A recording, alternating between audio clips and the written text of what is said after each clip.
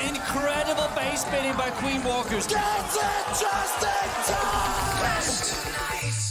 That's impressive stuff here. Klaus gets it done. Golden ticket for Navi. Tribe Gaming going undefeated. Next golden ticket holder to the World Championship. Reported Gaming are going to take it. We are ready to crown a new world champion. Are you ready?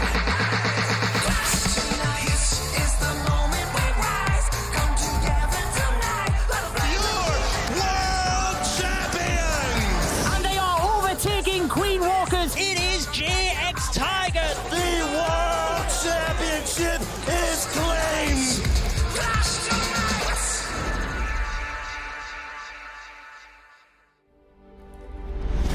Welcome to the Clash of Clans World Championship Qualifiers. I'm CarbonFin here in stage number 4, getting ready for stage number 5 next weekend. I'm joined here with some amazing co-casters, Itzu, Maxi, and Eric.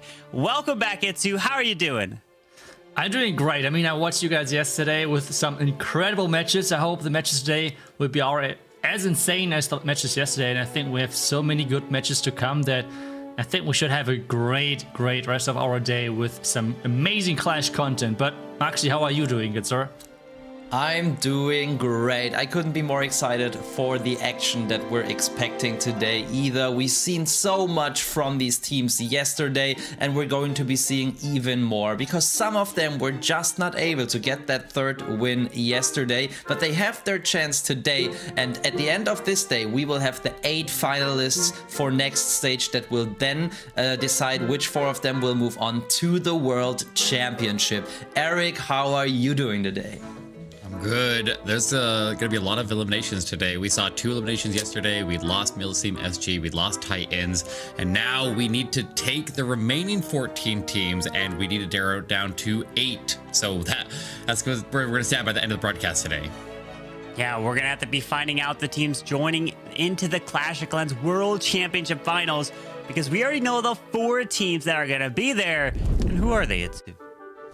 Well, we have the first team qualifying earlier this year, Na'Vi, making it as the first team for this year's World Championship.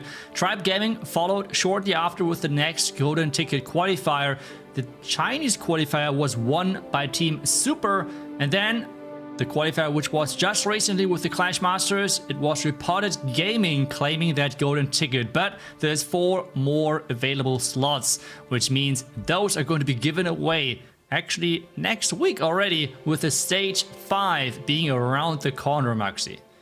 That's right, but it's the very final stage of all of them that we're seeing here. They started with almost 5,000 teams, and out of these 5,000, within the first 3 stages, we narrowed it down to the 16 that went into this weekend. And as Itzu just said, into next weekend we will go with the final 8 and then narrow it down to 4 in the double elimination bracket. But within these stages, how do the battles work, Eric? Well, if you're unfamiliar with how Clash of Clans Esports works, we play through 5 versus 5 wars. They're very short wars, only 45 minutes, so a very short time to plan, and they only get 1 attack per player. So after we have the 4 teams that end up surviving through all the different competition here and make it to the top 4, they will get golden tickets and they will get to play live on stage in Helsinki, Finland at the World Championship Finals, Carbon. Because what they're fighting for is a share of the $1 million prize pool. Now all these teams making it top 16, they are guaranteed money here, but they're trying to get that first place prize, Itzu. That's right, $300,000 on the line. That is a lot of money for those teams to compete for, and every single win over today and then getting to the next stage would mean a higher prize money. As you can see, it ramps up pretty quick, I would say, going from 5,000 really quickly, then to 20, 30,000, then even higher into the World Championship Finals later this year. But there's not only prize money on the line, Maxi, there's more. That is right. We see the flames coming out of it, and we see it standing here in the stage in Helsinki last year. And now we see the Queen Walkers raising it. The Clash of Clans World Championship Trophy. To raise that once in a lifetime is the dream of many Clash of Clans players out there. All of them who are in the competitive scene, and this is just incredible. We can see, I think it's Gaku and Klaus here, 2 of the best players in the world who won it last year with their team, and maybe one of the teams that we're seeing today could be rising it this year. Very true, but the 2 teams that have already made it through the Swiss brackets are United and Clash Champs, and as you can see, there are still 6 more spots to claim. Every winner of the wars that we'll be watching today will claim one of those remaining spots. So look at the format for today. This is how the Swiss bracket works. We have 16 teams enter. Their goal is to take 3 wins before they take 3 losses. We finished round 3 yesterday, and we're going into round 4, and we're going to settle this bracket before the end of the broadcast. So we'll watch 3 rounds from the 2-1 bracket, and then 3 rounds from the 2-2 bracket, and we'll miss the elimination matches down in the 1-2 bracket. Those will be done off broadcast, but I guess by the end of this, we will have our top 8 settled here, and we'll be moving along. So CarbonFin, there is our bracket here with the teams filled in. Indeed, as you mentioned, we're going to be watching the 2-1 to start, which is 3 matches there, and then the 2-2. So there's a total of 6 matches to be watched here. And every single team that's advancing to next stage, we will be watching. We'll be able to get an insight to see how they're doing. Are they going to be able to come in with some 3 stars? Hopefully no 1 stars, but you never know what can happen. With the very first match that is going to be covered here today is going to be Strut versus HS Esports. That's going to be the very first one that we'll see who's going to potentially advance, because we're going to take a look at the predictions for the first 3 matches. And it's a pretty even, everyone's picked the same except the very first match. Maxi has decided to switch things up. Maxi, what's the reason for this? Well, you know, they just have a very cool logo, I should say that. Look at this fearsome eye. I think that is just beautiful. But no, kidding aside, apart from that, I just think that this could be the match where it's most probable that we'll see a little upset. Of course, I think in the books, you know, if people were betting, then Strut would probably be having the higher score, just because they are so well known. But on the other hand, I feel like they have not shown the consistency we expected from them when we were covering their matches yesterday, while HS Esports has not gotten that much attention, even though they were consistently good in these in the stages we had so far. So I just thought, why not lean towards HS Esports, and thus also spicing our predictions up just a little bit. Otherwise it might have been too boring, Eric, right? True. And HS Esports has been really stepping up here as they made it into these later stages of the tournament. And Strut kind of had a bad day, like you said yesterday. So, I mean, I think the numbers clearly say that Strut would take that. If they can go back to their original form there and play at the level that they used to, or that they normally would play at, then I think the HS Esports would get steamrolled. But maybe they can surprise us. But here we go. Here's the look at the teams here as they get ready. They are out of prep right now, and they are in the planning stages. Remember, they only get 8 minutes from when the war starts until the first attack has to go in. So the first attackers have to be ready very, very soon here to start attacking, Carbon. They do. They have to go straight on in. There is no waiting around, right? Just those few minutes. And this is the beautiful thing of being able to see the player webcams during this stage. You get to see the reactions. You get to see everything that goes into it and their raw excitement. And that's what we love to see here in the Clash of Clans esports community. All these players putting their absolute best effort forward from the offensive side, but also the one side that not really many people talk about is the defensive side in Clash, because there's so much work that these players are working towards here, Itzu. Yeah, and especially the team behind those players, like with the base builders, I feel like they're always like not praised enough, as they are doing a lot of the preparation work, having to scout what the other team might do, like what strategies are they going to bring to the table, getting the strategies right, and making sure that their bases are defending. I mean, we're seeing 5 incredible players. So let's take a look at the roster of Strut first, because those are the players going to attack then. But the team behind is really important as well. It's just making those 5 players shine even more. We all know those players. They're incredible, but still, we're having Ast, Philip, Darkstar, Mask, and Rigo Torres on the lineup of Strut. And Maxi, how is the winning team looking like, at least in your opinion? Yeah, well, keep in mind the hit rates that we're seeing there at the bottom on Strut's side, but here we have HS Esports, because those hit rates are actually quite a bit lower. But first of all, let's talk about the people that are actually in business for them. We have HST at the beginning of each of their names, starting off with Crusader. Then we have Papa, followed by Noko, Toby, and Nico 682, the first and the latter, so Crusader and Nico having the highest hit rate here, but it's still under 50%. So that might make you think, Strut usually should take a win against them. But then again, it is just one match where it all matters. And for example, yesterday, Strut was not able to pull off those stats to live up to the expectations. They didn't even get 13 stars once. While HST, I don't recall their scores exactly, but at least they were able to get as far as Strut. So they're now in the same position. Everything that matters now is just this single war. And if HST walks out of there with 13 stars and Strut with 12, then no stats matter.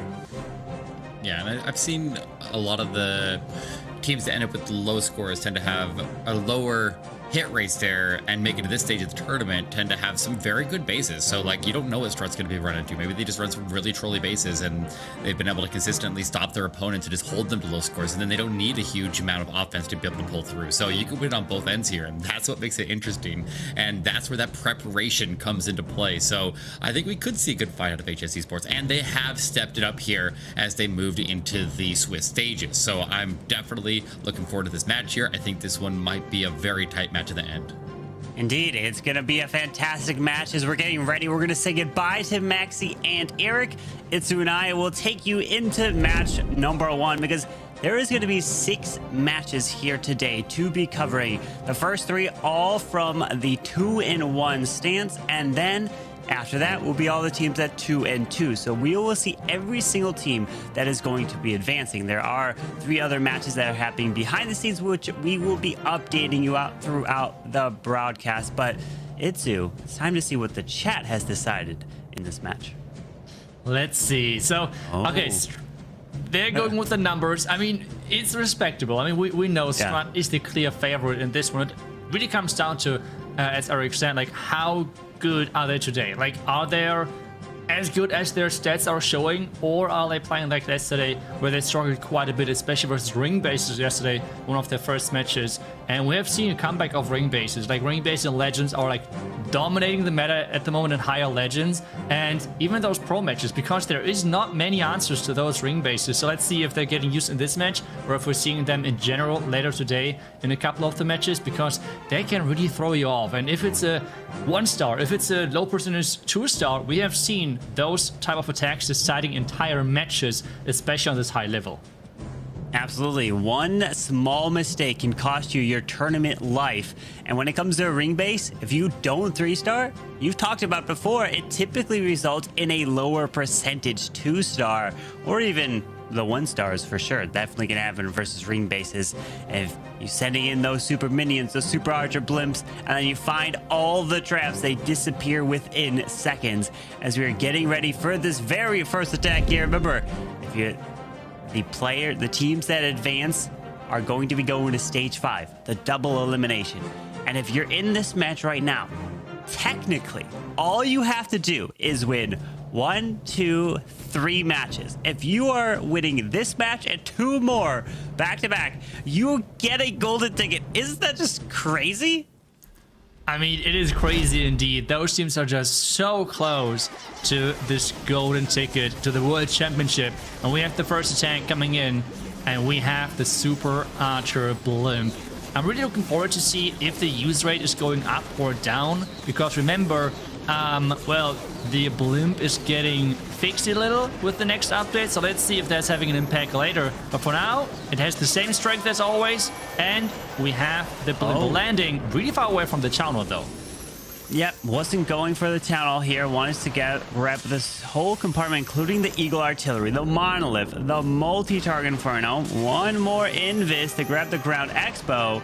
And then now he has to push his way all the way towards that town hall. Can he grab even the other multi? And yes, that core multi goes down as well. That is going to be so helpful in this attack. Yeah, even though he has 2 super wall breaks, like take a look at the corners, it's again all open, so the super barbarians and the troops in general can leave and enter the base as they want. We have the Titan on the Hound, which is good for him. The Warden is following though the Queen and the Titan. Let's hope that they're rejoining the King at the bottom side as they're pushing in, but Queen has different plans. She should come back maybe, but oh no. Remember, a Queen, the housing space is not as high as the Titan or the HP, so the Warden is deciding to go with the Titan, and this is now a problem. This is not good. The Warden's on his own. He's left the heroes with the Ice Golem to the bottom side. The King down there as well. He's going through a wall, but the Warden is on his own. Ability being forced. And now can he continue this push towards the Town Hall as the Queen's ability goes off right there. Does freeze the Town Hall, but no more spells left. Oh no, this is always the risk with the Titan, and only having the Queen next to her. The hero is not as important, at least in the eyes of the Warden. regarding following them. And now he needs to make sure that this Royal Champ is going directly for that Town Hall, and he's getting that second star as he's running out of Super Barbarians. The last Super Barbarians were invested. The Rage Tower is still it's running out right now, but the Town Hall should go down, hopefully. Oh, the Arsky with her ability, yeah, should be able to secure this, right? Unless it's out of range of the Grand Warden. Their ability goes off. Yeah, gets at least the second star. But wow, that Electro Titan going off the top side. Unfortunately, somehow he was funneled the bottom side too much, and the Electro Titan did not want to go down there. And I feel like this could have definitely 3-starred if he had that Warden ability to protect everything moving towards that Town Hall. It's that close. This could cost you the match. Yes, indeed. And the 73% 2-star overall is not the highest percentage. And now the moment we're kind of all waiting for, because it feels like since the beginning, Strut is the team having this match in their own hands, and it's now depending on if they can deliver. So the question is, are they getting the first 3-star early on, or are they trying, I don't know, like yesterday, where they struggled quite a bit versus a lot of different base styles? This is the question. Rico Torres is the man for the job to get this first 3-star in, and we would see if it's actually going to happen. Yeah, Rico Torres, it's time for you to pull in the 3-stars. Remember, this is not an elimination match. So if you lose, you are not gone. You'll go to 2-2, and you'll have to win the next match to still advance to stage number 5. There's not as much pressure as an elimination match here, but you still want to win to advance to the double elimination stage, as we're seeing a blimp that goes straight over the enemy Royal Champion. Rages up, Rocket Balloon, Yeti, and he does pull a Tornado Trap here. But the big thing is, pulling out the defensive clan castle is huge, but doesn't look like he's doing just that, or even taking out the enemy RC. That could be a difference later on, and I'm not sure if he really counted on getting that clan castle, because if we take a look at the clan castle, it's leaning one tile further to the bottom side. I know this might sound crazy, but hey, it's one tile, right? Like, why don't you blimp then on the left side? So I feel like I'm not sure if that was really planned to drop the clan castle. If it was, then I'm not sure why he chose this side, but either way, we have the Queen charging into that multi-inferno tower, into that Eagle. This wall break did not open up the Eagle compartment at all. Ooh, does have another 2 wall breakers for this Queen to continue her charge in. There's the balloon, a couple balloons actually, as this Queen's making her way through. Tassels are popping, Brown Skeleton freezing the scatter shot as the King does come back to life, but finally now lures out the rest of the Archers. Super Mini Headhunter CC, which is going to be quite annoying. Uses the Invis, which is going to cause the defensive clan castle to move off to the Royal Champion, where they come back to the Queen, as long as she was able to successfully take out the Eagle, though, as he's continuing this charge for the Queen. Yes, the Queen is being stuck though at the moment. Is she going anywhere, or is she going through the wall? No, she's going to the outside. I mean, she's having a lot of buildings in front of her, but mainly storages and like resource buildings, which are not that important when it comes down to 3-starring. And the Town Hall is still really well protected. The best news though for him is that, remember, that Tornado Trap is gone already, so he does not need to worry about that at all when it comes down to the Town Hall. That Warden ability is protecting these Hogs, going through with another Rage to try to overwhelm this side as the Queen continues her way to the outside. Town Hall's poison will be there, but hopefully it's going to be wore off by the time the Queen comes around to make her way towards the monolith. There's a freeze and the Queen ability, which is going to be clutch to help grab this monolith here to continue his way through. But there's no cleanup down to the bottom side. This could be the big problem. Oh no, time is ticking, 20 seconds. He's using the Queen ability. Maybe some archers are splitting to the bottom side. That Headhunter maybe as well. Let's see. The Bitter Hut has to go down though, and the Queen is going to the bottom side, and I think the Bitter Hut can repair itself, or can it? Yeah. I think. Yeah. Oh! No! What? How? Hello? How? There must have been not the hog, the super hog splits. I think there was the hog, not the rider, but the hog was taking it down, hidden behind the wall that we didn't see. Well, GG to Rigatores getting the 3-star. Wow, that was clutch. Now, not only do they have the 1-star advantage, but the higher percentage is going to make a big difference if it's all tied up at the end. Oh, that was a really important start for Strut, especially with their defense. And now the pressure is on. Toby is up next, and he needs to get a really solid attack in. They're back to the Super Barbarians, but this time around, it's a Queen charge with them together. And let's see what exactly the plan looks like. It seems like is it blimp? Oh, no, it's just a couple of loons for funneling, I guess. Yes, indeed. And he has the log launcher selected. It's maybe a hero dive from the far left side. Let's see what exactly it's going to look like. Yeah, with this Queen pushing her way in towards this scatter shot. And the healers were actually deployed when they went to the Super Barbarian. But now they're onto the Queen here. It's all good as now the King, Warden, and Log Launcher are coming towards the Eagle Artillery as this Queen is charging her way. He's multitasking in this attack here. Yeah, everything has to go his way with having that lizard on the Warden, making quick work of the defending King. But that log launcher already took a lot of damage and he needs to get it far away. The rage... No, wait, the Queen ability actually has been forced, and this is a defensive rage spell. And the Warden ability with the King and the Yetis has been used for the core of this base. With this monolith locking on the Queen, makes her invisible to keep her pushing towards this town hall. As that Warden, King, Log Launcher took out the core, Warden goes down. The Royal Champion's now following in, and old Testiform has popped to the top side as the Queen is stepping right into that Town Hall poison, but the rage up healers are keeping her alive, taking that monolith down.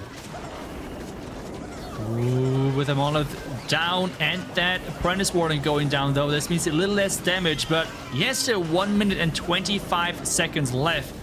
But is this going to be enough power for the backhand? The Royal Champion with her ability could clear all of those Tesla at the top side. One shot all of them. The Queen is staying alive. There's not much damage on this far right side. I think we're looking at the first 3-star for HS Esports. And they need that. They need it to put up at least 12 to 13 stars. I mean, Strut, they put up, what, 12 was kind of the highest that they were doing yesterday? And they know that that's not going to be enough in order to be victorious. So you have to put up 13.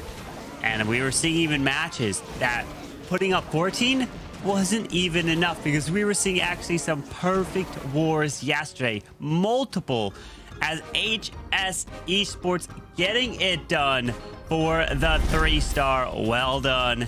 And keeping themselves in this match against Strut. Yeah, really strong attack right there with controlling that Queen perfectly, and even adding the Apprentice Warden into the mix to give that Queen a bit more power when it comes down to the attacking. Like, having more damage near the Queen is always a great thing, but hey, it's now back to Strut and they're up next. Can they keep up the pressure? Are they going to 2-star next? We will see, as Musk has been a player in the past who has been a really important factor for Strut wins or losses.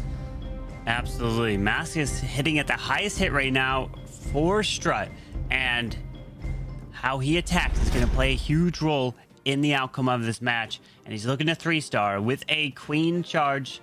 Twin Hogs is only 4 regular Hogs, 9 Super Hogs, with the handful of Super Barbarians.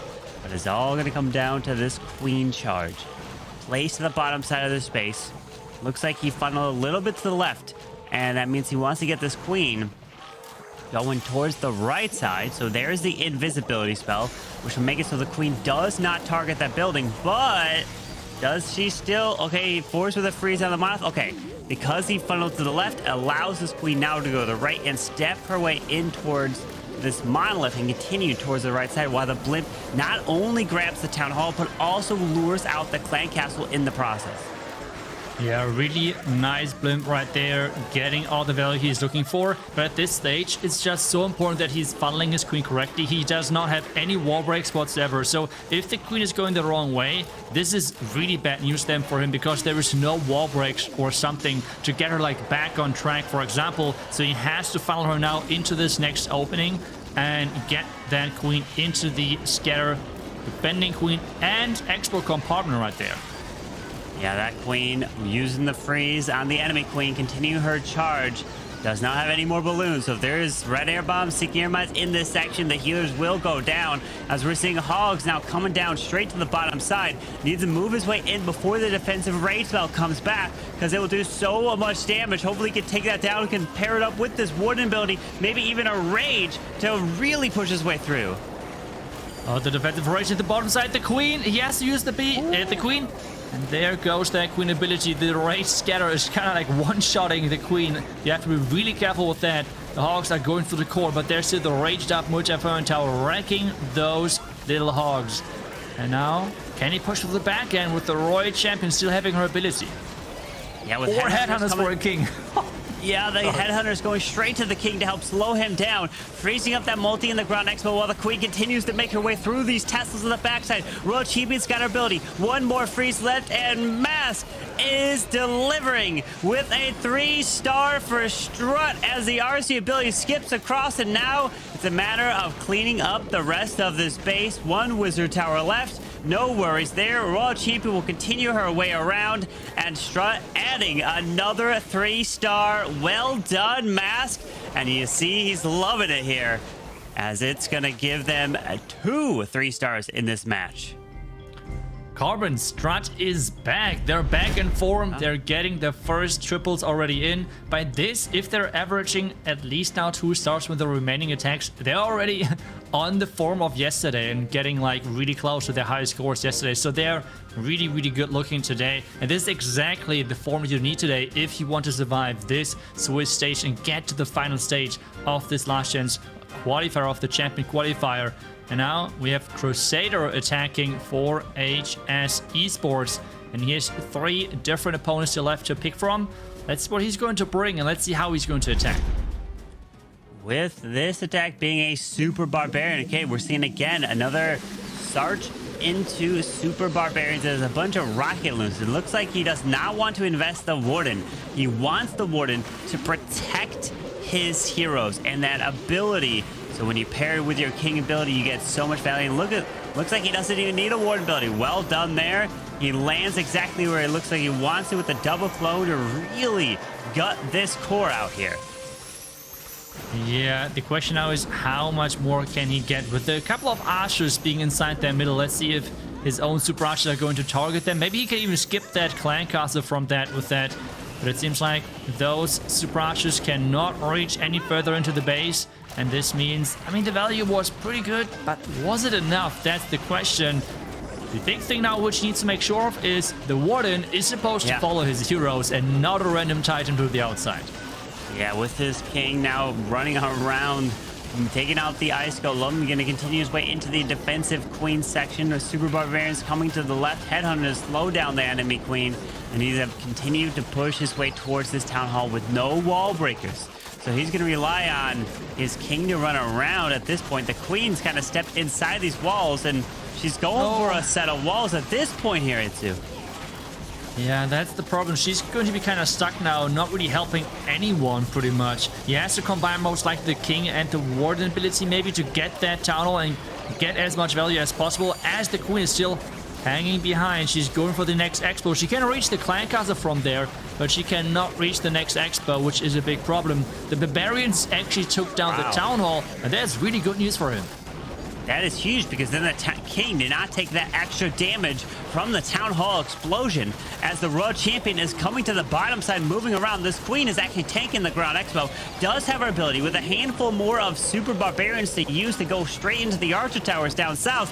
And with this RC ability, that's going to clutch through the rest of these buildings and defenses.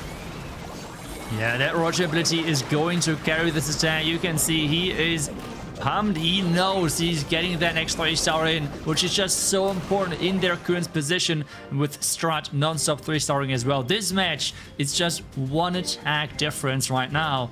And well, it's back to Strut. They're up next, and they can decide again. Do they keep up the pressure?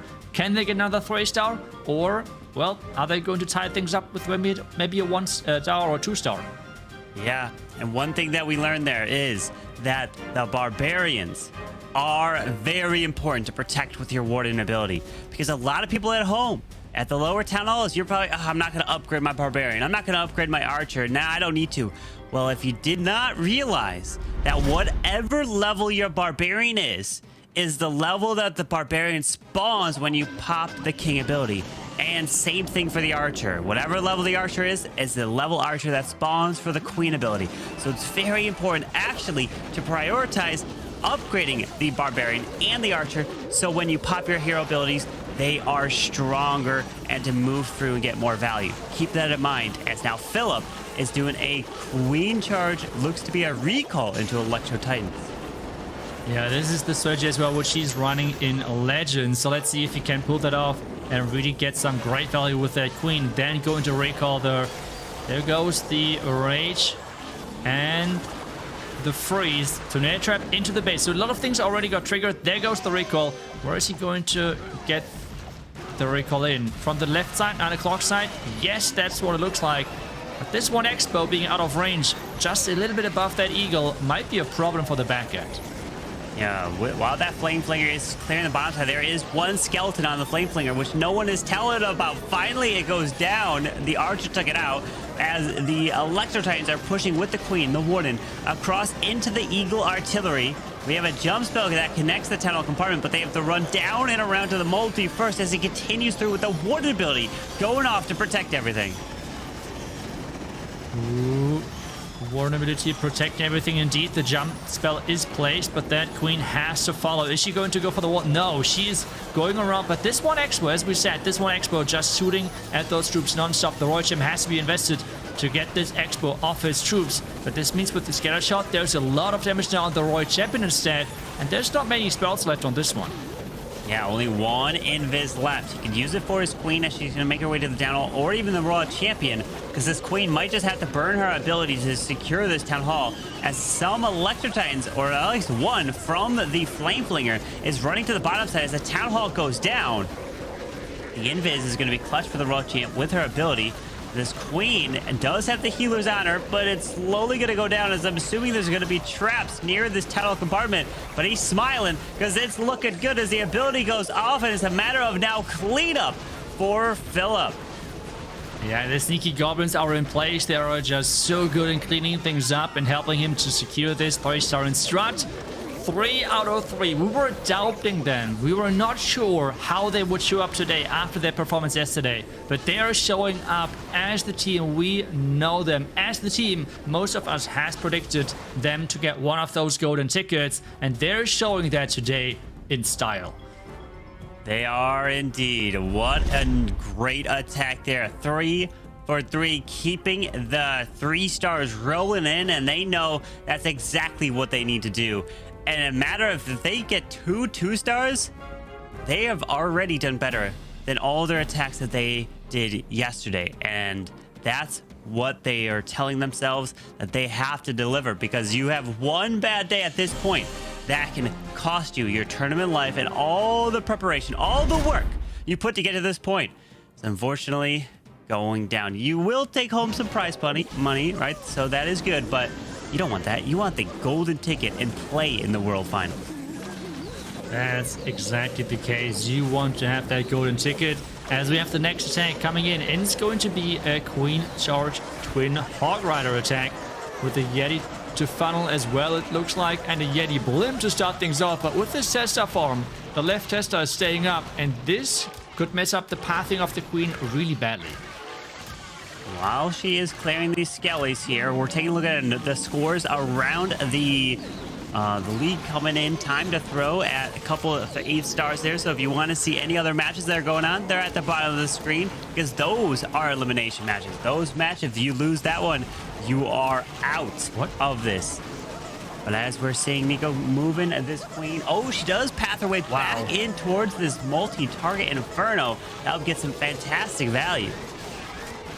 That was really, really nice redirection of that queen for him. But that wall break is not good for him at all. Like, he wanted to get towards the town hall, but with this one, he's getting in a complete different direction. And the queen cannot reach the town hall. He has started the hogs. He has started the king. This is an all or nothing attack, if I see this correctly. The queen has to step perfectly to make this a 2-star, or everything is finishing on this town hall. Yeah, he's going all out. It's either a 1 or a 3. As the Hogs are moving in, at least the Eagle Artillery is gone. But the multi in the core is all raised up. We're finding giant bombs. Pops an awarded ability way before this Town Hall as he continues this push towards the left side, uses the freeze, another freeze, straight on the multi-target Infernos as he needs to keep the Royal Champion alive as he rages up the Queen, and hopefully she can eventually path her way to the Town Hall towards the top. Oh no, where is she going next? Okay, she's going in that direction, which is good news for him. But the question now is she staying inside or is she going to the outside? Where is she going next? She's going for the Town Hall. The second star is secured. Thank goodness. But is this still enough for the 3-star? As this monolith is out of range for her and is going to wreck her healers and is going to target her next.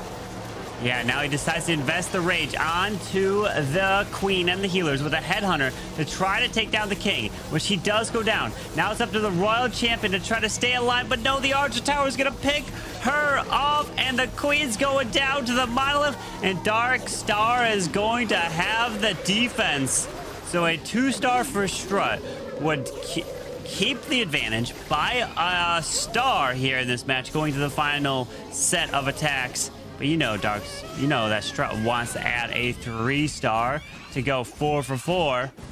But nice try here. Unfortunately, it's going to be a 92% what it looks like. And Strut, they've been just hitting perfectly so far. All 3 stars.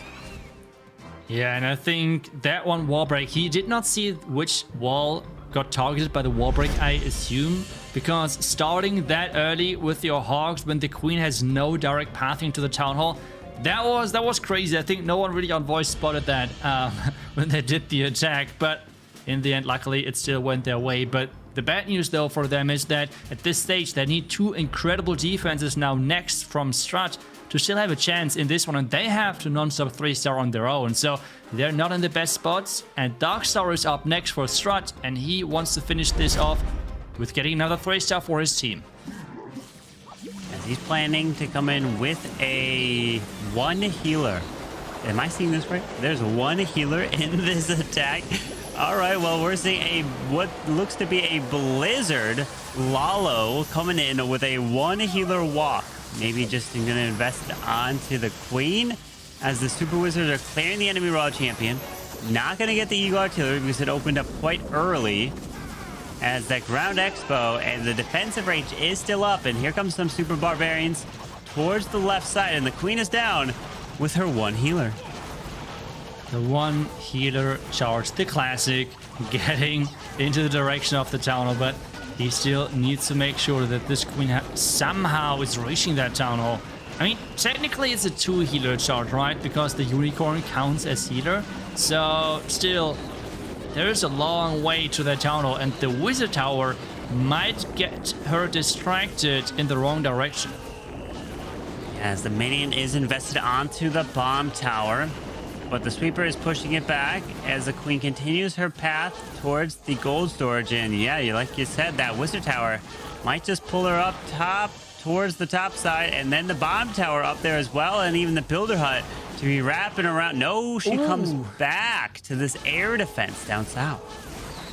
She's playing that Queen with a controller, making sure that she's going into the correct direction right there, getting the Town Hall now. And now we have the start from this bottom side, but Carbon, he has not deployed his King yet. He has not deployed his Royal Champion yet. He's waiting with them for the end of the attack. Yeah, he is waiting till the end, but what the minion did at the top, it took out Bomb Tower, but then it moved into the rage spell, now causing the Eagle Artillery to get raged up. So all these Eagle shots are going to be raged, moving through this base, unfortunately due to that minion, as the King Royal Champion are running their way off to the right side, but that means the rage won't be activated when he has the Lalo coming in towards the top multi with another couple freezes to keep that multi frozen as he's moving past these heroes towards the top. And how is this Queen still alive? I don't know how he does it.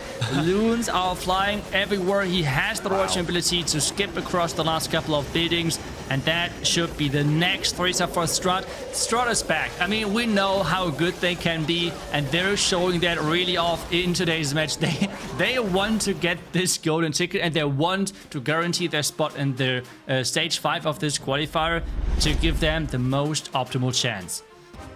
I just think that Strut is very mad at Maxi of like, you know, Maxi, you don't pick us. We're gonna show you what we can do, and they're 4 for 4, putting up a dominant performance right now here, and they're looking to add to that. It seemed like the matches that we were watching are all coming close to I don't want to say it, but a certain war. You know, it's a certain term, but I know all you at home are saying it right now. You're gonna be the reason to jinx, not us, right? We don't ever jinx. It's never our fault, right? As we come in with a Super Bowlers here. So Zap Super Bowlers with 7 lightning spells, starting off with that Warden Walk. So I guess he's going to go for the Scatter, Expo, and Wizard Tower would be my assumption. Or is he going to go for Expo and Eagle? I still assume that it's going to be the Expo and Scatter for creating that pathing, but typically we see Titans with the lightning spells because, well, Rage Effect is just so good with your Super Bowlers, and Titans don't really get that many bonus effects from Rage spells, so this is why you typically see the Bowlers in combination with more Rages and the Titans in combination with the less Rages, but on this one, he's fine with Super Bowlers apparently. Yeah, as that Flame Flinger is clearing to the left side, does have the Distract That Mortar as he's going to get closer to it. A couple more healers deploy on the Queen. Ice Golem to distract the Monolith as he's going to move his way all the way across this space, but only 1 jump spell, so he's got to wall break properly through both these sections here to get into the Eagle Artillery and then jump into the Town Hall here. Queen. Invisibility. No, there's no invisibility. The raged up Headhunter now is forcing the Queen ability most likely. This is not looking good in his favor. And like without having that many rages, a 1-star is always a certain risk. He has super minions inside his slammer, like in his siege machine, but they can not do that much. And there are some Super Bowlers left, but not many. Yeah, he needs these healers to transfer off to them to heal him back up to full, because if they do, that Queen going to the outside could help a little bit with maybe a no, he already did deploy the Royal Champion as well.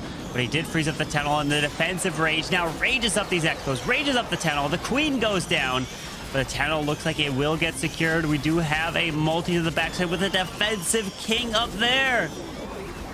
Oh no, there's going to be too much firepower on the back end. It was a good approach, but in the end, the Super Bowlers did not do what he wanted them to do, especially with that final things going left and right. And this caused, well, a lot of problems for this attack. And this means it's another defense. And at this point, both teams are tied up on stars. And Strut has still one more attack to do. One more attack, and they are looking to add the final 3-star in this match. And this will just put HS Esports to 12 total stars, while Strut will all but need a single star. Get a 50%, get the Town Hall, whatever it may be, and that is enough for a victory. You know, they want to close it off with a 5th 3-star in a single match here. That is what they're going for. This is not an elimination match here. This means if you lose, you will become 2-2, and you will play one more match today. And if you lose that, then you are eliminated, because in the Swiss bracket, the magic number is 3. You're trying to get 3 victories to advance. But if you get 3 losses, you are eliminated, and each one of these teams have at least 2 wins. They're currently both sitting at 2-1, and so if you win, you are going on to the next stage and the final stage, which is the double elimination, where only 8 teams are competing, and 4 of the 8 will be getting golden tickets, as now Ast is coming in with some Zap Electro Titans. Yeah, now we see the Titans in combination with this lightning spell. As we said, the Rages are not as efficient on the Titans. So you can use those lightnings and really get some value. And that's exactly what he did with this opening. Warden struggling a little bit, but no, don't follow the headhunters. He loves headhunters. Like, trust me, like, he loves those headhunters. He is, and healers as well. Like, I have done a Super Bowl attack, an entire, like, having every troop alive, one headhunter running into the base, and the healers are transitioning from my entire smash to this one headhunter. It is crazy right now. Headhunters are really special, and they need this attention somehow. And, well, it is what it is. Well, you know, we're seeing now the Warden coming off to the left side. He was able to push through it. Okay, as the Flame Flinger can lock onto the Town Hall with the King going off to the left side. The Ice Golem freezing up the Scatter Shot as he continues his way through. Does have that one jump perfectly now. Allows him to jump in towards the Monolith as he lures out the Clan Castle. And that Flame Flinger is slowly going to be clearing out all the defenses to the right as the Warden ability goes off to protect everything, moving into the core. Yeah, really nice Warden ability, protecting everything so well. King ability now has been used. The bomb tower is going to take down most of those spawned Barbarians, unfortunately. But the next Rage is already placed, trying to boost those Titans through those defending raged up defenses, while the Flinger is taking down that town hall. And it seems like that even the Expo is getting hit, which is huge for this attack.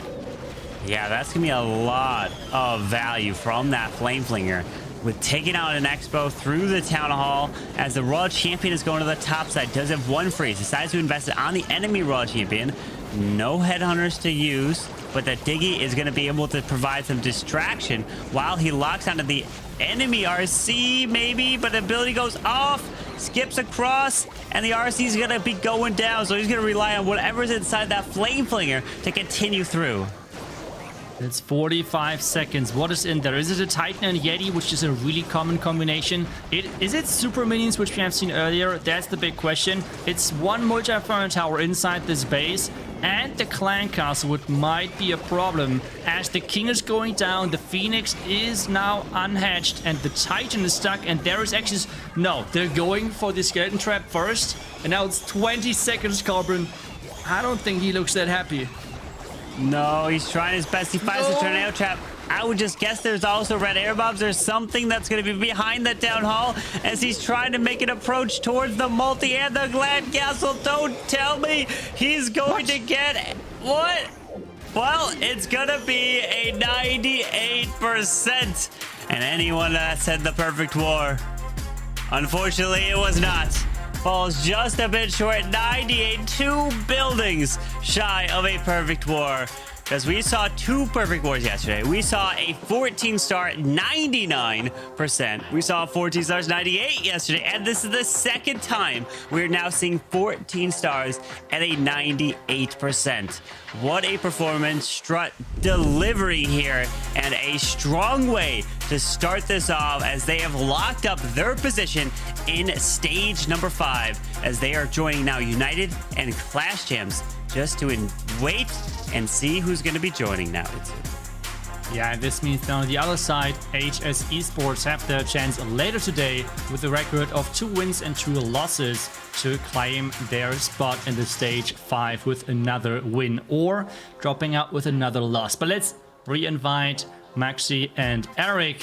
And, well, what happened in the background, Maxi, and how did you enjoy this match? I enjoyed this match very much. I mean, it's just so much, you know, you're trying to keep track of the off-broadcast matches. I'm even able to witness the attacks in one of them, then at the same time try to keep track of what you guys are doing and check these matches. It's just a lot of stuff at the same time, but we're seeing awesome matches. I've been watching Time to Throw versus Dark Phoenix, but the last attack is yet to come in. At the moment, Time to Throw has 12 stars and Dark Phoenix has 11, but Dark Phoenix has 1 more attack left, so it's looking good for them. Then in the other matches, I think we all started off with 2 out of 3 3-stars in for No Limit, Agni Stars, and VNAs. But Tyririd Warrior only had 1 3-star, but that's the most current information that I have on these matches. So for now, let's talk about the match at hand. Strut versus HS. I was wrong, unfortunately, with my prediction. HS did did not pop off today. Unfortunately, quite the opposite. It felt like maybe the big stage, maybe the big name that they had to compete against was a little bit too much for them. But on the other hand, Strut was like a completely different Strut than yesterday, Eric. Do you have any explanation how they could change their performance so heavily overnight? I mean, I was talking about it yesterday, where you have teams that just have a bad day and they survive, and that was the most important thing. Not only did they survive, but they survive with 2 wins below. Like, so if imagine if you're a team that is considered to be having a bad day when you're in the top 16 in the world and you still go 2-1. Like, that's just kind of going to show you what our opinions of what Strut is capable of, and they showed it today. So they pull off 14 stars there, almost get the perfect war. Very, very phenomenal performance. And I mean, yesterday they just had to lead on their defenses, and they've also, for as long as I can remember, been a team that has been known for their defenses as well. Like, they are, I think teams that have the strong base builders definitely have a massive advantage over a lot of the other teams. And you see the best base building teams definitely carry a lot of teams to these World Championship appearances. And so you see that over and over and over. And I mean, they held back HS Esports a decent amount there, but HS Esports, they definitely came to play today as well. Like, they got the hit rates that they were consistently getting, so they performed at the level that they were typically landing, and they got 12 stars, and that's pretty respectable there. But it's not enough. I'm saying you need about a 60% hit rate to be able to make it into the World Championship, be able to be competitive with the teams that are already qualified to the World Championship. So I still stand to that. I think there are a lot of teams that are still hitting that mark, and I think that Strut is definitely in the running for one of those spots right there. Yeah, Strut's going to do their absolute best to try to get that golden ticket. They are 2 wins away from getting one. But I got some updates. I'm looking at these scores right now. And the match with No Limit versus Engine Stars. No Limit must 3-star their final attack in order to win, because they'll lose on percentage. And like you mentioned, Maxi, the Dark Phoenix attack, they just have to get a 2 stars to defeat Time to Throw, which would put them to 13 stars. And we have VN Ace, who just finished at 12 stars, and Turret Warrior is now at 9. They only have 1 trip, and No Limit, they just get the 3-star to win against Engine Stars. Just came in, so No Limit wins 13-12 in their match right there. And it looks like VN Ace is also going to win no matter what, because they have percentage. So VN Ace looks to be advancing, or not advancing, but staying alive at 2-2. No Limit as well, and Dark Phoenix does get a 2-star, puts them to 2-2. So Time to Throw, their tournament life, unfortunately, has come to an end. So it looks like VN Ace, No Limit, and then Dark Phoenix will also be joining the teams at 2-2. Itzu. That's right. So let's take a look at our next match, though, even though I think Eric is still celebrating the win which we just had from Strut. But we have Foreign Esporting versus NJ Flex. And you can see the differences in stats. They are clearly in favor of Foreign Esporting. The question now, though, is it again one of those days where the favorite can actually, like, showcasing their advantage in stats, or maybe they have one of those bad days, because this would be today not to have one of those bad days, Maxi. That's right. It shouldn't be today, if any day. It's nice to see those players here. We have seen a lot of NJ Flex in the last couple of weeks, I think. So these players, Pepito, Trucenet, and so on, they are very well known, I think, to the viewers at home now, as well as to us. But same goes, of course, for the VN Esporting guys. We can see some very familiar names down there, and some beautiful jerseys there as well from VN Esporting. So a very nice job on that end, at least. But before we dive into the action, let's take a look quickly at their roster. We have Demo, iPro, Exodani, Elec, and VAD Hawk. Many of them very successful Legend League pushers, and very impressive to me is Exodani's hit rate here with almost 80%. But Eric, take us to NJ Flex's roster. NJ Flex on the other side here, definitely gonna put up a good fight. I definitely expect them to perform well. They've been They've been playing very well all the way through, but their hit rates don't reflect that, I feel like. But Pepito, we have Paul, Kevin, and Sem, and it looks like a couple players hitting above a 50% hit rate. So they really need to step it up here, because right now, VN Esporting, through all the community tournaments, is currently ranked 8 in the world right now. So like, that's where you want to be if you want to be in the World Championship, right? You want to be top 8. And so their opponent's going to be very, very tough. But NJ Flex performed absolutely phenomenal when they played through the ladder stages. They went 2-0. They went 2 wins right out of the gate there when they stepped into the Swiss stage in this weekend, and then they had that 1 loss there, and their opponent definitely deserved the win that they took over them. But NJ Flex is a very, very strong team. But let's say goodbye to CarbonFin and Itzu, and it's going to be me and Maxi casting this next match here. VN Esporting taking on NJ Flex. That's right, and the first attack is just seconds away from us. I can't really wait to see VN Esporting perform. I feel like we have not, also maybe I don't remember correctly, but I don't think we have seen or cast a single war from them so far. But we're diving right into the action with NJ Flex's True Sentence starting us off here, and this is looking like a Super Dragon attack. He does not have a, did not bring a queen, and for a second, a queen charge, and for a second I was wondering where is all this troop space, but it is already on the field because he is sniping off the Eagle artillery with a couple of balloons and a Dragon Rider, Eric. And what will that do to the base for him? Well, it's going to set the funnel here with the rocket balloons getting the funnel on the top side and the Dragon Rider. And he also used a bat spell, just disabling that air defense on the right side. A very simple and cheap way to keep the air troops protected and make so that with only the air defense in the area really defending that Eagle artillery, he's able to walk right through there. But the Dragons getting a pretty decent funnel here. He's got the ward, but the Dragons are mostly not under the ward ability right now. There's a couple Dragons split off to the right, so the funnel is not super clean here. He hits the tornado trap. Okay, watch for black air bombs between the blimp and where the blimp is right now and the town hall, but he does hit him early while he's still in the ward ability, so it does arrive and it will land and take that town hall down. Wow, that was of course a good reaction with the free spell on the super minions, but he was a little bit lucky, I would say, with the black mine, because often we see the Seeking Air Mines following the blimp around while it gets spun in the tornado trap and then only exploding after the tornado trap stops spinning and the Warden ability runs out. In this case though, the Seeking Air Mine was absorbed by the still invincible battle blimp, so good job there from him. And now it's all about the heroes finishing what is left of this base, but it's not too much, Eric, is it?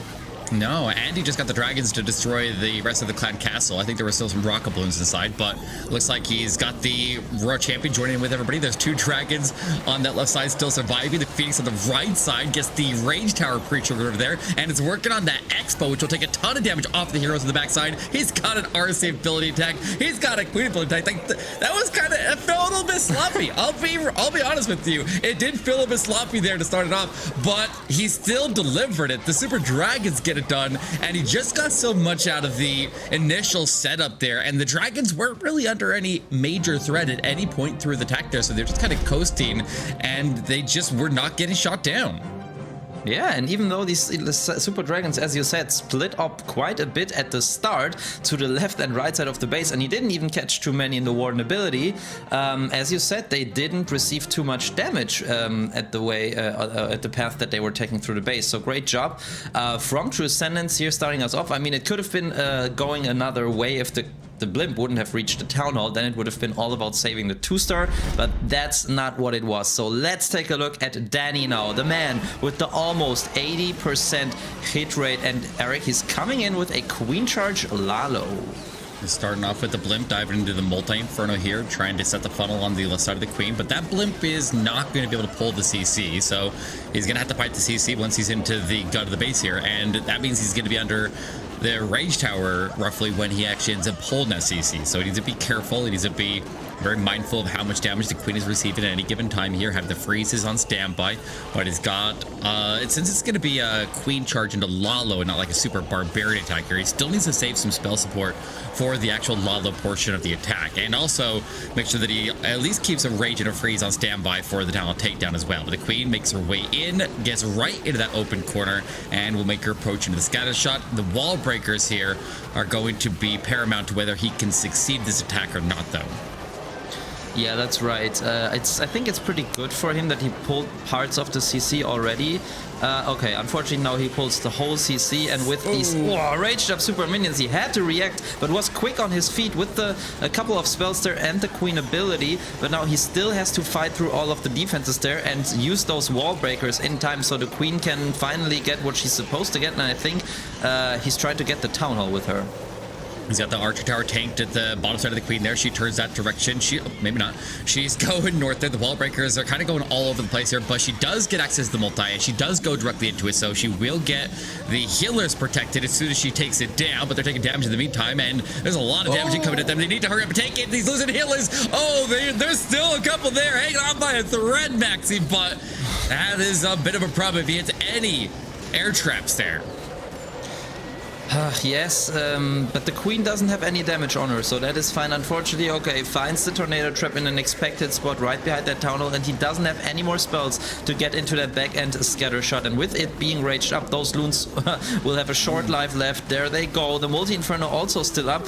Everything raged up. Royal Champion losing health quickly. Queen dying on the left side, and we can see it on his reaction on the right side. This is not going to be enough to finish this base, and I think the main problem for me was the blimp at the start. It didn't have too much value. He basically just got the multi-inferno. I think his goal was to lure the CC out, which is why he popped it as late as possible, but it did not the way that he planned. And we can see him at the bottom right. He is not happy about how that attack went for him. They're visibly frustrated there. That's I mean, that's the highest hit rate player in the on the team right there. And with NJ Flex, like, they're the underdog in this one. Like, VN Esporting is a massive name in Clash of Clans Esports, and for them to start off with the miss and give it up the lead immediately to NJ Flex is a very, very big deal, because I think a lot of people just looked at teams like VN Esports and just expect them to be able to be the ones that make it through. And obviously there's still another round. If either of these teams lose, they can still go into the next round, but you don't want to tempt fate there, and you just want to win it right out. But there we go, that 79% hit rate gonna go down just slightly there as he ends up with the miss there. Still a decent percentage, an 85%. It's definitely a number they can work with, and now they're just gonna need to find a defense somewhere, and we'll see if NJ Flex gives them that chance. That's right. It's all about the defenses. And talking about that, I think we should try to keep an eye on the base types that these teams are using. So Dani was just going up against a box-style base, but this year that Pepito has to attack, Demo's base, that is a diamond-shaped base. And I see a lot of these diamond-shaped bases in higher legends. Not that I would be in higher legends, of course, but I watch the streams of the guys that are. These are typically the bases that we see there, I think, right, Eric? Oh yeah, definitely. You see a lot of bases like this because there's a couple different ways that we'd like to attack these bases, but a hybrid is kind of an interesting choice here. Usually, if we're gonna do a hybrid, I usually see people charge the Town Hall or the Eagle Artillery, but very rarely do I see a hybrid going in on a scatter shot and a defensive hero like this. So we'll see what he can do with it, but I feel like he needs to, I don't even know what you do here. Like, do you put the hybrid in for the top and go through the Town Hall, or do you push the Queen up that direction and then have the hybrid go through the Eagle? I feel like that's the answer that you want to go with.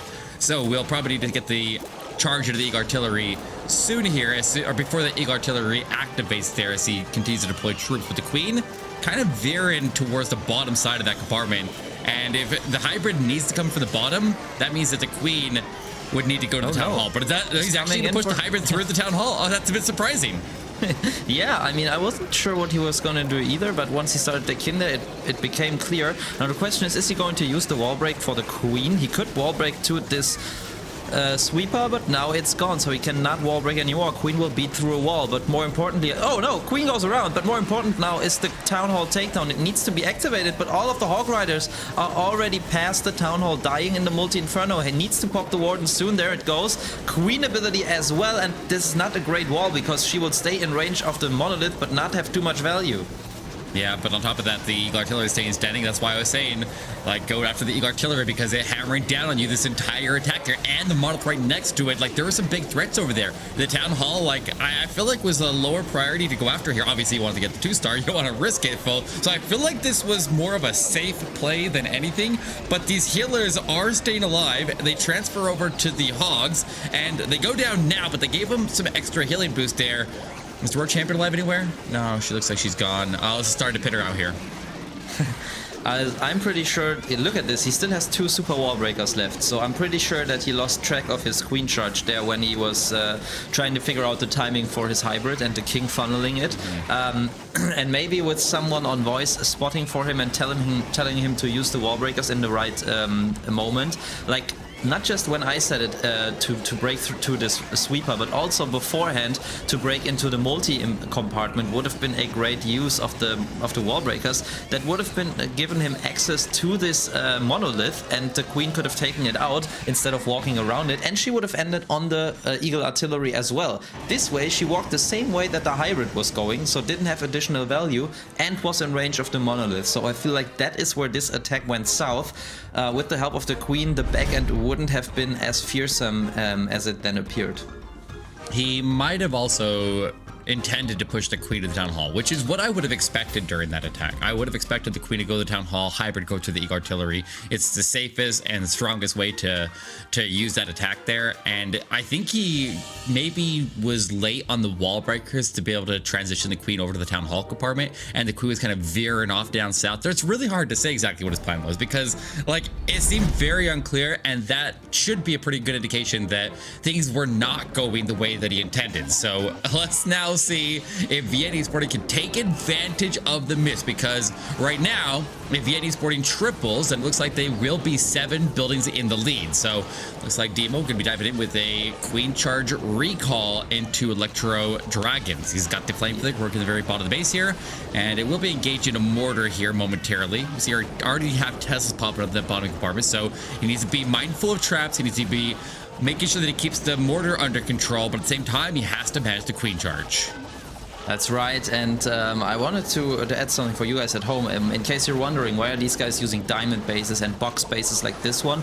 The main reason, in my opinion, is that the bases are symmetrical. So from both sides, they offer the same entries, while anti-3-star bases, they offer countless entries because they don't have a symmetrical shape. So from any direction you can get different values, and because of the creativeness of players, that just gives them mostly too many options, and they will find the weakness of the base. Well, in this case it's just harder. Unfortunately, the weakness of Demo's Flame Flinger here was that it was targeted by the multi-mortar, just as you were saying before, and he didn't have anything to take care of that. Now it's questionable if these super minions will be able to take out the Royal Champion and the scatter shot. It doesn't look like it, but at the same time he's pushing through the Town Hall. So much going on at the same time, Eric. There is, but he does get through the Town Hall takedown. He also chained off of the Town Hall and destroyed the Clan Castle building, so the Clan Castle troops are now dealt with, even if they did not deploy. But he does have the Queen going up the left side, and we'll go to the scatter shot. Already got the defensive Queen out of the way. The King's working on the outside. The defensive World Champion did stay up, but the fire from the Flame Flinger that was targeting the mortar down to that bottom that ended up taking it out there, he did ultimately have the fire finish off the Flame Thing, which is a very big deal. But now the World Champion going to cut across the middle there. She's going to get that Multi-Inferno stun, so it gets off of the Queen's healers, and he did try to wall break on that left side as well, but he ended up having the wall breaker go to the wrong, well, he deployed it too high, and so it did not give the Queen access to transition into the Multi-Inferno and the Eagle Artillery. I don't know that it would have anyways, but the World Champion cuts across the middle there, pops her ability, taking the Multi-Inferno down. Eagle Artillery is all that stands in his way, and the Queen breaking through, but he's not quite out of this yet here, but he's looking pretty darn good here, Maxi. Yeah, I agree. If anything that could be holding him off now is a tornado trap and 4 skeleton traps, because he's got the force. It could only come down to the town. Well, there's the time there's one skeleton trap. I think he'll be able to manage. It was a very good base identification. Great job here, and definitely once again the Phoenix on the Warden came in quite handy, because Warden and Owl were able to Warden and Phoenix were able to finish the Royal Champion and the Multi-Inferno on the right side, which is always nice to have. I mean, in the end, he proved me wrong, kind of, because he just didn't need any more value out of this Flame Flinger, you know?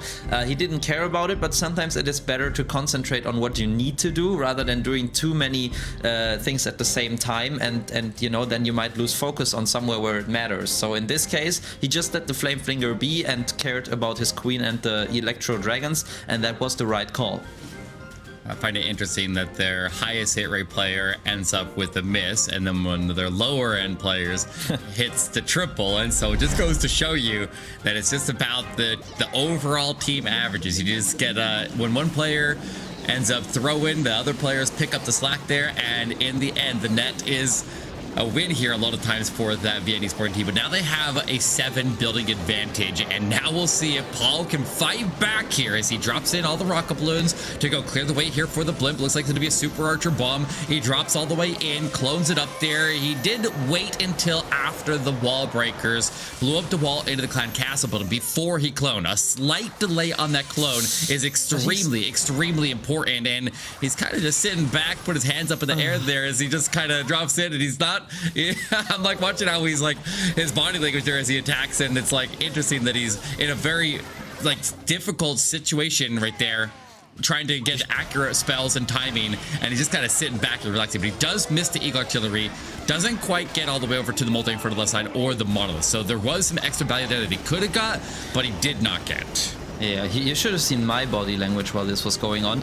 I was just wondering, why does he not pull away the clan castle troops? He has so many ground troops, just a single archer at 12 o'clock at the dark elixir storage, and all, like, sometimes it pulls some of the super archers out of the invisibility spell, but that's okay, because otherwise, like this, all of the super archers will shoot at the clan castle troops and the skeleton spells all the time.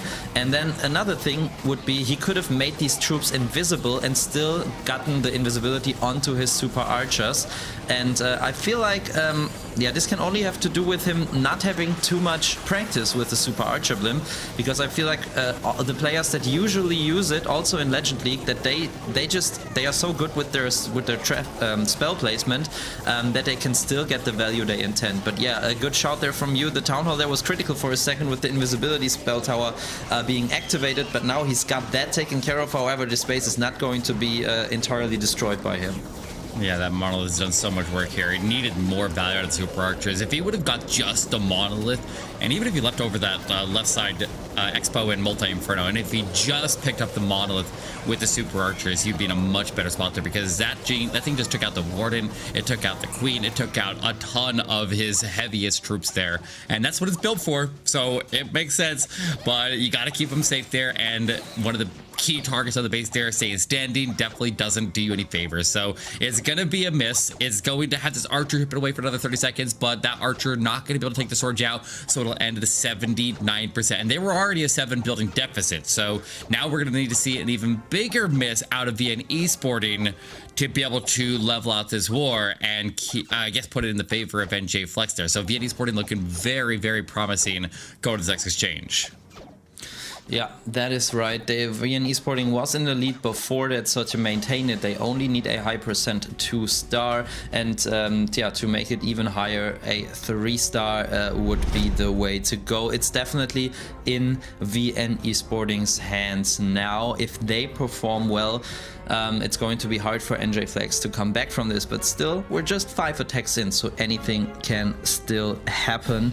Yeah, I'm reading the chat in the meantime as well, and I've seen someone saying, okay, that the CC will pull all of the super archers away is the biggest risk in the super archer blimp attacks, and I agree that it is, but I have very rarely see it pull all of the super archers away. In this case, I'm pretty sure that it would have been better for Paul to have at least 2 or 3 super archers raged up shooting away at the Eagle and or the Monolith, than at like this, all of them shooting at the CC troops all of the time. But yeah, that's just my experience from the last couple of weeks of Legend Leagues where I've been trying this strategy out. I have not tried this strategy out, the Queen Charge Recall Hog Riders, Eric. Have you done that, or have you used maybe the battle drill much? I mean, I've seen other people use it. I haven't used this strategy much. I like the Zap Lalo that everybody likes to use in Legend League. That's my favorite right now. But let's see if iPro can make this work here. He does catch a couple of black air bombs with those balloons as he makes his way forward, charging the Town Hall directly. And it's kind of exposed on the outside of the base there, so we can just quickly step in there and take it. And then I'm also noticing that the Eagle Artillery is also wide out to the edge of the base over there. So he just recalls the Queen out of there before she goes to ability, while she was admittedly under a pretty decent amount of danger. But instead of investing more spells to try to finish off the CC, he just extracts her, then redeploys to the other side of the base there, and it'll take a minute for them to cross through. But yeah, okay, there's a lot of distraction up here for the Queen. She has to fight through the King, has to fight through the ground skellies, then turn on the CC. But the super minions are out of long range shots. The rocket balloons are out of haste, so they're a lot easier to deal with. If they surge forward, you recall out, and then you can fight them after they slow down a bit. That's right, but now it's also, I think the timing is a little bit critical here. There is some nice value for the Queen to get once he charges her in there as well, but wow, there's so much damage waiting as well. Look at these two Rage Towers standing there, centralized in the base, and they will cover the Scatter Shot, the Ground Bow, and the Multi-Infernos as well. And at some point he needs to get going with his Hog Riders as well.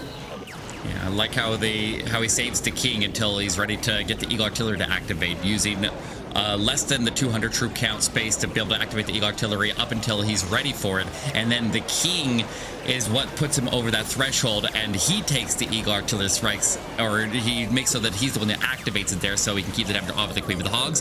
In from the left side, Battle Drill just tossed into the mix there. I usually like to see the Battle Drill separated from the Hogs a little bit there, but he's going to get double stuns. One stun from the Diggy off to the left, the other stun from the Battle Drill in the middle there. It gets him through the Monolith. He's got, was that Hogs that came out of it? No, still standing. I'm like, it's so hard to keep track of that Battle Drill, but what he really needs is this Queen to go over to the right side and assist and not go over to the non-defensive structures on that left side.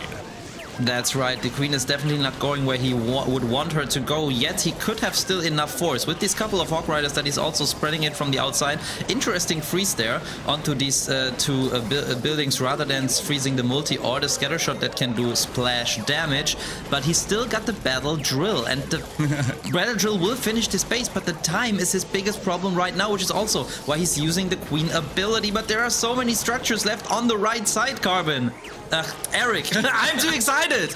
I can tell he's got 3 seconds. It is not enough. And that means that percentage that NJ Flex is behind by may be negated if they can get a triple here and just get a defense. If they can just take it on stars, it's irrelevant what happens with the percentage. So they're in a good spot. That's a very, very big defense here for NJ Flex. And iPro, while that attack was pretty impressive, he had a lot of different things going on in the attack there. I like the recall, but it does cost you a lot of time. And that's a big factor you gotta kind of recognize and make sure that you can move through very, very efficiently. And you can't spend too much time doing 2 separate Queen charges before you can start the next phase of attack there. And right there, it cost him, and now we'll see if Sem can take advantage of it. That is right, so no 3-star, and that means we are all tied up in the star count. And if NJ Flex can put that 3-star on the board, the pressure will be back on VN Esporting, no matter the percentage. So what is Sam bringing to the table here? We see a Golem that usually calls for a big hero push, but we also see some invisibility spells here, and that is looking like a Blizzard to me. Invis brought down, and Rage, and yep, there are those super wizards dealing their chain damage onto the Town Hall, and now hopefully also on that Monolith. At least that is Sam's goal, and then we will see where he starts the heroes, and then afterwards the super dragons. Missed opportunity there. If there were no battle builders in the area that would repair the clan castle, he could get chains off and then earthquake and destroy the clan castle building. Maybe could have stopped some of the deployment, but it's something that he can handle here. It's not too big of a problem here. A couple super minions quickly get under control. Super dragons charge right into it. There's a lot of damage on his entry. He's going right into the Tesla farm, right into the defensive pro champion with the clan castle all together. But he's got such a tight funnel there because of what he got with the super wizards that he's actually going to have everybody stay together. And when they're together, they are more powerful. But there's all the radar bombs going off at the core of the base. But super dragons not really heavily affected by that, especially when they all hit one of them. And so now if he goes all the way and gets these multis down, I think the heroes can clear everything past the multis. So the dragons getting the multis would be the biggest kicker here. But I also want to point out that the defensive king on the backside of the base there is already weakened up very heavily. So like that's less threat for his world champion. I think the biggest threat on the base right now is this defensive queen and the ground expos that are around that area. Yeah, what is nice for him is that he got the rage spell activated early by the super dragon, so that means it will run out shortly. There it goes, running out. But he didn't get the multi-inferno in the center with the dragons because unfortunately they pathed towards the 6 o'clock eagle artillery. So, but he's got a lot of spells left, Eric. So I think he still has a good chance here, but he needs to get through the first couple of defenses with the royal champion and the queen, and it would be best to maintain their abilities. He's got the RC ability going off right there, going to the scatter shot, Diggy taking stuns, freezing up the Expos. Expos are priority. Expos are the highest point defense damage on the base there, other than obviously the Monolith and the single Infernos that could be there. But yeah, you got for the Expos hammered away here, you got to slow their damage down here. He goes last invisibility, everything that he was using there, all of his spells were just being dealt, or being used to deal with that expo there. So I can't even talk there. I'm getting frustrated too. Oh, we gotta get into the last couple abilities here. Is very looking pretty promising here. He just needs to finish it up in time. There's a lot of base to cover, like a lot of walking to do to get over these last couple of buildings here. He's got 15 seconds to power through them. That means he's got about 6 seconds per building. He takes up the first one, steps his way through, minion up top there. I think he's got it here, Maxi. That minion, Eric, that minion, he dropped that right at the start when he was dropping the super dragons, and it's killed 3 or 4 buildings before getting to that last one, and that is exactly what secured him that 3-star. If he had not done that and would have just waited with these buildings for the cleanup to arrive there, then this would have been a time fill. So guys at home, you can see how important it is once you start your main push. Drop some cleanup, especially if in some part of the attack you have cleared some defenses and some buildings are free around them. Don't let your troops have to go all the way and towards the end of the attack. That might result in a time fail. So that, I think, is a very good learning you can take from this attack. But now the ball is, as we said before, in VN Esporting's corner. If Alec is not able to pull off that 3-star, Eric, they will not be in the lead anymore. Yeah, this is pretty wild here. I mean, NJ Flex definitely are performing right now. And they're on pace here to go for 13 stars. And like I was saying, you want to be hitting that 60% hit rate. That's where I want to see the bar set for the teams that make it into the World Championship. And they are stepping up to the plate today. But Alec now has the pressure on as he dives in, trying to also put his team up to that threshold as well. As he puts that Stone Slammer in from the top side of the Queen. Gonna be probably a Yeti Bomb, I assume, here. Just drop into the defensive Queen compartment. It's kind of an awkward angle to put a blimp in there. But going with the awkward angle also makes so that it's probably not going to be intercepted by Black Air Bombs on the way in. So it works to his advantage. He ranges up, Yetis pop out, get into the Scatter Shot, get into the Multi Inferno, lock onto the Queen there, takes her down, and he's looking good here to clear the compartment. Yeah, that was good. Some good value there. A nice choice of that siege machine.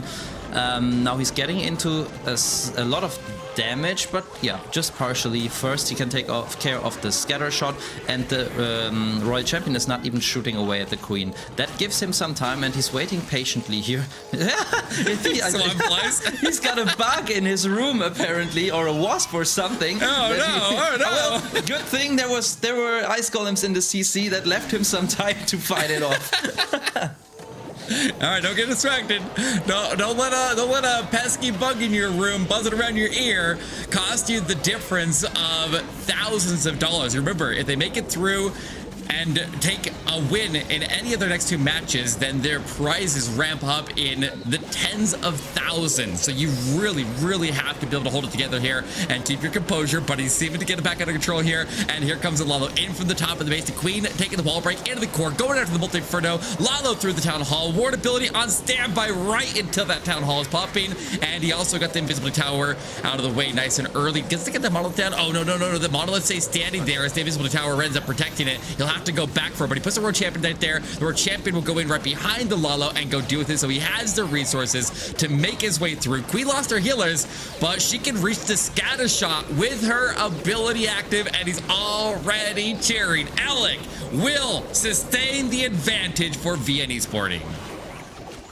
Wow, and that was such a clean attack. A beautiful 3-star from Alec. And even though many things were going on at the same time, while he was still charging the queen in the center, he had to start the Lado into the town hall already. That was just a beautiful showing of what you need to do as a pro player. Focus on several things at the same time, because if you have different things going on at the same time in a base, that just means that they take for each other. So it's more efficient to do it that way than doing one part after the other. Great job by Alec, and well deserved 3-star for them, and that keeps them in the lead. So Eric, now the last 2 attacks.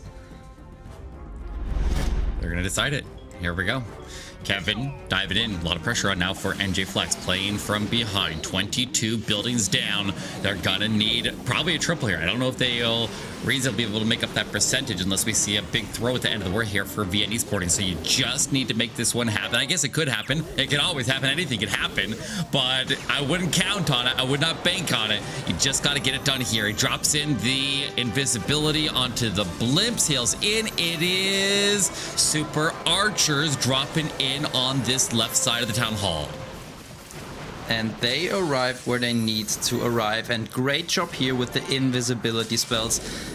Can even allow himself to take care of some archers that were in the defensive CC, and now he can even take care of this other multi-inferno. There it goes. So that was some great value from the super archers. However, still has a couple of major defenses left in the base. I'm talking specifically about the monolith and the eagle artillery. So most likely in a situation like that, players go in from the left side, make their way to the 6 o'clock side, and have to finish on the monolith. But this ice golem, okay, is pulling the electro titan inside of the range of the scatter shot, ground bow, and the that's not ideal, but I think he can work with that. Maybe, I hope so. The artillery is also shooting at that electric titan. If that titan goes down, it does. It drops before he... No, it's still alive. Does it burn up the lava pumps there? Because it does. It stays alive, and he doesn't quite get the lava pumps down. And so that ice golem actually worked against him right there. And that's a little bit of a problem here, because he needs now for the queen to go back and get the scatter shot. But that kind of throws her off her pathing. And if she goes inside of the compartment, I don't know where she ends up going from there, because she's also holding the warden's attention as well. And if she attacks the wall to try to get out of there, which I think she might. Yeah, I feared it. I needed that compartment to be cleared, and that's a bit of a problem here with the queen off track. But, I mean, she's at least well protected right now. She's not really taking a lot of damage there. King clearing out front here. He's going to have to go... Actually, look at this. He's actually got a wall so he can get back on course. There's an opening in the compartment she's in. Okay, he's still under control here, Maxi. Yeah, and if he can pop the warden ability now... unfortunately, that king is already... Oh, what? The queen was attacking the wall, and now she gets off the wall as the king was able to clear a little bit ahead. Yeah, I don't even know if he caught any barbarians in the warden ability, unfortunately. So that might have been a little late, and the king was revoked by the phoenix there. But you guys at home probably know that he cannot be saved by the warden ability once that has happened. And Eric, Jesus Christ, Eric, looking at the timer, I don't see any possibility for this to 3-star. Anyways, even if he would have the force, the time is just running out, and that means that we will have a number shortly, a number that VN Esporting need in percentage in their last attack to secure the victory. And wow, this got awfully close there. It did. He needed more time. Spent a lot of time attacking walls in the back of the base there. Needed the queen to stay up there. Needed the king to get more value there. A quick way to make sure you're talking to me and not Carbon is you got to look at my hairline. Like, Carbon has a much better set of hair than I do. That's why I got to wear a hat, you know. Like, it's pretty open. Yeah, I'm all focused on the attack. Yeah, unfortunately for Kevin, he did not make it through. So that sets the bar there. He got decent percentage out of it. So, like, there's still a chance that they could end up taking this win, but it would require a pretty large throw here from Hawk. They need, what I say, 22 buttons behind. He got that one up into the 90s. It looks like I'm counting percentage here. I'm seeing 72% here is the required mark to cross. So not the biggest obstacle. He's going to put his face in the E-Drags and the Queen Charge, and if he just shoots them right through the Town Hall, get the Queen to form the funnel on both sides here using the recall spell. He's got a blimp as well. Maybe use a blimp to go after the Eagle Artillery, get that off of his back early. Make so it's not firing down. That's exactly what he's going to do there, and that should set him up pretty nicely here to, at a bare minimum, get the percentage up. But also, I think this actually, looking at the base here, I think this actually has a pretty solid chance of going the distance. Yeah, it looks good. He also got that Rage Tower activated, but I guess that once the Electro Dragons arrive there, it will have recharged. However, the Queen Charge went well on this one side, taking care of the flank on the bottom. Now he recalled the Queen and put her back down on the right side to take care of that other flank. And then now he will come in with these Electro Dragons. Nice use of the Skeleton spell to cover a little bit for the damage that the Monolith will deal onto his dragons. And same goes for the balloons, of course, that he sends in front, and their job is also to look for any air traps in that area. Now he has to do several things at the same time. Take care of the Electro Dragons, time the Warden ability perfectly, use the Queen, take care of her, and send the King in. But everything is looking great for him, delaying the Warden ability and pops it right there. Needs to get the Clan Castle building destroyed to the core of the base there. I haven't seen much come out, but the dragons step right into it. They'll destroy it, and any troops that are still inside. Queen stayed away from the Clan Castle range there until he's able to get in there with the E-Drags. They wipe out the core. If they get some shots in that backside ground expo, then he's in a very, very good spot here. But he's got two other expos up the top there. Lots of Rage Tower incoming, and look at this. He's already cheering there as he crosses the mark. He knows he's got the win for his team, and that's what matters most here. But he's not done yet. He's going all the way across here. RC building tech here. He just needs to make his way past the defensive Queen. He's got a freeze, and he's got a lot of force going, but that last multi might give him trouble here. But it'll be really interesting if he puts in that sneaky goblin in from the right after all of the collectors and storages go down. He might be able to get it over there, but he might just go ahead and throw it down to get everybody to move faster. He's got options here, but that Inferno is on the verge of dropping right now, and I think he does have the time to get around to it no matter what. That's right, and the time, yeah, well, the Queen has to go a little bit around. I mean, maybe she decides to go for a wall. That would be the only chance, but no, I don't think that's going to happen. I think he's finishing in style for his team here. And just like Ast before, I really liked when Ast was happy, even though he got the 98% 2-star there, and Struck was aiming for a perfect war, but it just shows what is most important to these players, and that is to secure the victory for their team, because in the end, that's what it's all about. It's not about a single player having a good hit rate, it's about your team getting the victory and proceeding to the next stage. And Hawk did just that, but that even with a 3-star for his personal hit rate. So congratulations to VN Esporting.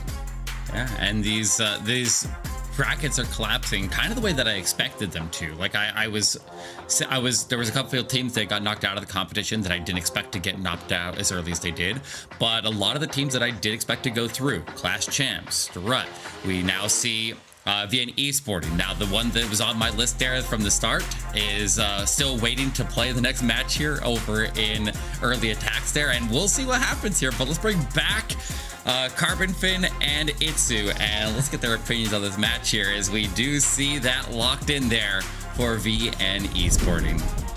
Yeah, I can finally talk to you again, Carbon. Yes, I'm back. And finally, I don't know, you were saying my name so many times, and maybe there it is. I'll just come back, but it's great to be back. What a match we had there. VN Esporting taking the victory, and a lot of us have picked these first two matches, and we were correct, other than Maxi picking HS Esport in the very first match. I guess we won't talk about that one, right? But maybe this will make it through, though. Yeah, we'll see. It's going to be amazing matches to come. As that was only 2 out of 6 total. What was your thoughts on this match here, Itzu? I mean, overall, it was a really, really nice offensive match with a lot of 3-stars, but as well a couple of nice defenses as well. And in the end, I mean, so far, the favorites are really showing off that they are indeed the favorites in those matches. And, well, as Eric said, like, if you're looking at the numbers, everything is going kind of as you could predict. Yeah, that's true. But once again, I want to point out this attack here. from iPro. It was a beautiful plan, but the timing was just not perfect, so it ended up being a time fail. And I feel like the farther we get in the tournament, the more it is about the timing, because we see lots of time fails these days. So you as an attacker, you don't only have to worry about a good plan that will 3-star the base, but also about 3-starring it in time. But especially the recall spell is a spell that just takes so much time. And there we see Alec again fighting against the bug in his room, but it didn't hold him off with the queen charge and Lalo into the town hall. He got it done with just more than 30 seconds on the clock. That was an impressive attack. Yeah, very, very much indeed. And you got to deal with the external factors as well. I don't think people recognize that, but you obviously they're trying to control their environment when they're in a situation like this the best they can. But you never know if like a cat's gonna jump on your lap there. Shout out to Lex knows. I mean, that happens to him all the time when he's trying to do attacks. You know, it happens. It definitely happens.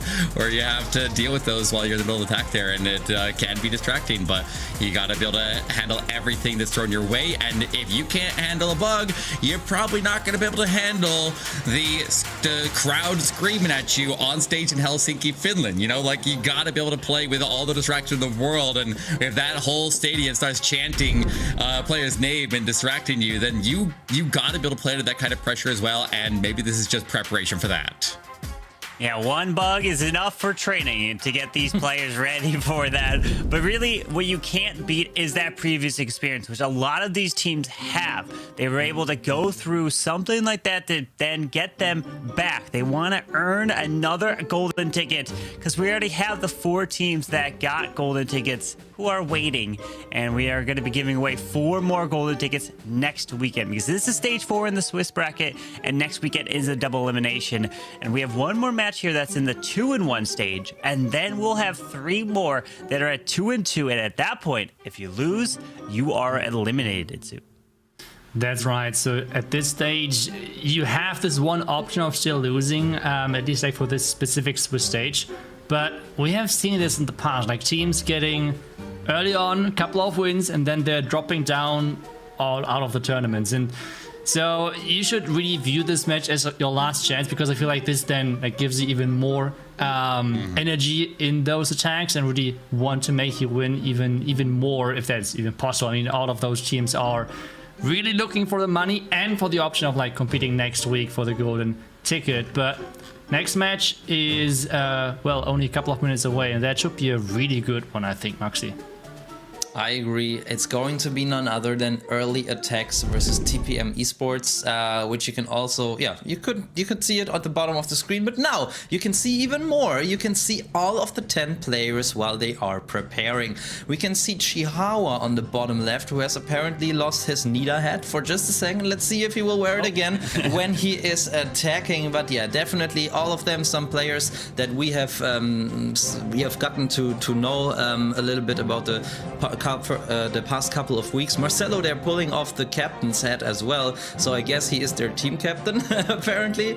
Yeah, that is just great for me to see those players here, because it gives you a face to the attack strategies that we usually see, and that is also a big advantage of the in-person tournaments, that the World Championship will be one as well. To have all the players there, getting to know each other, sitting on the stage, and you can see them celebrating, you can see them being nervous, you can see their hands shaking, and that is what it's all about in the big tournaments, about the emotions, and to take part in that as a viewer, for me, is always part of the special experience.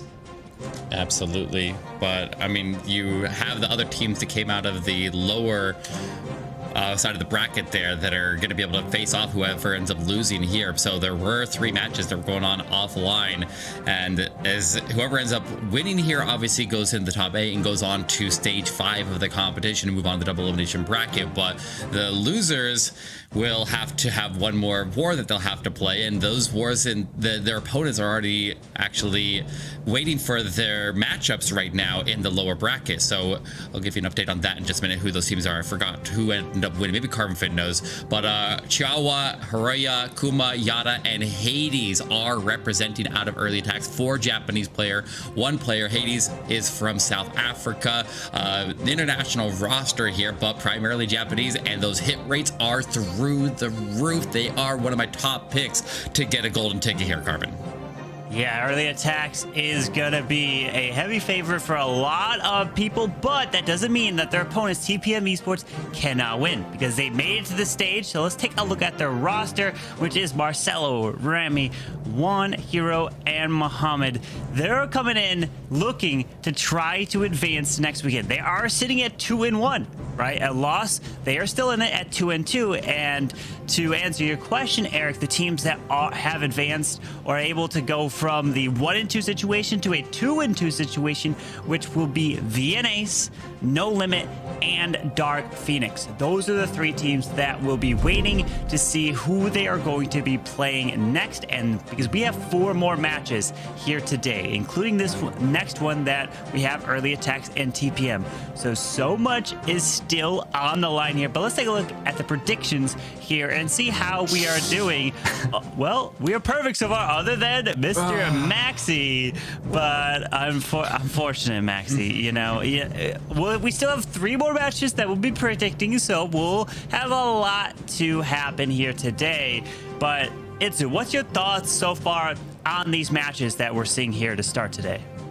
I mean, I think one reason why a lot of those favorites on paper, like when it comes to the stats and so on, they are the favorites is because how they handle pressure. And I feel like this is really showing today. Like the teams which have maybe not performed yesterday that well, today they have to deliver. This is like really the important stage where they have to deliver, and the pressure is really showcasing how good they can handle this. While some other teams are then like not like getting this 1 extra mile, not getting this 1 extra 3-star to making the matches even more close.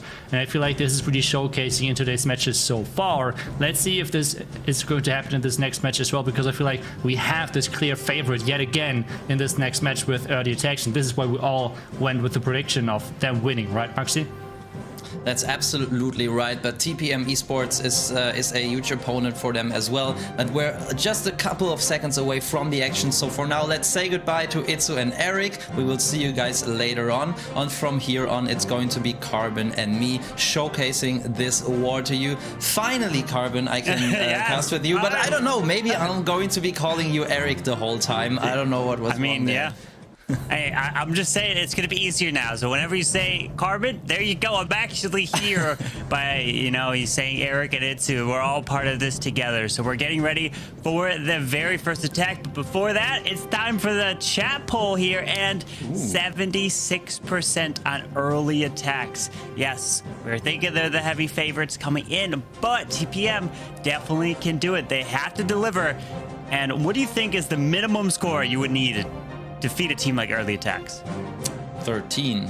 I would say 13 stars. But of course, we've learned it before. Every single war is different if you just look at one. But like when you would play 100 times against them, I would say in general 13 stars you would need definitely to get a win against them. But yeah, to do that now, Rami is going to start us off for TPM Esports, and Rami is the player with the best hit rate in this team. 75% of his attacks are 3 stars, and he's coming in with a blimp. Will it be a super archer blimp? Will it be a super minion blimp? We'll find out shortly. Well, the blimp is flying all the way through. You can double clone. And he waits. There it is. It is indeed the super minion blimp. Double clone to try to push him a little bit closer towards that monolith. Taking out the town hall. Taking out this whole compartment. Can also go reach for that multi-target further. They do target on. And yes, not only takes all this out, but also activates the tornado trap. That was great value there. Also, you could see the CC troops being pulled away by the Warden and the Owl, which made for the troops to be able to target the defenses, as I said before. What? Great job here. And yeah, this value, wow, almost got the ground bow as well. But this value definitely makes it easier for the heroes and the Super Barbarians to push through the rest of the base. He's entering into the Eagle Artillery now, as we would expect. But yeah, it's going to be all about rage towers and traps now. Yeah, as he pushes his way through with that first wall break to open up this compartment a little bit more. Royal Champ can just one-shot that ground expo. Double skeletons are popping up for this Royal Champion, so that is quite annoying. But the defensive rage is unfortunately activated here. So this King is going to take a little extra damage as he continues to push his way around this base. Yeah, but so far I think he's looking okay, but the Rage Tower is just about to deactivate it. There it goes. 10 more Super Barbarians to push from the outside, but this multi-Inferno looks especially fearsome because he is not going to be able to take it out with the Super Barbarians because they are just killed off too quickly, but the Diggy is coming in clutch and freezes it or stuns it there for a second. Queen still has the ability intact.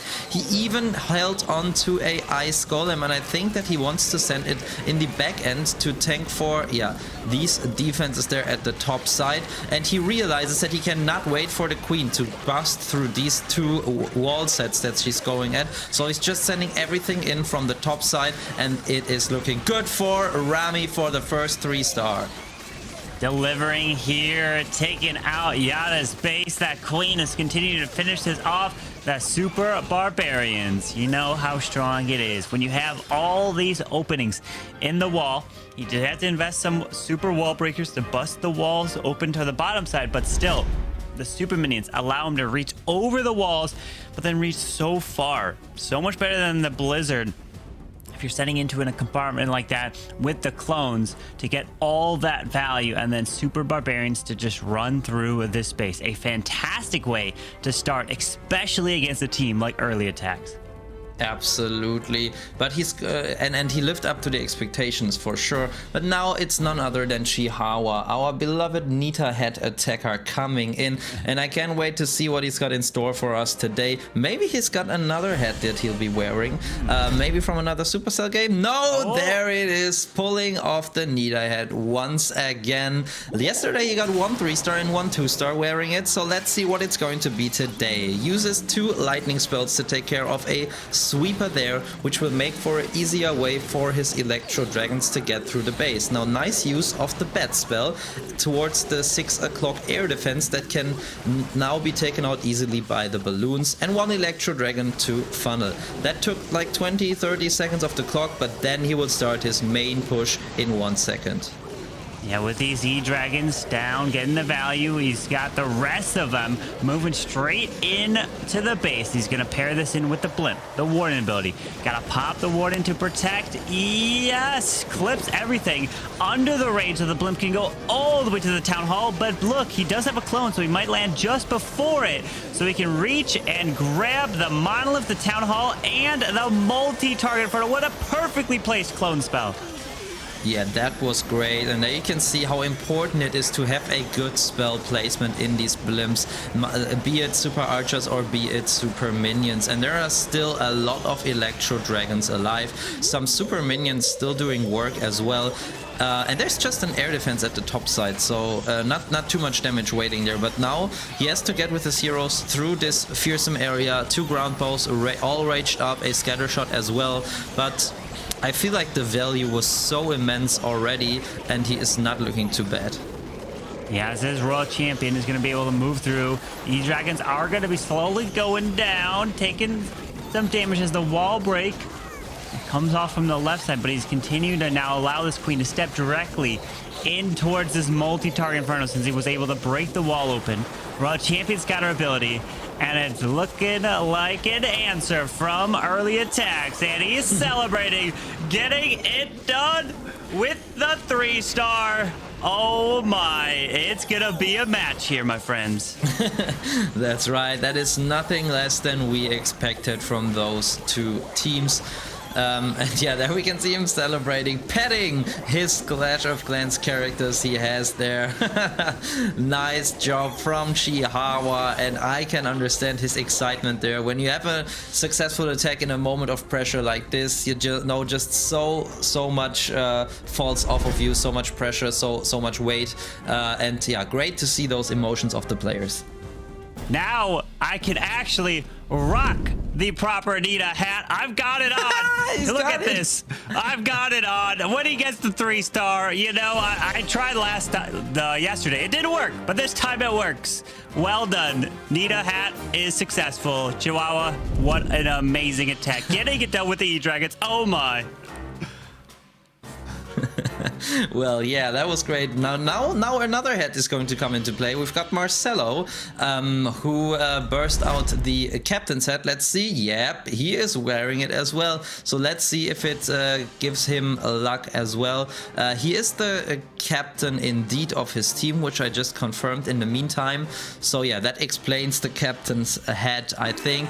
And yeah, he's having to compete against a diamond-shaped base, and he's coming in with a Queen Charge Lalo, which used to be my favorite attack strategy. And with that Queen charging from that top side, you're gonna look to push in towards the Monolith. And the Eagle Artillery's up in, but he has 4 super wall breakers. Oh, that's a lot of damage on the Queen. Luckily, he's able to freeze it down with a balloon as the Blimp finds 1 Seeking Your Mind and a second when he rages, but... Oh, the Yeti actually walks around to help move straight to the Monolith. Okay, but he wanted to get the Eagle Artillery. 1 Yeti, 2 Yetis are pulled in by the clan castle, and they go exactly there. How? There's no way. My Blimp and Yetis would never have done that. They would have said, you know what, I'm going to go walk over to the far right side and stay away from getting even the Monolith or any value. Marcel's somehow able to get his Yetis to secure the Eagle Artillery as his king is coming to the left to move into the scatter and the enemy queen, but we got a skeleton trap popping to just try to distract this king here. Yeah, but a nice use of the Headhunter as well. Now the super minions luckily are not in the rage, so he can work with his rage against their damage. And the wall break allows for so much value for his queen, but he's got 3 more wall breakers, and I think that he's going to Lalo into the town hall and just wall break into the right compound. Oh, that was unlucky. The warden snipe. I saw the warden. I was like, uh-oh. Hopefully the queen would be able to take a shot, but no. Unfortunately, the wall's not going to be open, so he's going to rely on this Lalo through the town hall as it activates. Got to get a freeze down for it. Perfectly placed. As now the queen, actually, you know what? She can make her way to the town multi while the balloons can take the town hall down. Yeah, I think that was the plan the whole time, but with this wall break, he would have opened the way for the queen to get into the enemy royal champion and the rage tower. Unfortunately, now that is not possible, but still he could be able with his royal champion. And does he have a headhunter in the mix? No. Okay, so the royal champion needs to take care of the enemy royal champion, but there is not much, let's say there's nothing left standing in this base, and that was a great attack, and the captain reacts to the 3-star of early attacks. And we said it before, early attacks might be the favorite on paper, but both of these teams are so good that yeah, they are in for a treat for us. Beautiful attack from Marcelo, getting that 3-star and now putting pressure on early attacks. Back-to-back triples for TPM, and they're looking to go 3-1 with a potential victory here, which that could push early attacks to a 2-2 in an elimination match. But you know, it's early in the war here and so many attacks still to come in, and at this point we know, well, 13 was what we were talking about earlier. It might have to be a 14-star war that you're gonna have to put on. That's right, and Hades coming in. We love to see his attacks. It's a Queen Charge Super Barb attack, also bringing the Flame Flinger. So let's see where he's going to try to find some value off of it. Okay, that's an interesting spot. Okay, but he's probably going to Queen Charge into that compartment so he can tank the mortar and the ground bow. Yep, that is right. And this way the Flame Flinger can make its way to the right side to the Warden statue and the Monolith. But keep in mind, guys, the Monolith can outrange the Flame Flinger, so he cannot take it down with the Flame Flinger. He's going to have to open it, or it's going to open by itself before that. But let's concentrate on the Queen Charge now, because there's a lot of damage raining into that queen, but Hades making great use of the spells he has brought, jumping her in and to eventually get to that town hall. Yeah, with that jump giving him access to the town hall here. 25 more super barbarians to use around as the Flame Flinger is looking to grab the Grand Warden ulti, drops a hog to test to try to see if there's Tesla castles in front near that Grand Warden as he now drops that poison as an Electro Titan has come out of the defending clan castle, sends the king, the Warden, towards the bottom side and move and path their way straight into the Eagle, and you have to time that Warden Eternal Dome perfectly for his king. Yeah, and this, talking about timing, the timing with this Flame Flinger taking care of the Warden statue is perfect as well. And now also it's tanking some monolith shots so the Queen gets not targeted. Now she does, so he perfectly reacts there with the invisibility spell. This guy is attacking like an octopus, as if he had 8 arms there, doing so many things at the same time. You know, Carbon, it's hard to keep up with your eyes seeing what he's doing, but this guy is actually doing it with his hands and fingers there. So that is just insane, an insane showing here from Hades, but he needs to start his back end soon, having 1 minute on the clock. Some Barbarians coming in. Royal Champion needs to use her ability shortly. There's still quite a bit left of this base, but I think he's looking great. Yeah, with 1 freeze and Queen ability, just gets forced. Brilliant 3-star answer from Hades, and that is now 2 triples apiece, and they are just going back and forth. What a fantastic attack. Indeed, 2 minutes and 13 with a little bit creative approach, I would say. It's not that it's an unusual strategy to combine the Queen Charge with the Super Barbarians, but the way Hades did it in this case was definitely quite impressive here. Now Hero is going to come in for early attacks, and they need to 3-star now to keep the score even. They need him to be a hero, to add another triple, to go 3 for 3. Can they do it with third? Is this Cynthia? Wait, hang on. Let me look at... Is this Cynthia going on? What is this? Only Cynthia does something like this. Skelly, Donut, Hogs. All right. Well, we've got a Clan Castle trying to go down. Eagle Artillery. The multi-target Inferno as he successfully takes out the Clan Castle. The multi... and the Eagle. That's quite a bit of value. Whew, that was insane value indeed. Unfortunately activated the Town Hall there as well. I don't know if he wanted that, but I think he wanted to just take out the monolith there and some buildings around with that blimp. Otherwise that would have been negligent to try to get the Town Hall that way. So what I think he's going to do is now send the king, probably the queen as well. Okay, maybe not. I thought he was going with his heroes for the Town Hall. Yeah, okay, he's sending the Queen in. Then maybe the Golem is either for that push or for the backhand Royal Champion, but he will definitely send the Hog Riders from the right side into the Queen and the 2 scatter shots, and he will then try to negate the damage from the scatter shots and the multi with his Warden ability. So let's see how it plays out. So far, no damage on the Queen. Oh wow, and that is even better. The King taking care of the enemy Queen, so he doesn't have to worry about her in the Hawk push. As this Queen is pathing her way to this Town Hall, and I'm just blown away that he's able to do that Skelly Donut on a phone with his thumbs. Like, what? That just seems impossible to me, as that Queen ability goes off, taking out the Town Hall. Gonna grab an air sweeper. She's pretty much gonna go down after that to set up a 38 Hog Rider push from the far right side.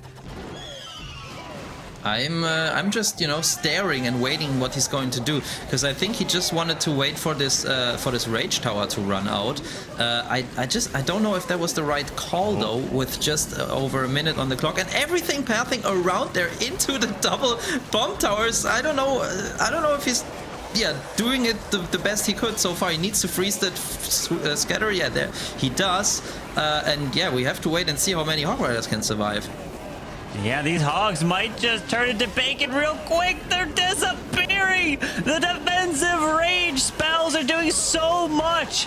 And the Warden ability, unfortunately, was not able to be timed with a rage to path his way directly through. And he's got a skeleton spell on the backside. It's all up to this Royal Champion. She already burned her ability. The Warden's trying to help, but the RC is slowly going to be going down, losing health. A few hogs coming on the backside with only 24 seconds left. The RC is now down.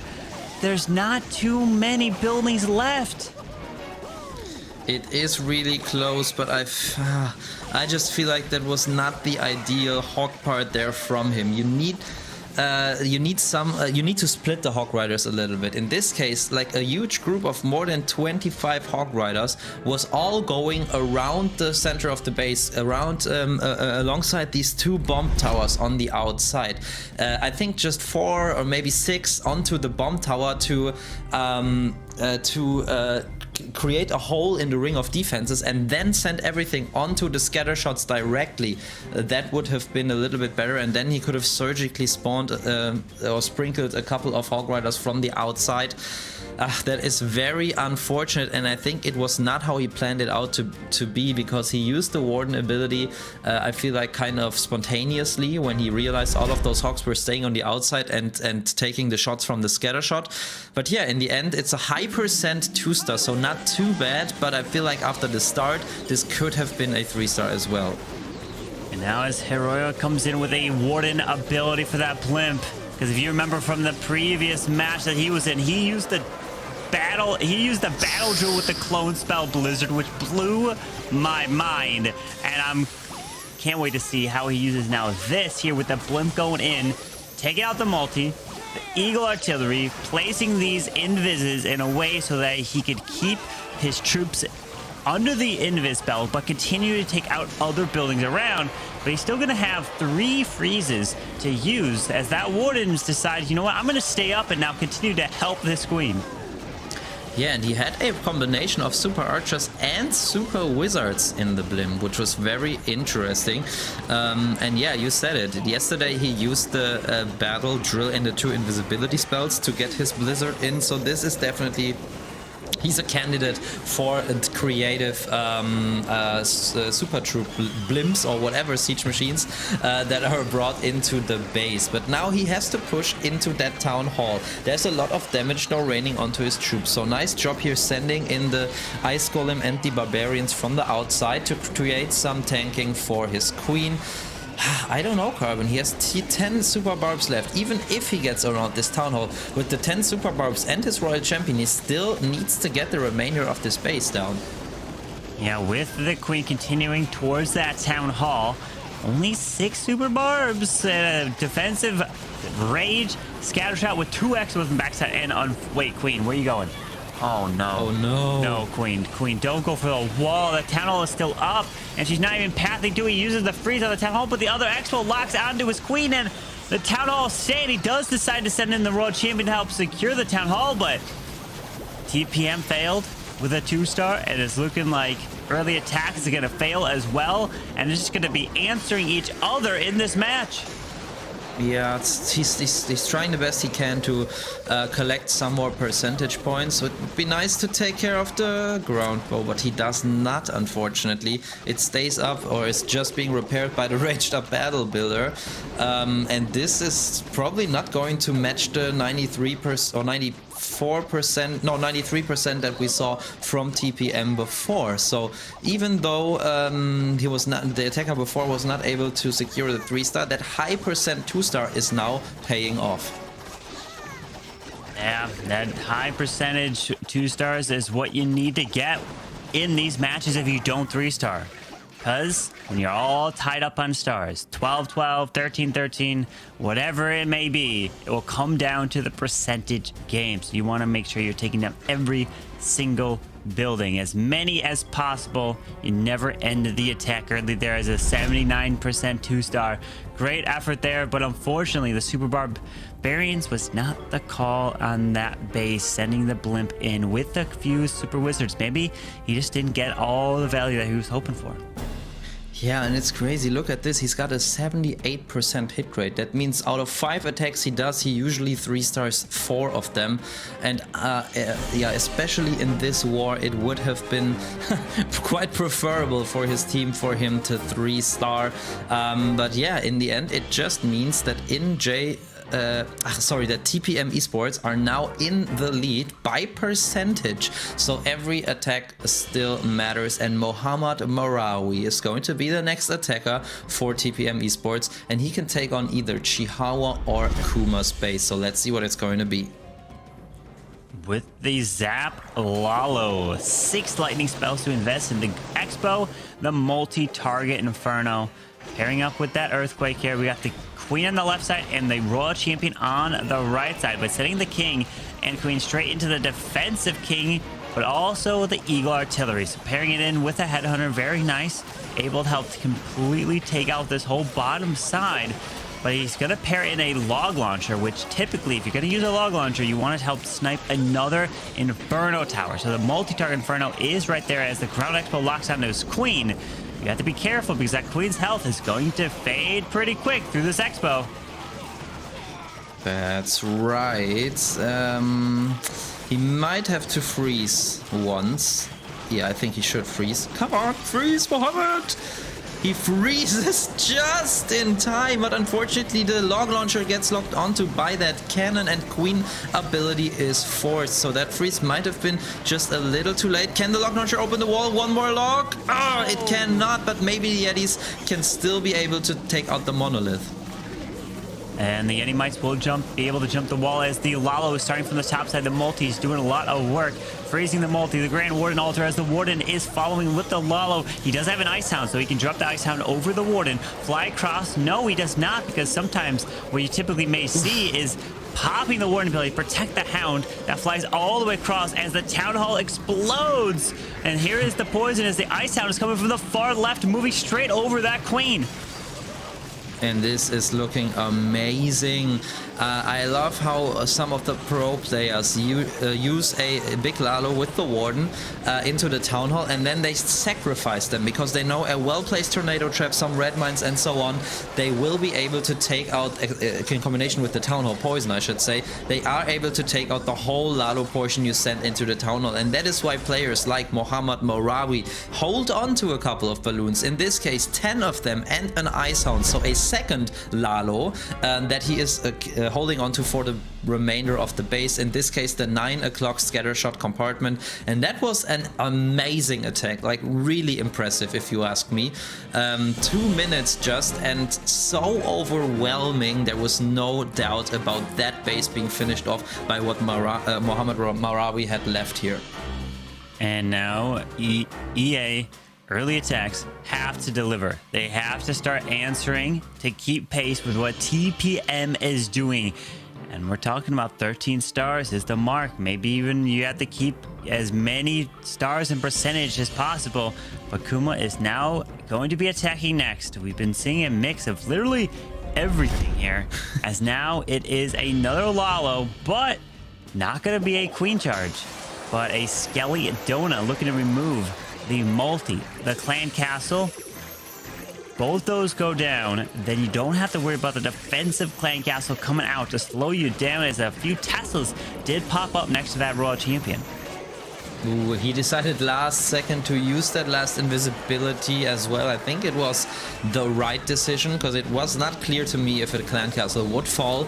So better safe than sorry. You don't want to have wasted a lot of spells in a case like that. So now it's all about the value of the heroes. He's trying to get this Town Hall with just the queen, I thought for a second, but no, there is a golem that he slightly delayed coming in to tank for the the ground ball, at least that was what it's supposed to be, and the Inferno Tower here. But the Inferno Tower will quickly demolish that golem, and it will become 3 golemites, but it seems to be enough for the queen to make her way to the Town Hall. And I think soon he will be starting the Lalo from the 6 o'clock side into the Eagle Artillery.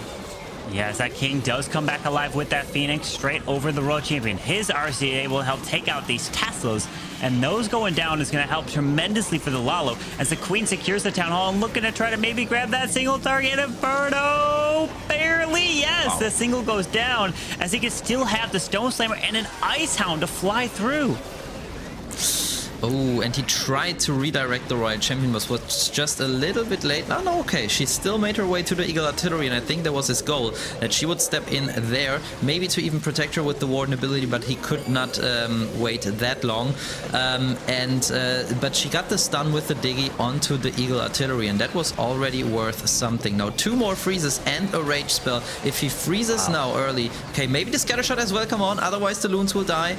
Okay, they make their way into the scatter, and he decides to freeze there to make sure he can take out the enemy queen. But yeah, this is also an overwhelming 3-star here from Kuma. Look at this stone slammer, the beautiful, I think level 6 or level 5 stone slammer here, and it is still intact. Another convincing Lalo 3-star, and wow, Carbon, we couldn't have asked for a better finish than that.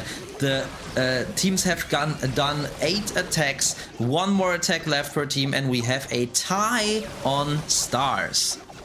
Impressive right there. Kuma delivering a beautiful 3-star. He makes it look so easy. How do they do it? And now it's all tied up yet again. But if TPM triple this final attack of theirs, they win no matter what, because they have the percentage advantage in this match here. So all rides on them. Can one get it done? He loves to come with maybe a mass inferno dragons or a dragon type of attack. So can Chihuahua's base defend an attack like that if that's what one decides to do? Yep. And Juan Fernandez coming in onto Chihuahua's base in just a second, and this will be a very decisive attack, because look at the percentage. If he gets a 3-star, that means that TPM would be out of reach for early attacks. But if Juanjo messes up or misses this 3-star, he will leave the door just a slight bit open for early attacks, who can then 3-star on their own and secure the victory. So it all comes down to this Inferno Dragon attack. It does indeed, with Rocket Loon straight into that air defense. Glimpse going over the top of it. He's gonna rage, he's gonna land and try to help secure that town hall, not having a clone spell, so he's relying on just these super minions to go straight for the town hall. They do, and they're going for an expo, which can help his heroes. But after that expo goes down, they could turn around technically and grab the multi. Maybe a few shots. No, the archers are gonna distract him. He did not use the last invisibility spell that he has, so he might have other plans for that, but that would have been a great choice to take out this multi-inferno. Yeah, we'll have to wait and see, but it doesn't seem like... Okay, well, he's got the Dragon Rider, so actually I was missing that. It's not just Inferno Dragons, he's got the Dragon Riders as well. I thought he would maybe send 1 Dragon Rider off to that multi-inferno, but he's not. He's just sending in the whole pack, so let's see if that influences his pathing. As he pops that Warden Billy through a bunch of red air bombs, seeking air mines as well. More traps that he is soaking up with this Warden Eternal Tome, which is huge, as his queen does find a tornado trap, continuing this push through the core, trying to keep this king protected by using the skeleton spell in front of the monolith, which is a fantastic use. Instead of a freeze, you can try to kind of last essentially longer, providing a distraction there, as now the dragons are pushing through the core. Queen's continuing her way through, does have the queen ability, and the Royal Champion is now just deployed, coming to the left. Yeah, and this looks like chaos with all these Teslas popping, skeletons of his own, skeletons from the Skelly Trap, and every single troop there in the 9 o'clock corner now. He has no more spells left, so he's relying on his troop, and the queen is not even there. Oh, she is there, okay. She doesn't have the ability anymore though, but the unicorn is giving her a little bit of health more. So the Royal Champion now stepping in. Can she stun the scatter shot? No, but now she can, with the help of the Diggy, and that should secure it. In this case, Juan did not bring the Phoenix on the Warden, rather on the King, which helped a little bit there, but nonetheless, I think it didn't really matter towards the end of this attack. Now, can the Royal Champion get this Archer Tower? No, Royal Champion actually be finished, but yeah, he will get it in time, and that will secure them the victory. Well done there. TPM Esports gets the victory over early attacks, because no matter what, even if early attacks gets a 3-star, they would tie it up but lose on percentage. Wow, what a match. I mean, all of us casters picked early attacks to take the victory. About almost over 70, maybe it was like 76% of the chat picked early attacks to win as well. So this is a big match that TPM just came in with a huge upset and now putting early attacks on the elimination match to try to keep their hopes alive. As now Yada is coming in with an E-Dragon attack, trying to at least get that 3-star to take that momentum moving into the final match for them. That's a good point from you. They still have another chance. So for all of you early attacks fan at home, this is not the end of their World Championship journey yet. It means that TPM Esports will have made it to next weekend, but early attacks still have a second shot in their next match. And we don't know yet who they are going to face, guys. So keep your eyes peeled, because right after this match, we'll soon know the pairings for the next matches, where it's going to be all or nothing, 2-2 records playing against each other. You lose, you're eliminated. You win, you're in to the next stage. But for now, as you said, Carbon, momentum plays an important role, and Yada is trying to get some momentum for his team for their elimination match that is going to be following, and he's coming in with the E-Dragons.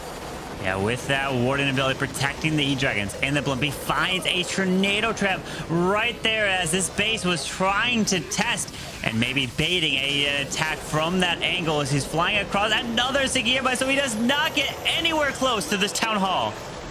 Oh no. This is not what you want to see, especially this scatter shot with just 1 HP. Come on! Okay, the super minions take at least that down now. He's trying to make use of the spells he has to take care of those high damage dealers behind the town hall, especially that monolith! And come on, last super minion, legend of the last super minion. Yes, that is taken care of, but he still needs, okay, Nils still needs something to get to that town hall. Because it's being repaired by the builder.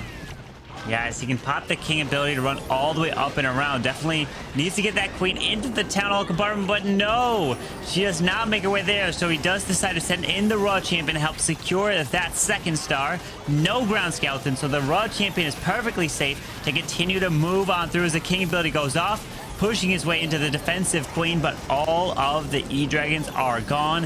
And at this point, it's just trying to get as much percentage as possible, but it wouldn't have even mattered since a 3-star still would not have been enough since they did not have the percentage advantage. That's right. They're going to be finishing with a 2-star, what will it be? 75%. Okay, not what they wanted, but as you said, it doesn't matter anymore. So that's also a way to work with this result.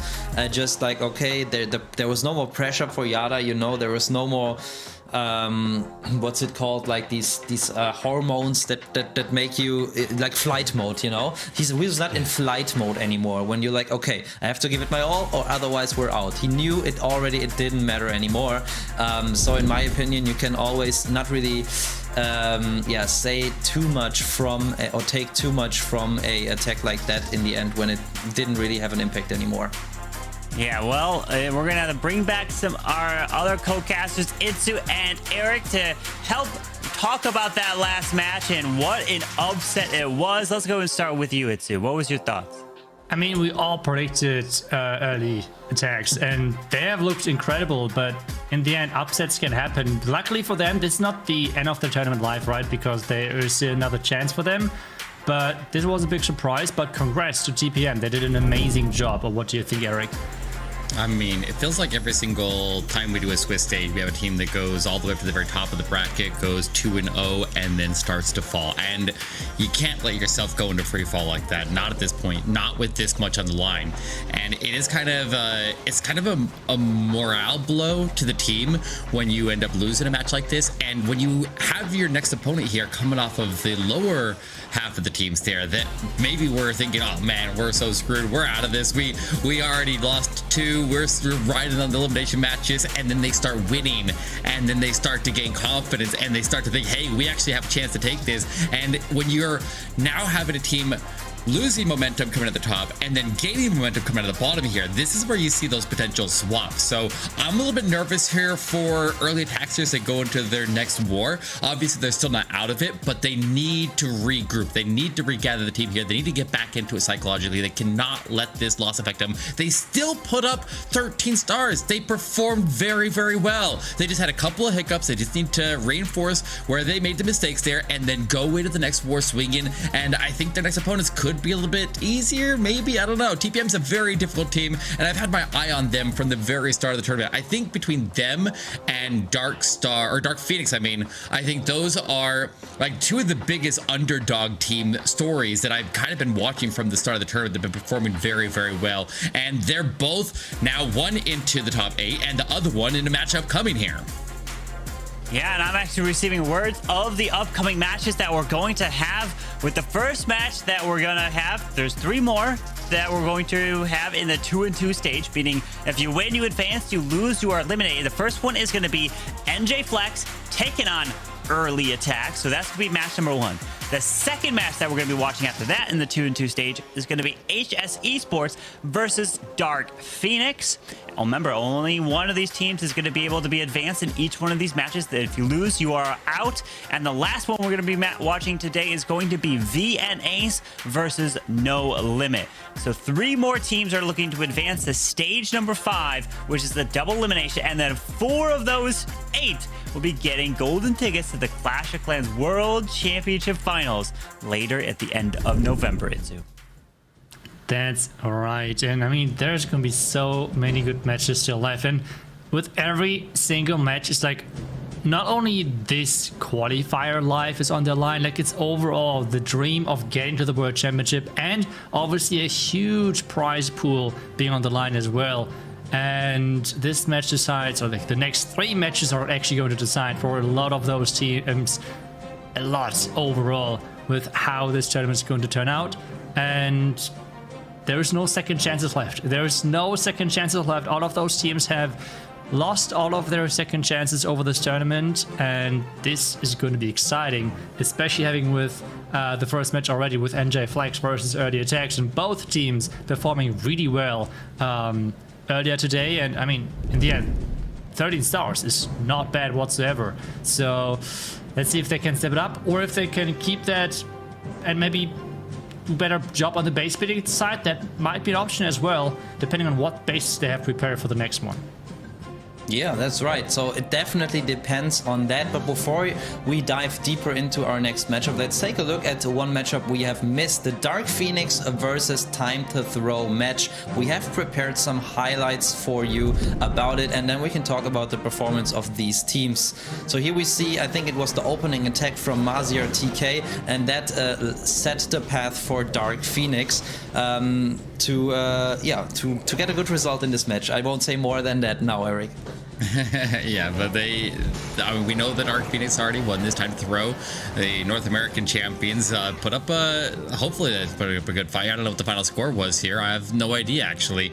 But Dark Phoenix is, I think, one of the only teams representing India still in the competition. So I think I've been watching like the YouTube chat there in between the matches, and there's a lot of people that were becoming quick fans of Dark Phoenix out there. And I feel like I'm becoming one of them as well here, because Dark Phoenix has definitely come to play. There's another triple rocket in there. Kardik with a push here. Is this a triple? That one? Oh, that is a triple. Okay, yeah. So yeah, they're racketing triples like crazy. But it's kind of weird because we had a stark difference, because they did actually have one of their wars yesterday where they only had a 9-star war. So this team plays very, very hot, but they also have the potential to go completely the other direction. So they need to get that consistency down here, because they need to win. I guess if you win, like any team right now, if you win 3 wars from this point on, you go to the World Championship. So very, very important. There's the teams that are already advancing to the next stage. They're United, Clash Champs, Strut, VN, Esports, and TPM. And we're about to have 3 more wars here to decide the last 3 slots, Carmen. It's crazy to think that 4 of these teams, including 3 more that will be joining them, are literally 2 war victories away from getting a golden ticket. All these teams have put so much effort just to win the golden ticket community events early in the year to really make it through those qualifiers and then those Swiss stages and brackets and everything. And you have to be first place, not second or third, but first in order to take it. But this one, you just have to be in the top 4 to get that golden ticket. So when it comes to the double elimination, which will start next Saturday, Sunday of next weekend, and that's when we will be giving away a golden ticket on the Sunday. The 4 of them will be going away to the Clash of Clans World Championship Finals. Cannot wait for that. We got 3 more matches here today, so much more in Clash Esports. You do not want to miss it. But this very first match that we're going to have, which is going to involve early attacks again. They got pushed down, losing back-to-back matches. So Itzu, I want to get your thoughts on, as a pro player yourself, that you and Maxi both have this experience. If you're in early attack's shoes and you are now 0-2 or 2-2, you are 0-2 in your last 2 matches, what are you telling your teammates? What's going through your mind right now? I mean, overall, it's like, not that this is their first match ever or something, so I feel like at this point it's just knowing what you're capable of. I mean, there's a reason why we all picked them in the last match as being the favorite. They're known in the community for being insane players at this game, and I feel like as long as they're doing that really, really well, it's all good. And I think one thing which is really important as well, do not stress about things which you have no influence on. For example, like at this stage, second guessing yourself when it comes down to bases and things like that. There was obviously a ton of preparation going into the bases and like building them and everything. So I feel like second guessing yourself at this stage is just like causing way too much chaos within the team and things like that. So I feel like concentrate on your offense, concentrate on what you have an impact on right now. And this is maybe the most important thing. Maxi, would you agree, or would you say there's something else which is really important as well? No, first of all, I would absolutely agree. Especially, they should take away the positives from their past performances, and that was, of course, not that they lost the war, but that they had 3 out of 4 3-stars going into the war. They were at 11 stars after 4 attacks, and the last one from Yada, I talked about it before. I wouldn't really count that. So if you start with 11 stars out of 4 attacks, that usually means in like 80% or 90% of the times you already have the win almost secured and just need another 2-star. So their offense performance was incredibly strong, and it was incredibly consistent throughout the last couple of matches. So I would tell them, okay guys, we did everything right. It's just TPM had, you know, the match, I don't want to say of their lives, but the match, their best match in the past month. It can happen. You can, at this stage, you can lose to any of the 16 teams, even if you're Na'Vi, if you're Tribe Gaming or whoever. In a single war, every team can lose. So just remember what you're capable of and go in there, do the exact same thing, just like Itzu said, basically. And yeah, don't doubt yourself, don't question yourself. I think that would be the most important things that I would be saying to my teammates. Yeah, they're in a tough situation right now. Well, as we go to the next match here, the NJ Flex team and the early attacks team both were at the very, very top. Remember, they played in the upper bracket, in the 2-0 bracket. So both of them have taken 2 losses in a row. They're both on a downswing right now. And obviously one of them is going to go all the way through. Another one, it's sad to see that no matter what at this point here, we're going to have a team that was going all the way to the top and will go all the way down and out. But nobody's walking away here empty-handed. Remember, if they made it to this stage of the tournament, even the teams that lose are still walking away with $12,500. But this win right here is worth, at a bare minimum, an extra $7,500, putting them up to a $20,000 bonus. Yeah, $20,000 is the minimum prize if they pass this stage here, and that obviously ramps all the way up to a potential $300,000 if they get to Helsinki and then win it there. So this money's ramping up like crazy right now, and that makes the pressure ramp up as well. And I think if both of the teams have their momentum in a slump right now, I think we could see that same psychological effects on both of them. So it's just a matter of who can shake off the losses better at this point here. And that's why I think a lot of people are kind of leaning towards early attacks, because they are a team that has that massive amount of competitive experience, and they came very, very close to getting a golden ticket in the last golden ticket competition. But then again, they were in a very similar situation to this, where they had to get one of 2 wins at the very final stage of the tournament, and they lost both of them to Rapata Gaming. So, I mean, anything can happen here, and it's anybody's game. Anyone's game indeed, as we're going to take a look at the predictions now, who we think is going to win this next match, as we were all wrong in the previous one of picking early attacks, and we actually have all our predictions here on the screen, and a lot of us are very similar across the board. Match 4, we're all picking again early attacks, so we're thinking that they're going to be able to make it to the next stage. If they don't, we're going to be shocked there from our prediction standpoint. Then again, we are also picking Dark Phoenix, unanimous across the board, and then we have a little bit of a change, as Itzu, you're taking No Limit in match number 6.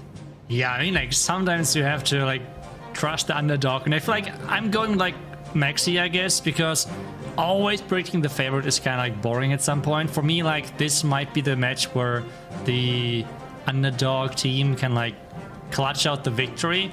But I don't know. I mean, like, at this stage, as Eric said, any team can beat any team here. And the matches, well, the stats more like at this point do not matter as much anymore. It's all about how much you can handle the pressure, because all of those teams already had 2 wins in this stage. All of those teams already had 2 losses at this stage. The pressure is at its max at this stage. And, well, I think at this point, I just hope that we don't jinx early attacks twice. Right, Maxi?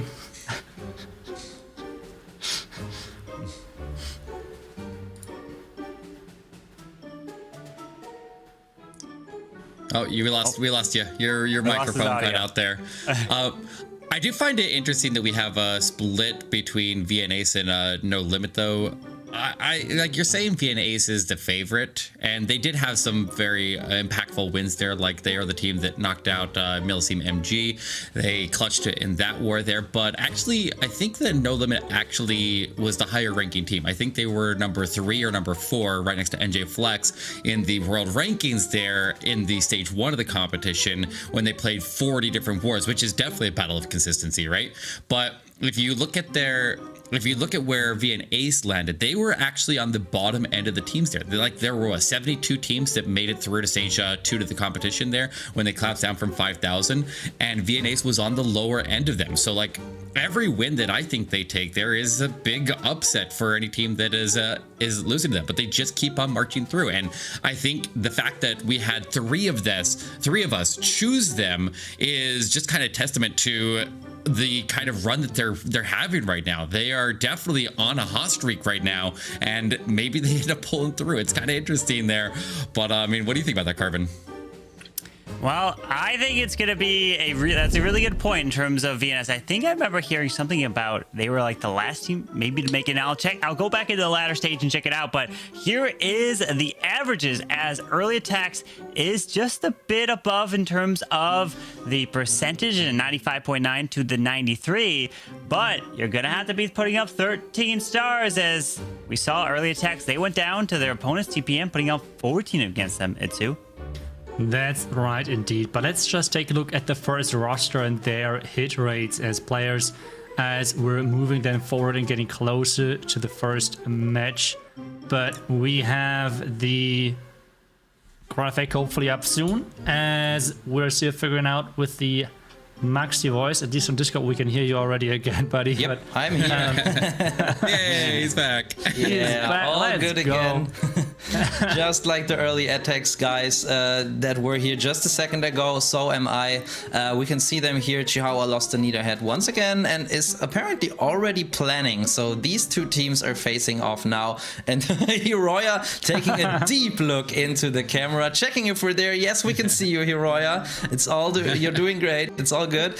And yeah, but the stats are very interesting here as well. Looking at that, it explains why we were so unanimous in our decision to pick early attacks, because the average stars speak for themselves. But yeah, let's talk about the individuals as well on the teams. Eric, we have NJ Flex's roster right here. Yeah, it looks like they're hitting a couple players above 50% there, and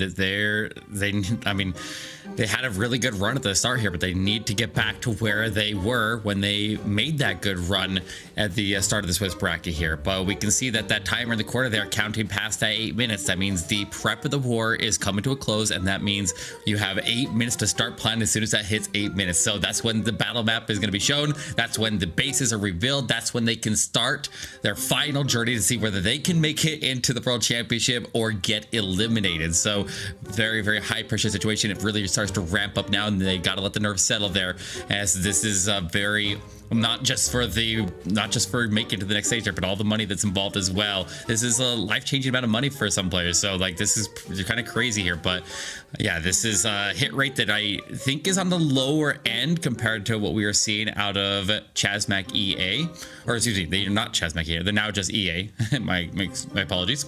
And we'll see what kind of offense they have here for us today. And I'm taking a look at the leaderboard, the ladder leaderboard from the in-game. We're taking a look at the lineup here for early attacks. And what I found really interesting here, the top 10 teams that qualified, because there was 128 teams, right, from all the thousands of teams that competed. Well, in the top 10, we have Bedzinger. They were number 1. Nope, they are eliminated. We had No Limit is the highest one. That was up there. They were number 3, and they're fighting for their lives right now. NJ Flex was number 4, and they're fighting for their lives. It was number 5, Strut. So Strut finished 5th. They are in stage 5. TPM Esports finished also 5th, tied for 5th as well. So they have made it. And only 2 out of the top 10 teams have actually got to stage 5 right now. We could have a couple more, depends on if they win. But the lowest remaining team is VNAce. And they were number 79 out of the top 128 teams. Early Attacks finished, as it loads, at number 13. They actually finished 1 above Clash Champs. So to think about that, that's kind of crazy. Early Attacks could be eliminated if they lose this next match here, Itzu. Yeah, that is, I mean, this is really crazy to think about, like how those first stages, like the later stages, and compared to now the teams which we have already securing the stage 5 spots and the teams who are actually fighting for that. But at the same time, we have kept a lot of the top teams for quite some time, I would say, even though we have lost a couple of them on their way. But still, with this last couple of rounds, we have a lot of those teams fighting for the next stage, and cannot get any more crazy than this.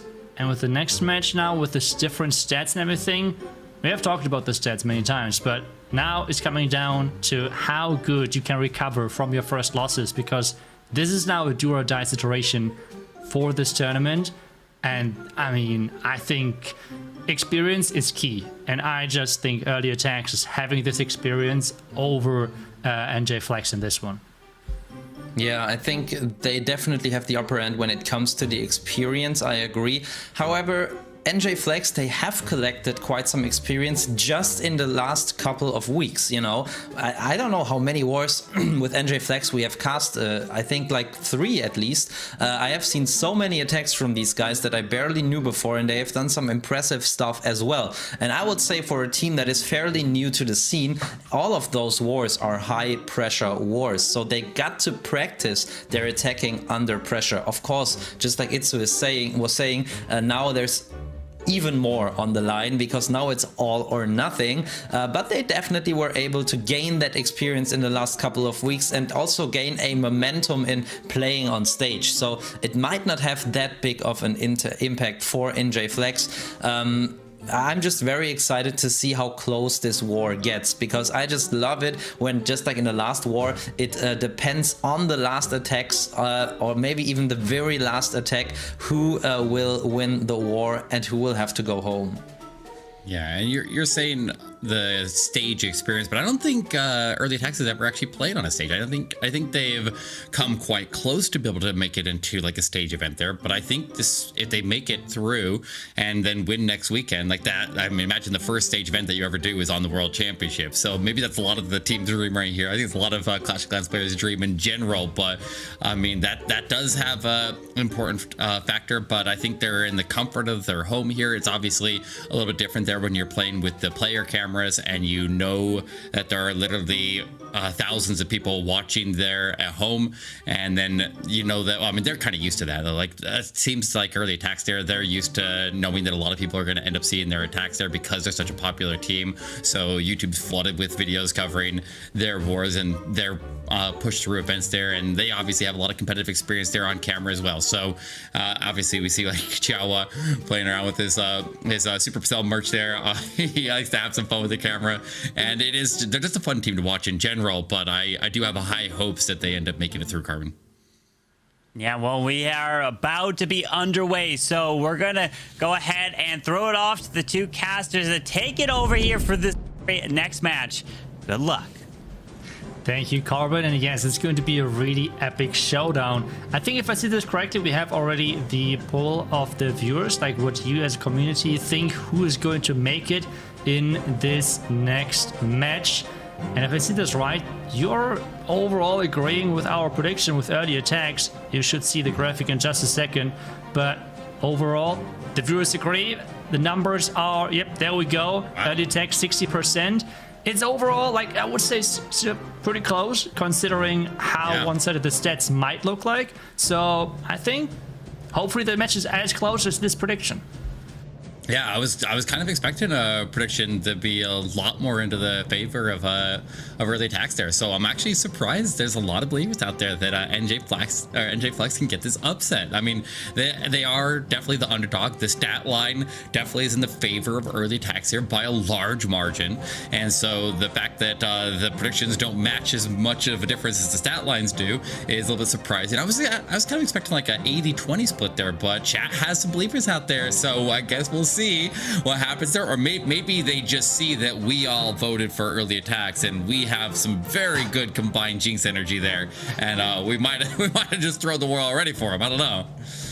I mean, let's hope that that's not the case, because I want to see an as close match as possible. That would be the dream coming true for the last three matches overall. Having close matches, as Maxi said, having the matches coming down to the last couple of attacks, because as exciting, I mean, as nerve-wracking as possible for the players, but like as exciting for us as viewers. And well, let's see what the bases as well look like, because I was kind of expecting more ring bases overall. And yesterday we have seen early attacks using a couple of those ring bases with mixed success, I would say. So I was surprised that they were not bringing them today, but maybe this is the match to do it. But either way, we have them starting things off on the attacking front, and Yada is just here to start things off. Would you expect Super Bowlers or something different from him? If Yada's going in for the first attack and he's the one on the team that has the most Legend League experience, then he might just be able to spot something that he can be very comfortable attacking with Super Bowlers. And I guess we'll see what that ends up being. But in your comment about the anti-2-star bases, I don't see a lot of Legend League pushers that are really standing out to me on the NJ Flex team. Maybe a couple of them do, and they slide under my radar there. But I think that on the anti-2-star side of dealing with bases like that, I think early attacks would have an advantage with that. I don't know that they would attempt to do that, but I could see early attacks throwing anti-2 stars at them. But guys, it is time to dive in. We have these two teams facing elimination or qualification into the top 8 into the world. This match alone is worth $7,500. But not only that, if they survive here, they continue on and continue to push for a world championship appearance and go play for the lion's share of that $1 million prize pool. Yada coming in for the open attack, and he's breaking out the Super Dragons. He's got Queen Charge and he has Recall Itzu. That's right. Another question is, where does he recall his queen to? To the left side or to the right side, depending on where he would like to enter with his Super Dragons and how he sets up the funnel. So far, he has the Slammer selected. So does this mean that he wants to go directly into the tunnel? Where does he recall? Okay, it's from the far right side, and this means the Super Dragons are going to be played directly into the tunnel. Really early deployment, as he does not want to run out of time in this one. Just gonna get into the base at the town hall because he comes in behind the sweepers there. But if he wants to go all the way to the core of the base and take out the clan castle, I'm watching what comes out of there. I see archers first. I see more archers. I'm looking for any heavy troops that come out of there. I only see archers so far. He gets his way to the town hall here. Queen staying safe on the outside, but only putting air troops in that area. There are more archers coming out now, and a couple of headhunters, and then it stops. That means there's heavy troops inside of that clan castle that have not deployed and will only deploy if ground troops go inside of the range of the building. And so he needs to get it down here with the Super Dragons. They're starting to die out there. They engage them all. Slammer's still working good on the left side. The Queen breaking all the way through, and the King helping her deal with the defensive road champion. But look at that, Itzu. The defensive road champion is behind the walls, and so the King can't reach her. Yes, and the Super Dragons died out in that core, which means the clan castle, the troops you talked about, are still in there. They can still be lured and they can still mess up that Queen. He has the poison in his army, but there is no rages left. He invested every single rage he had to somehow get that clan castle out, which in the end did not work out. The Hound is on that Queen, should be taken care of really quickly with that poison if it's long enough. Or it's staying long enough, but that Royal Chamber is getting placed to somehow protect that Queen, save the Queen ability, but the Rage Tower is reloaded and it's triggered and there's a lot of damage. There goes the Queen ability. The Royal Champion immediately under a ton of damage there. She's going to be forced to ability very rapidly. The Wall Breaker ends up dying early. There was a bit too much damage from the Multi-Inferno under rage there, and it just smoked that Wall Breaker. Queen goes down. Royal Champion goes down. King is down, and the favorite in this match, early attacks off to a bit of a rough start here, and this is pretty low percentage. This is only going to ride up to about 80 here. So that's a big problem when you have so much on the line and you are the favorite in the match, which is wild.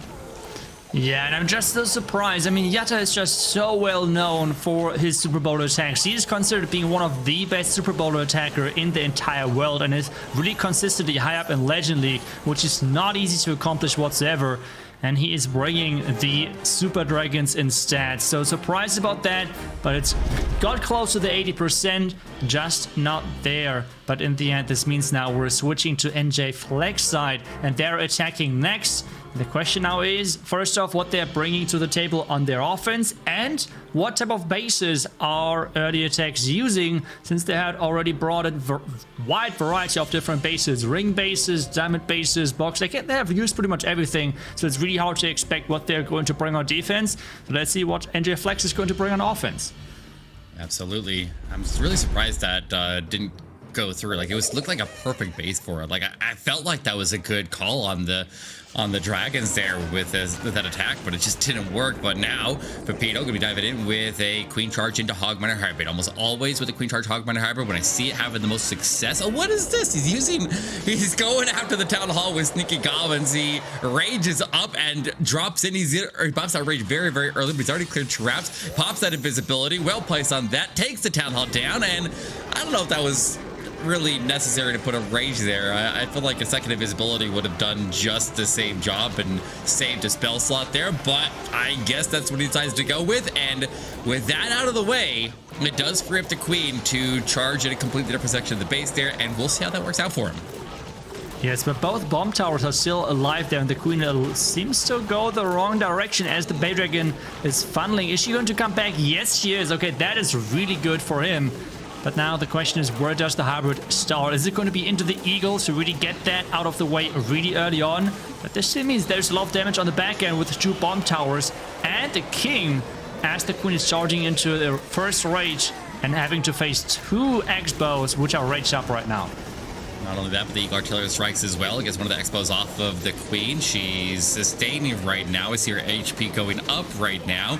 And you know what? I always warn against charging a hybrid through 2 rage towers, but if the Queen is able to deal with one of them because of the way that he dealt with the Town Hall, then there is some potential here, but he needs to keep the Queen alive. She's got Headhunters coming her way right now. He's got the poison down. He pops her ability early, and the Headhunters redirect down south, and there's one still alive, but it looks like he quickly gets it dealt with the Poison Lizard and gets right back into action here. Oh, Queen's down. Yeah. That's bad. Queen is going down, but that's sometimes, like with hybrid, it's not the worst thing happening to you, because except if you're healing only one minor, then there's not that optimal. But a lot of times, having the healers switch to the hybrid is a really good thing. But right now, the healers are sticking to this 1 minor. Can they do something useful in the end? That's the question, as the hybrid is pushing through and getting closer to the bomb towers and the defending King. He already lost the World Champion ability though, so he's very vulnerable with her. She's taking damage right now. She's taking hits. She's going down, and there's nothing he can really do to stop it. The healer's tried to pick up and save her, but now it's down to just the minus. The Warden's still supported, but the Warden has lost so many minus there. He starts to follow the Wizards over the left side, and he takes the Diggy with him, and he's not going to have enough here to get past the King by the looks of it. If at best this is a time fail, but he does get the percentage higher than Yada's attack was, and so even though it is a miss, it's still going to be a lead, and that's a good sign here for early attacks here after their blunder on the first one. So it looks like it will climb up to stuck in a King there. It's not going to do anything else. It is going to be an 85%. Yes. Oh, wait. Okay, the Warden switched the target, but still it's going to stay at that percentage for sure. So yes, they had an incredible defense, but they were not able to like transfer that into a 3-star on their own. This means their percentage is the only lead which they have so far, which is early into the match not worth as much. Anything can still happen. Both teams are really close to each other, and Chihuahua is going to be the next attacker for early attacks. Let's see if he can get another 3-star in, as he did the last couple of matches with his pets around him, with the Dragon and Minion. Gotta flex that merch when you got it, right? I understand that. I understand that. All right, but here we go. Chihuahua puts on his Nita hat. He's geared for battle and ready to go. It's gonna be a Queen charge into Twin Hog, and looks like he's got a battle blimp. So I'd expect a Yeti blimp here to set up, and it looks like that Queen is charging directly in for the bottom. So maybe not a battle drill to set up here. Maybe maybe not a battle blimp to set up here if he's gonna charge it at this angle. But then again, maybe he's just expecting the Queen to walk down the line, and then he could. I have no idea here. Itzu. I usually see these Queen charges when they use the blimp starting in from the side compartments and not charge the town hall directly like this. Yeah, it really depends on where the Queen goes. I guess maybe he's just hoping for his Queen to walk around this compartment, then blimp the town hall as it's out of range or something, and maybe even gets an expo on top of that. Or if the Queen is going inside, then he just accepts that. Double Black Mine triggered, which is really nice for him as the Queen is moving forward. But there's a lot of storages around this side as well, which is going to make this really time costly. So you have to always keep that in mind as the Queen is moving forward. The blimp angle is interesting because this... I'm not sure how the Yeti Mites will go, but this might not take down both Expos as the Queen is really close to losing her ability. Yeah, she was. But he does get the Town Hall secured here. Yeti ends up stepping forward there. Yeti Mites are thrown to the right Expo. The left one stays standing. The right one stays standing. Neither Expo goes down, but he got the full CC pull there, and that is important here.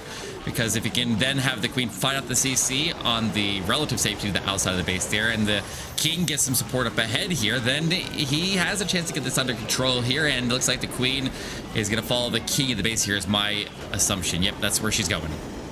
And he's now trying to push that Queen into that Rage Tower compartment, because from that he can reach the second Expo, he can reach that multi-inferno tower, but the Queen is having different plans as the Hogs are coming in from the top side. He has to time that Warden ability perfectly with encountering those two bomb towers, but then there's still this raged up section on the back, and I mean, this is going to be quite heavy.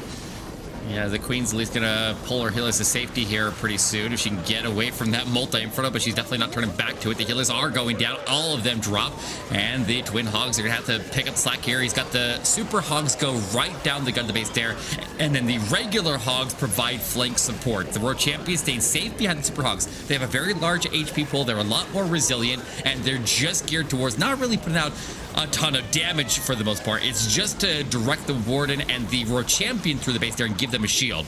And the Hogs on the side of the base there trying to do some good work. To the Queen's looping all the way around, but no healing support out there. She's got a lot of base here. There's still two Expos that stay standing for the start here. Itzu, this is not going to go through. Even if he can get the force to take out the rest of the defenses, he doesn't have the time to make it happen. So it is going to be another miss, but this one is a bit higher percentage. So if they can get the defense, and remember, they went into this attack 6 buildings behind because they picked up the big defense there, and with the 94% here, that sets the bar for NJ Flex at an 88%. Oh, So this is looking like a rough start for early attacks, but it's always then the question, can the other team transfer those defenses into a lead with attacking better? So far they've gotten a percentage lead. Depending on their next attack, they might be able to get a 3-star lead. If I remember correctly, Paul, I think, is their highest hit rate attacker. So let's see if he can really pull this off and give them their lead, because this would be massive, as it's going to be a Skelly Donut. That's what it looks like. Yeah, it looks like that to me as well. It looks like he's going to go after the 2 Multi-Infernos and the Eagle Artillery. You can't use bat spells. Like, I think a lot of people would look at that and be like, well, if we're not going after the Clan Castle, we'd use bat spells. But look where the sweepers are pointed. The sweepers would knock the bats out of the invisibility if there were any strays there. So he uses all skeleton spells, he takes all targets, and it looks like he picked up an extra bonus target down by the monolith there. Maybe it was just a non-defensive structure, but either way, he does have the blimp sailing in. He'll use the balloons with the ward ability, make sure they can go and take the multi-inferno. The Yetis go in and take the town hall, and this is a very popular setup here. This used with either the Skelly Donut or the lightning is 2 very strong ways to set this attack up here, but I think he got a partial CC pull there. I see super minions, I see headhunters, I see some archers. There might be a rocket balloon or 2 still hiding in there, but that's not too big of a problem here because he's got the electrotide. He can burn right through it. Yeah, and I'm not sure if the rage on the offensive side was really worth it, because I felt like there was not too much value around the town hall, and he did not get the warden behind it. So I'm not sure how much value that was really overall, but his titans, his king, his queen are all pushing around. The queen is staying behind a little bit, but that monolith now on the bottom side has to go down quick as the king is getting targeted, but the royal champ is coming in as well, trying to help, but it's getting targeted as well, and there is the invisibility spell to save her for now. All right, well, that's a bit of damage there. A lot of lost value at the king and the royal champion. That monolith hits hard and it hits fast. You gotta stop that damage. You gotta keep it distracted. You cannot let it lock onto anything heavy there. And so we'll see if that mistake ends up costing him here, as he was not a... I mean, his skeleton spell right there would have been very, very valuable, but he's very limited on what spells he has left. He's got 1 freeze here. A lot of heavy defenses into the back end, but he does get the headhunters into the defensive queen. He got the super barbs there, just distracting for the headhunters, and then he freezes the biggest backside defense. He's got a queen ability. He's very, very close there. He's got tons of time to work with Itzu. Yeah, but he did not freeze that defending rage tower, and that might be our problem, as the X-bow might lock onto that queen. The queen is stuck on the wall for now. She can reach everything. Look at the wall she's going after. She can reach everything for that compartment. She can indeed, and there goes the queen ability. He really wants to make sure that he's getting the value with that ability, which he needs. The archers are tanking, but there are some small bombs. The queen is having no unicorn left. Can she make it work? She survives that, and this means with 20 seconds left and the storage already under attack, this is going to be indeed the first 3-star for NJ Flex. Paul is making this somehow happen, as the queen is doing what she can do best and is shooting that wall. She's got so much time though, and she will break through. She will claim that last storage and claim a lead for the underdog team, and NJ Flex now in a very good spot there. They're ahead on percentage, they're ahead on stars. They had, I guess they gained 6 buildings up on early attacks there on the first exchange. They're going to gain another 6 buildings with this exchange, and they got the star on top of that. So now they're starting to stage a pretty significant lead there, but it is still in a relative, I say significant, but it's still a very, very slim margin here, where a single exchange could swing the war quite easily still, and we'll see if Roya can set that up. Yeah, I think this match is far from being over, but early attacks, they need that 3-star now. They really need to have a really good attack with their next attack going in any second. And let's see if they can bring that. We have the Lalo. We have as well, looks like... Is it? No, what is the... I thought it would be just... Okay, just the funnel blimp. He has... Now the... That is an interesting order. Why didn't he start with that? Yeah, I was so because if he surprised by accidentally that. pulled the clan castle, then he would have had to deal with it. But if you're trying to use the investment to destroy the clan castle building, remember, skeletons and bat spells are not possible to trigger traps or pull clan castle troops. That'd be really broken if they could, but if you use invisibility to protect them, they can destroy the clan castle building, and if that building goes down, then the troops can no longer deploy out. So the fact that he dropped in the blimp there and teased the range of that clan castle pull and potentially would have got it out of there, then the order does make an interesting thing here. But I kind of see why he did it, though. Now that I'm seeing that the heroes are diving in right afterwards, he was just waiting for the rage tower to subside, and so the king could dive in there without the expo and the town hall being under rage effect, and that actually reduces damage to the hero. So if he is going to use that blimp early, he did it in the perfect way here, and it does pay off for him. Yes, but the queen is going to the wrong direction, which causes this scatter shot to stay alive and stay completely out of range of that queen. Queen ability is getting used. She can take that defending rotation and maybe even take down one of the sweepers, which might be important then with the scatter shot staying alive. But the Lado is going in with the double raged up multi-frontiers on the back end, though. This is still going to be a tricky follow-up for him. And let's see how good this back end Lado is going to be with still like 12, 15 balloons, something like that, left to deploy. See, we had very good management with the freezes to preserve his world champion, but to get past the scatter shot and that defensive queen down south. Now saves the ward ability as he goes into the heaviest part of the base there around the rage tower. He's quickly moving through that. As soon as he comes out of the ward ability, he's got the freezes in place, locking out that other multi-inferno while the rage tower is still active. He's not out of danger, but he's looking pretty good here. World champion still alive. She's on the verge of going to her ability, but he keeps on freezing that Grand Expo along with the multi, and he's able to push her all the way to the back end here and still keep moving. An Ice Hound still attacked. The Warden is attacked. He's actually looking very good here. And as somewhere he got the defensive road champion. I guess it was the Queen. Yeah, the Queen taking out their road champion in the very early parts of the attack here is going to carry this one through as long as he's got the time. Yeah, 30 seconds. He's saving one loon to speed things up. He has the Valkyrie working. I don't see this going to be a time fail. And this means Hiroya has done it. He has gotten his team back into this match depending on what the next attack of NJ Flex is looking like. But this is exactly the response we needed from early attacks. And they are making this look easy. So many loons staying alive, considering that this plan did not work out exactly as intended with the queen going the wrong direction. Great attack, great 3-star, and this means early attacks is back in this match, and NJ Flex, they're up next, and they have to put up the pressure again and work on that to really make sure early attacks is maybe showing again some problems within their own attacks. It's nice to see Hiroya be able to pull that off there because he missed last one. So that feels like a redemption moment right there for him to be able to pull that through. And so now the pressure's on here. We got 88% 2-star would be the tie. So an 89% is going to sustain their lead, and it will be Trucinance. Is that his name? I'm not 100% sure there, but it looks like he's going to be going in with a Queen Charge, Recall, and Super Dragon attack here. And we saw this attack at the very start of the war there. Yada tried to use this and it ended up missing. So it's a different style base completely, but it looks like he's just going to charge the queen directly in to go after the town hall.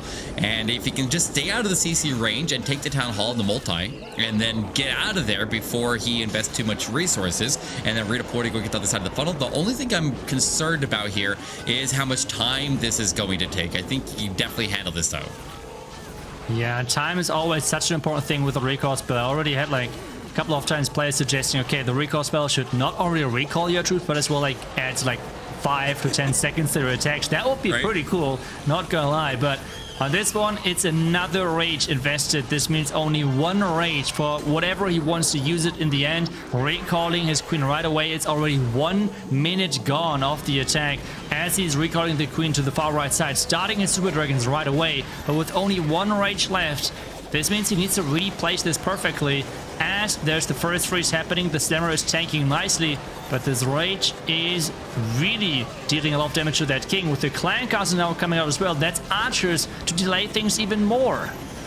Yeah, and it's kind of interesting he decided to come in from the right side. I feel like with the buildings that he cleared with the Queen, he would have been better off with the left side entry here, but it's a symmetrical base, so it's not going to make a big difference there, but it did cause a couple of the Super Dragons to delay as they go to the core, and they will get that clan castle down and anything else that's still in there, but it was most of it already came out there, so it doesn't really have a big impact there, but he freezes up as he goes into the backside multi-inferno, but the trap stop up the troops that went there, so that freeze ended up getting wasted, but the Queen's still alive down south. The Royal Champion moving through. There's one Super Dragon up top there still working with the Warden, and the Warden will have the Phoenix, so he's gonna claim another target, but very importantly here, he got that Rage Tower to pre-trigger, and that'll definitely assist him in the back end. Yeah, he might be even able to take that Rage Tower out depending on... Nope, that defending Queen is having his back, and Queen, there is an opening at the bottom wall. You can just walk around. Use your brain, please. This means it's again time ticking down, and the Royal Champ is losing a lot of hit points as the healers has transferred over, and this is turned into a Royal Champion charge.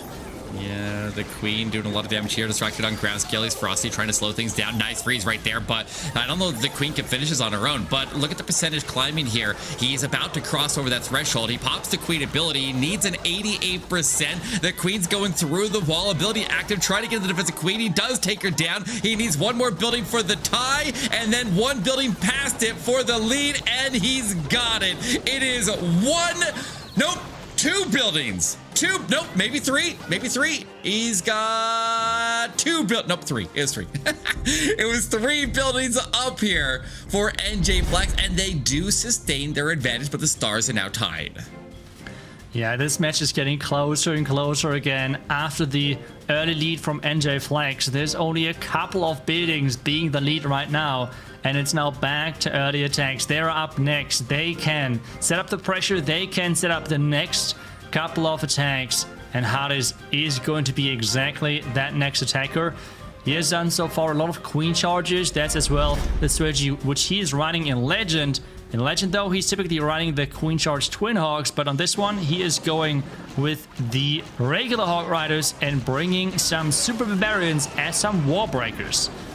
And you only have 2 super troops active at a time, so if he needs more utility out of the super barbs to get funnels formed and maybe just trim out a couple of the specific buildings that he needs to set the pathing and also trigger traps here for this flames that you're pushing in, then you do sacrifice the ability to bring the super hog riders. And so you got to be careful here when you bring in all hogs, because if you just toss them all into a stack, then you end up having them too clumped up there, and you obviously want some protection for your road champion, and that's what they're going to provide. But if you just throw them all down, then they're going to go down to splash damage defenses way quicker. So one of the things that we're going to be looking out for here is that he splits the stack there. He wants like half of the stack to go in front of the road champion, and he'll want the rest of it to provide flank support coming in from the sides. And if you run the twin hogs and you run super hogs, you can just deploy the whole stack of super hogs to go in front of the road champion, and then you can have a separate stack of the regular hogs to go in on this side for flank support. So the deployment here is significantly more difficult, especially when you're in the chaos of the attack and so much is on the line. But Hades has proven time again that he can handle this pressure, Itzu. And especially he can handle the wall breaks. We have seen this base already earlier today, getting attacked from Exo Danny, one of the highest hit rate players from VN Esporting. And he has tried exactly this charge, but the wall breaks did not go in his favor whatsoever, and the Queen charge messed up completely. On this one though, perfect control when it comes to the wall break. We all know wall breaks can be sometimes a bit tricky, but he has controlled them perfectly, and the hogs are going through this like it's nothing. The bomb tower though will be a lot of damage to those hogs, but the Royal Champion is going strong. He has a couple of spells left, and Eric, this is looking crushed. This might be the biggest overkill we had so far in this match. Yeah, and interesting, he actually was using the rest of his super barbarians for flank support, and he did just release all the hogs in the middle. He was using the flank support, but providing it in a different way, and I actually kind of like that a lot. And it is a triple, but they're still playing from behind. So NJ Flex still controls this war as we pass that midpoint, but a triple on the board here is looking very good. I'd rather have a triple already scored and be playing from behind than have the pressure, and then I don't know, this is a weird situation here, but NJ Flex has an enormous amount of an uphill battle here, because I mean early attacks came to play today and they're racking in some triples, but that percentage is the only thing holding NJ Flex in the lead right now. Yeah, and they're now forced to 3-star to keep that lead, which is not the nicest position to be in, considering how much is on the line. You have said it earlier. $7,500. This is how much money this match is worth yet alone. And in addition to that, you have the chance of getting even more money on top of that. So this match is worth quite a bit of money and the chance of making even more, as we have the next attack starting with the Blizzard going at this base. And we see this type of attack coming back with the Super Wizards getting the value, landing next to the bomb tower. And take a look at that value. Oh wow. My lord, that is a lot of buildings going down. Man, you would expect a drop right there. Like, you got the bomb towers on either side of the town hall at the best angles of approach there, but he just moved on to the right there. Remember, if you land on top of a bomb tower and the Super Wizards destroy the bomb tower, then it blows them up, and you can't have that happen. But those Super Wizards go all the way past the town hall, and they got a little bit further. They cleared the entire compartment, and the funnel is set by that as well. So they're setting up the Super Dragons quite strong here, and the heroes just form the other side of the funnel. This is a very, very popular approach that used to be all over the meta, but we don't see it very often anymore. Most people, if they try to use this, are using super minions to do the same thing, and I think the Super Wizards just do it better, but they are more vulnerable because they can be taken out by traps so easily. Yeah, but those Super Dragons just took so much damage. This air defense was skipped for so long. It was raged up. It dealt so much damage. And because of that, you can see there's only 2 of the Super Dragons left alive. Both of them are dropping right now. And this means it's all about his heroes. The Queen about to lose her ability. The Royal Champ closing in. And there's only a couple of freezes left to save this attack for him. Royal Champ ability has been used. The Queen is going to be, yet again, big surprise, stuck in that compartment, as the Royal Champ has to somehow get those last couple of buildings. Yeah, he wall broke into that compartment, but he didn't have a way, he didn't have an exit plan for her. And if you want to wall break out of it, then you gotta have the wall break before the buildings are destroyed so the wall breakers can target something. So he didn't really have an exit plan there, and so the Queen gets stuck there. But I think even if she ended up keeping up with the King there, I don't think he would have had a chance to make it through. There just wasn't enough. That backside compartment was a little bit too heavy. There's a lot of threats right there. He took a lot of damage to Super Dragons early, but like, I would have looked at that and I would have said that the Super Dragons got sufficient value. I think the biggest problem there was he just wasn't able to keep the King and the Queen protected long enough there. And if they don't survive and make it to the back end there, like, they are usually what has to clear out that last compartment when we see this style of base attack. But with that 83%, we see early attacks pull into the lead. And now this final exchange will decide who is eliminated and who moves on to the top 8 and continues to play for one of those 4 golden tickets to the Clash of Clans World Championship. But this has definitely put NJ Flex at a disadvantage. Kuma will now have the opportunity to send his team through. And what a crazy comeback this would be. After the first attack, they were behind in percentage. After the second attack, they were behind on percentage and on stars. And since then, they have somehow turned this around. As we have the next attack, is it going to be a Sketty Donut? At least that's what it looks like, with some bats and a skeleton. But he's not going for the Clan Castle, as he's running the poison in his army as well. Yeah, interesting always to see a mix of skeletons and bats when we are not doing a Clan Castle pull there. Like, you usually go with all one or all the other, but I'm looking for where the sweepers would be to potentially mess it up there. And I don't know, that's kind of weird. I guess there's a sweeper down by where the scatter shot was, and I guess it worked. I guess it worked. It was kind of weird, but I mean, he got the defenses he's looking for down. He's now set up here. He will have to fight the CC, and it's not really a very solid funnel just set yet, but the King does dive in. He could look at where the defensive row champ is at right now. So notice how her pad is 1 away from the wall on the angle that the King is approaching from. And so when the King goes in that compartment, the defensive row champion will jump with a 1-tile gap, where the Queen needs to be touching the wall. And that's a good spot right there, because now the King doesn't have to circle around the top compartment. He takes her out, and then he continues on to the core of the base there, and he finishes breaking the ring of defenses, so that the hole that was created by the Skelly Donut is connected all the way to the outside of the base there, and that'll make the lava pathing much more consistent. But it's not 100% right now. The Queen will take the Town Hall, and the pathing could be a little bit weird here. but I feel like he has to charge the defensive queen on the left side of the base.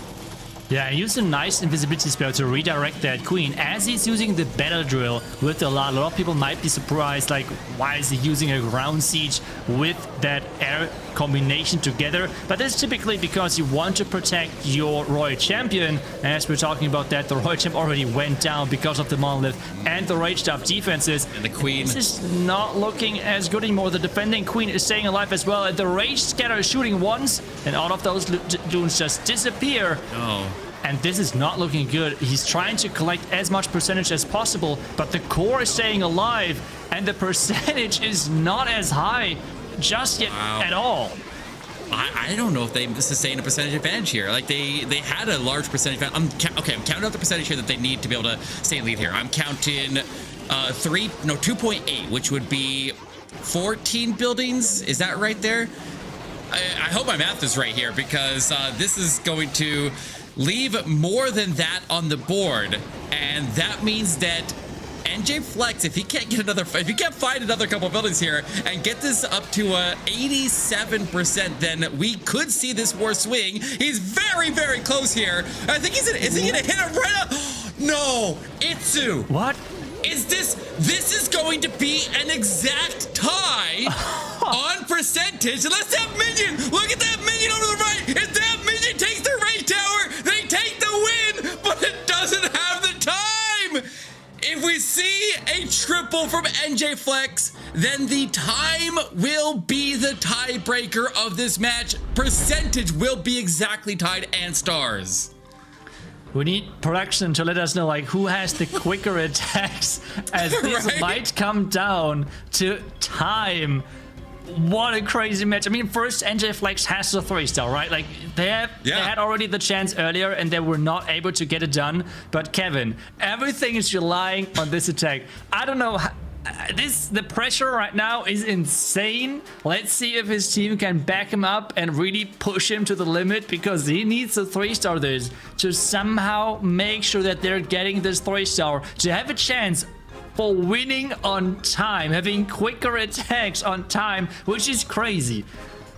Okay, well, CarbonFin is checking the time in the background here, so we'll let him reveal it if we see a triple here, and we will have let's have CarbonFin reveal the winner at the end of this when he comes back on camera.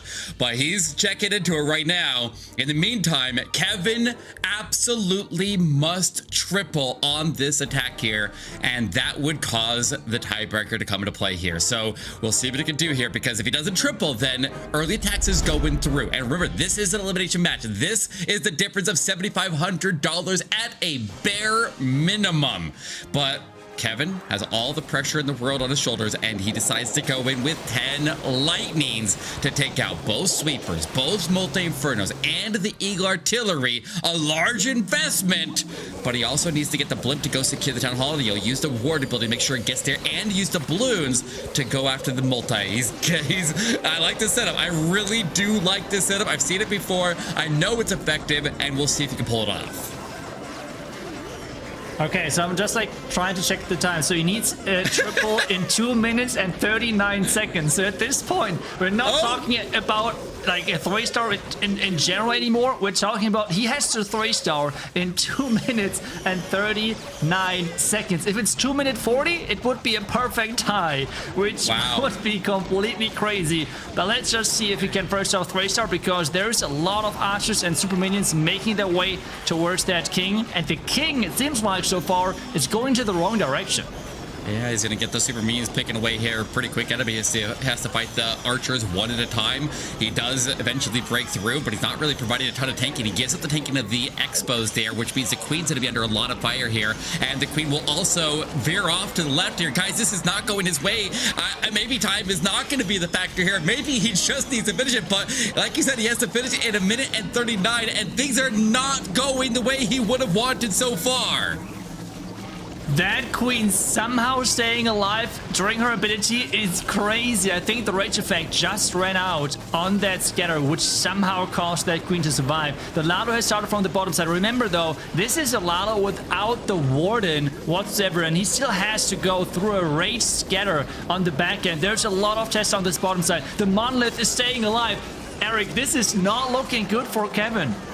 No, he's buckling under the pressure. The pressure's too much, and it does look like this is getting shut down. So early attacks started off this war trailing all the way to the midpoint, and they almost throw it to end there, but they hold it together. Still rack in 12 stars, and they will advance into the top 8 of the qualifier here, one step closer. Now, if they can get 2 more wins when they get to the next phase of the tournament, when they get to the double elimination, 2 wins away now to the World Championship to go on to play for that lion's share of a $1 million prize pool. This is absolutely insane that they pick up the defense, because that was looking very good to start off.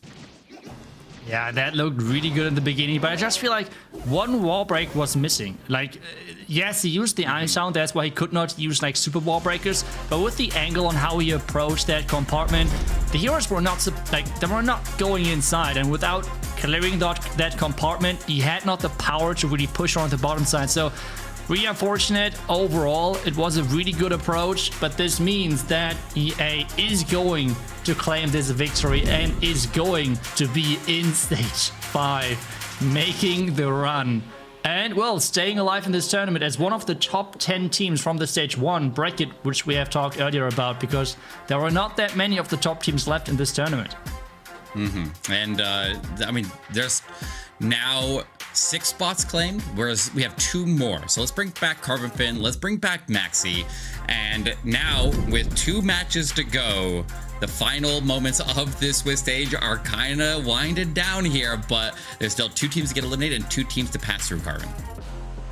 Crazy ending there. To think that not only do you have to get a 3-star, but you have to do it quick, right? You have to be able to have the average destruction time advantage there. And if you don't know what we're talking about, it's because if it's tied on stars, tied on percentage, there has to be another tiebreaker, right? It's whoever is average faster in terms of total time. Whoever gets the 3 stars quicker or your attacks done quicker, that is how it works at the end of the day. But yeah, so early attacks actually was number 13 overall in the stage 1 ladder. So they are able to make it in, but what a performance there, and definitely a war that did not disappoint. Maxi, what was your thoughts? Yeah, well, I really hope for that last attack to become a 3-star, because I keep on saying that in the wars that I cast, that the timing can be relevant. It is very rare, but just for the theoretical chance for it to happen, you should make your attack as quickly as possible towards the end. Like, you know, if you have the chance to like send a troop in to do something quicker, or to maybe just send a troop so it will be killed by a defense, but so your attack finishes early, this can really change an attack. And also the timing when you start your Lalo, when you start your Hog Riders, and so on. That's why we keep on highlighting those fast tripling attacks as well. But unfortunately, it didn't go NJ Flex's way in their last attack, and it didn't come down to time, but it got very close. So you can see actually that sometimes the timing matters. And I talked about it before. I love that in this current stage, we almost always come down to the very last attacks to decide a war. In this case, the very last attack, that is exactly what we're looking for. That is the type of entertainment that we're seeking in Clash Esports, and that these teams are delivering. Yeah, definitely. But let's keep in mind here that NJ Flex is not walking away empty-handed. They're still going to be claiming a $12,500 prize here to split up between their team there. So very strong prize pool right there to be able to claim that. And I mean, to go that far in the tournament there as an underdog, like, they played well. You definitely got to hand it to them, but one step off of that money ramping up to the extreme there, as now every match after this, every match that they play in the next stage and on is worth a minimum of $10,000. So like, it starts to go crazy as they continue to get more and more wins here. But yeah, actually it was a relatively low score there for early attacks there, but NJ Flex also underperformed their average a little bit there, but both teams did, and it just ended up being that early attacks got the wars that swung the war. They got the attacks that were able to get them to lead there, and they rallied the team when they were down, and that kind of heart of team is what we like to see. Yeah, you love to see that heart. These teams keep pushing no matter what. And this next match that we are going to have is between two teams that are trying their absolute best to get that second to last spot in stage number 5. And we have HS Esports taking on Dark Phoenix, and the overall rankings from stage 1 during the latter phase. So HS Esports was ranked overall 46 out of 128 teams, and Dark Phoenix was ranked 23. So, you know, there's not too many teams with the top 10 that are making it, but these two are fighting here for their tournament lives. Elimination match is now, as we are having some amazing Clash Esports matches here, Itzu. Yeah, I think they are going to be really, really close. And that's what I'm hoping for, that we're going to have a really nice and close match overall. And, well, I don't know if we have a time to, like, check out the prediction quickly, because I feel like we were really one-sided again with this next match. All of us going with the Dark Phoenix team on that next match. And, well, maybe we have another upset. But so far, at least with the last match, we were kind of right. Right, Maxi? Well, it's nice. It feels nice, you know, for a change, for someone like me to have a prediction right. I should probably just always go with what you guys are picking. No, just kidding, of course. But early attacks, we picked all of us picked them the first time they were fighting today, and they lost. The second time around, though, we were right, but it came down to the wire there. In these next 2 matches that we have, I think it's going to be as interesting and probably as close.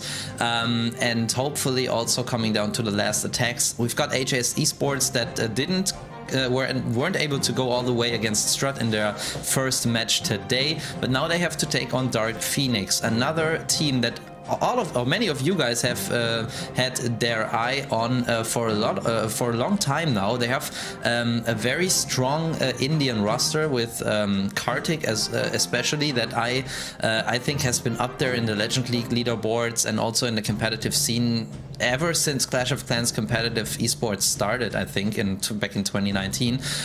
So they have been performing well. 14 stars left and right. And Eric, I think you are one of their biggest fans, aren't you?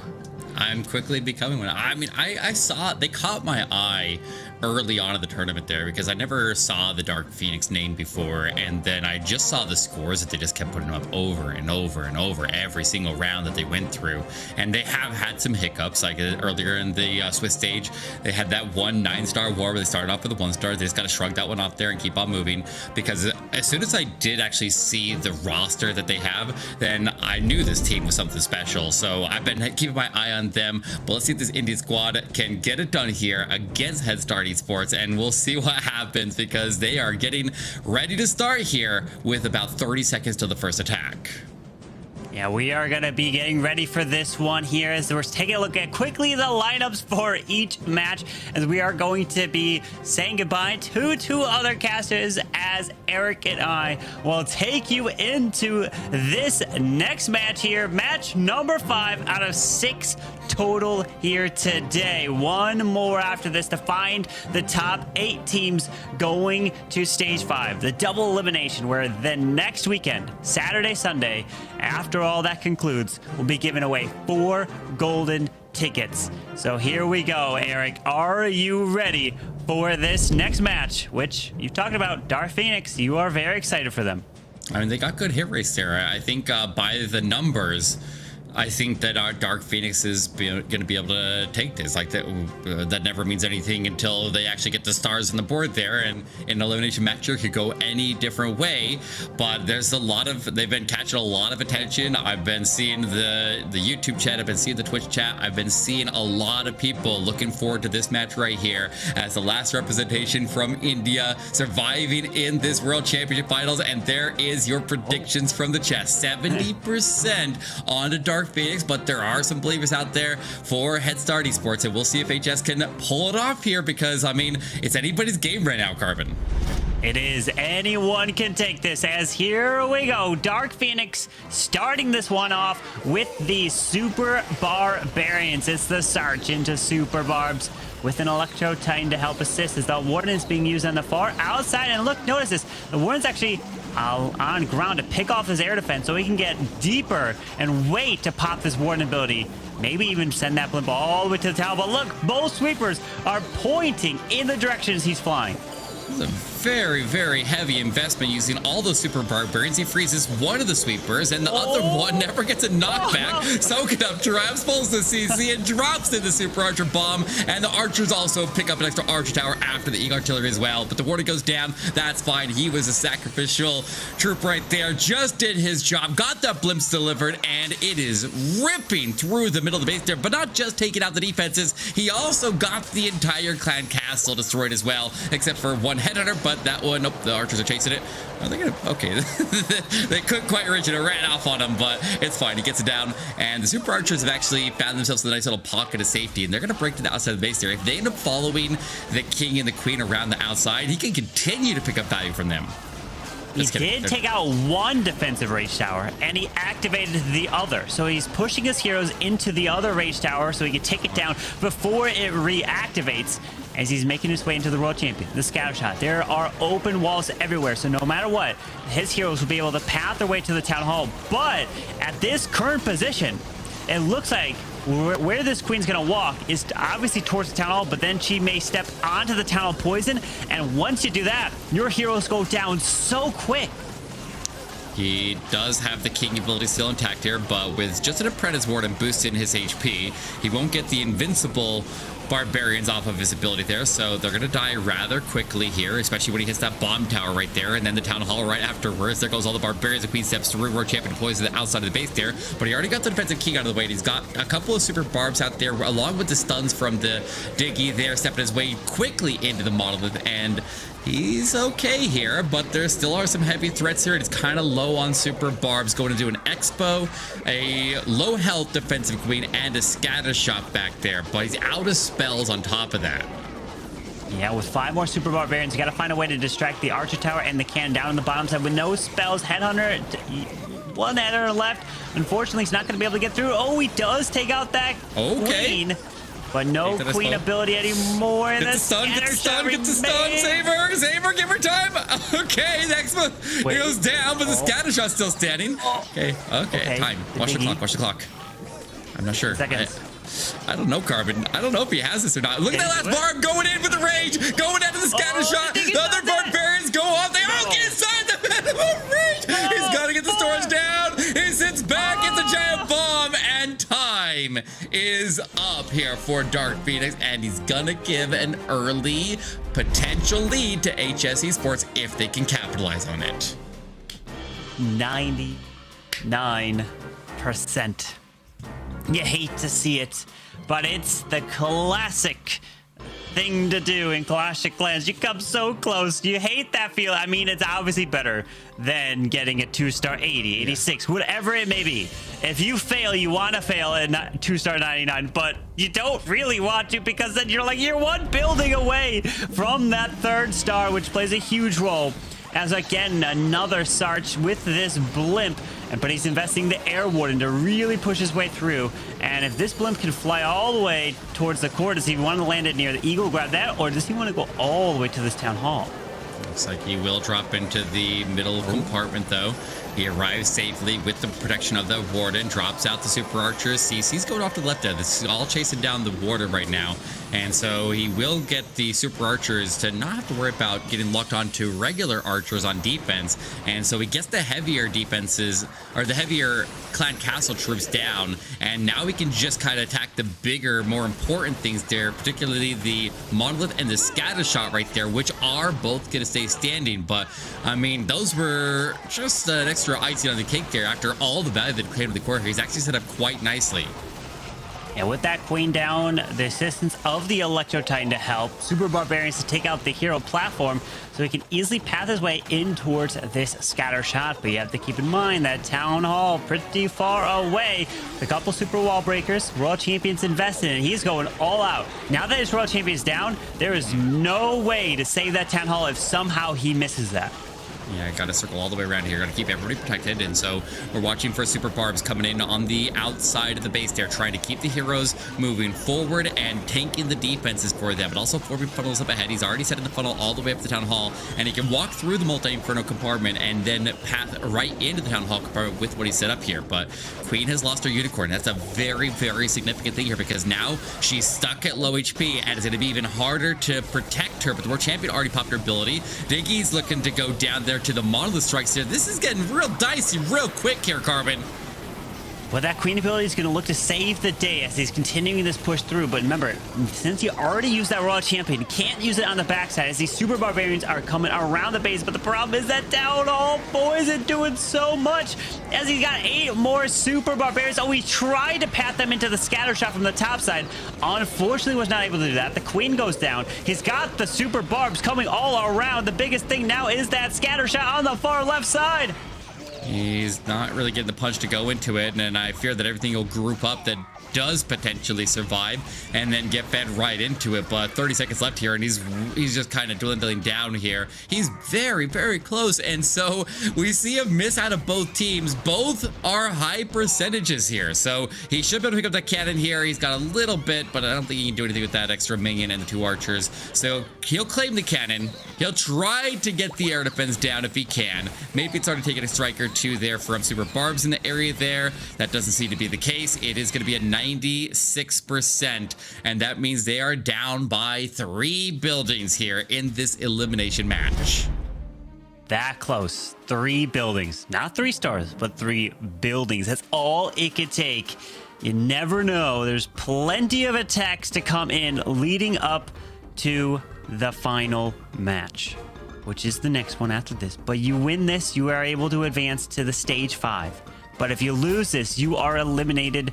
And all that work, unfortunately, it's not wasted because you are earning some money in the prize pool. But you want that golden ticket. You want to advance to be able to go to the World Championship Finals.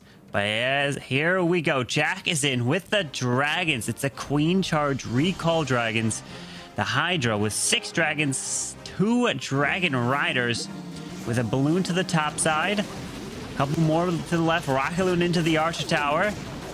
And then he can use his Queen, but we do have 2 lightning, which will be used to take out a sweeper, which means that his dragons is probably going to be coming in either left. Usually you probably want to take out that Eagle Artillery as quick as possible, as now the super minions are down to help secure that Town Hall and that multi-target Inferno. Yeah, it does make sense to attack for the left side here and go after the Eagle Artillery early. Like, if the Eagle Artillery and the Town Hall are on one side of the base there, that top left side, and that does make so that you can use the Town Hall as a funnel and get the Eagle Artillery down very, very early. He's also got, looks like, 1 healer that it can use. He'll zap out the sweeper that's going to phase his entry, and then he can use the 1 healer with the... Oh, sorry, there's more healers. I guess. Okay, I forgot that he had 5 healers there, and he just wants to save 1 on standby because he can only recall out 4 of them along with the Unicorn and the Queen. So he needs to be careful and mindful of that. But the Queen pulls the CC down south, and he'll go invisible while he fights it, and then get her out of there before she gets into danger going to the defensive king. I mean, he did use that invis. I don't know. He didn't really get much after the invis, to be honest. That's the only thing, you know? I would have thought maybe you would want to completely clear the Supermans at that point, but as the dragons are down, they're going to be moving their way through toward, early Warden ability through the Eagle Artillery shots, through the scatter here, but the defensive rage by that king is going to activate very soon, and it's going to do so much damage here. I don't know what he's doing with his Queen here. Like, she's gonna be forced into walls here by the looks of it. Like, he's just kind of put her off to the left there where she's not really providing a ton of funnel. I'm kind of confused at his entry here, but maybe he thinks his Queen will go somewhere and get some significant value there. But in the meantime, she's gonna end up attacking walls, and she's under ranged up expo fire. This is weird. I don't know if I like what he's doing with the Queen here, Carbon. Yeah, with that Queen, unfortunately, being forced into the walls because the dragons took out the bottom side. The blimp took out the top side. So the Queen was like, all right, I'm just going to continue to go straight into the middle of the base. There was nothing close enough as the King and Royal Champion come to the top into that monolith to try to make his way around. But there's no way to keep that Queen alive as that Expo is picking her health off. And there is a defensive King to the bottom side. And there's plenty left in this base. And his heroes will not be able to continue to push through. Yeah, the queen's gonna go down right here to the expo, but most likely, nope, she gets through, and that unfortunately means the healers don't transfer over to the world champion to give her support. So he's also out of time. Like, I'm kind of baffled. I don't understand what the plan was supposed to be here. Like, I can't see how that would have worked. So it is gonna be. I don't even know what to say, Carbon. I don't know. I'm trying to envision what he was trying to think here, but I just don't see it. I know what you did see. You definitely saw you want to use witches, right? That would have been I want to use witches. Yeah. True. That would have been the right call. Yeah. Of course. Always, absolutely. But very nice try there. Unfortunately, not able to take this one down. And that queen does charge her way to the left side and just gets stuck on those walls. And now, what can HS Esports able to do and answer? They're looking to get a 3-star of their own because Dark Phoenix had the 99 and then Jack just with the 77. And the previous attack from HS Esports was a 96%. So Toby is looking to deliver to get that 3-star to give him the 1-star advantage. And Super Barbarians again are on the docket with a queen charge.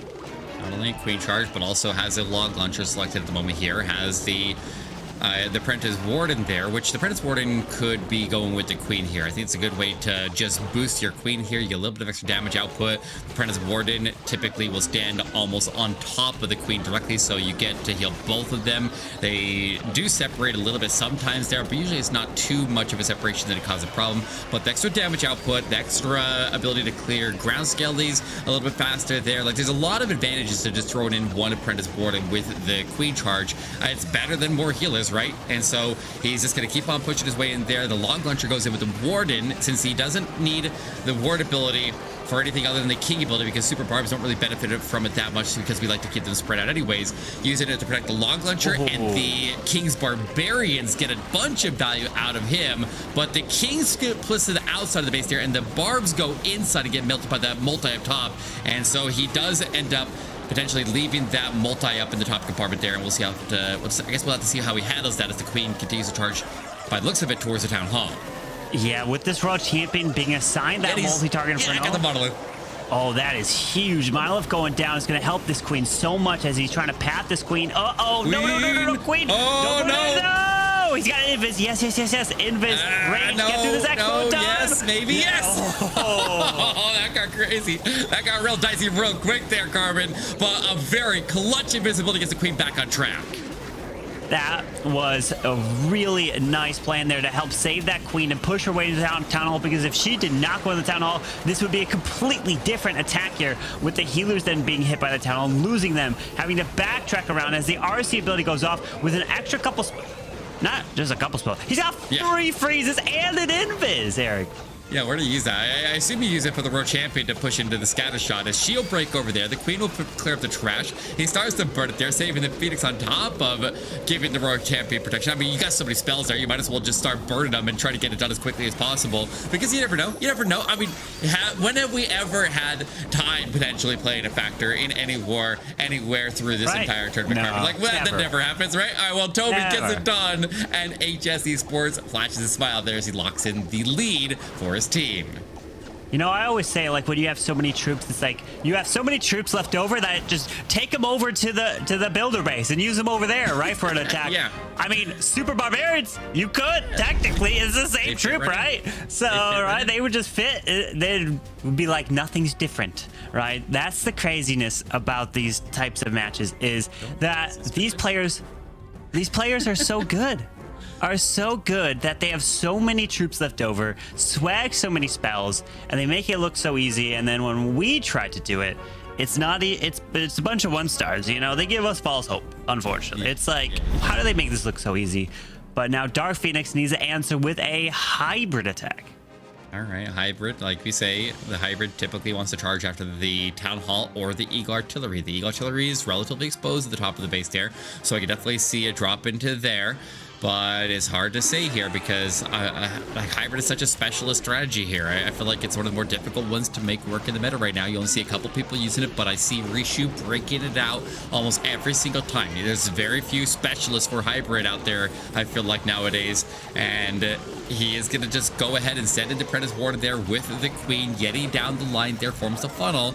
But there's an opening right there above where that Archer Tower was, so he can just walk in the open corner. There's kind of hiding right there. You got to be paying attention to that and make sure that they like to hide those openings behind buildings sometimes, and or was it a storage? Either way, he will just walk his Queen in and wall break all the way in towards the Town Hall. So going for the Town Hall approach here, and that means the hybrid is going to be charging through 2 range towers, 3 multi-infernos, and 3 defensive heroes with all the scatter shots. Like, there's an insane amount of damage for the hybrid to push through the top of the base here, and that's not going to be easy.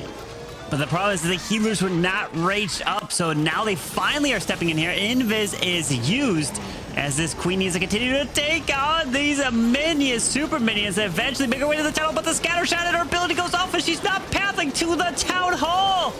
Yeah, he's forced to put the hybrid in through the Town Hall here. He would have preferred to put it in the top of the base there, but the healers are taking damage. The Queen under heavy fire already used her ability. There's nothing he can do to save her. She goes down, and Rishu is kind of making some mistakes on this one. Could not control his Queen's pathing as she veers off and causes mayhem in this attack, but the King still works on the outside of the base there. He's going to get some good percentage along that left side here. The King will pop his ability. The World Champion still working on the inside. He still has another heal spell after this, and now hogs the point of the siege barracks. But where can he find extra percentage on the base here? Because I don't know if he can triple it anymore. I think he lost too much there and needed the Queen to survive.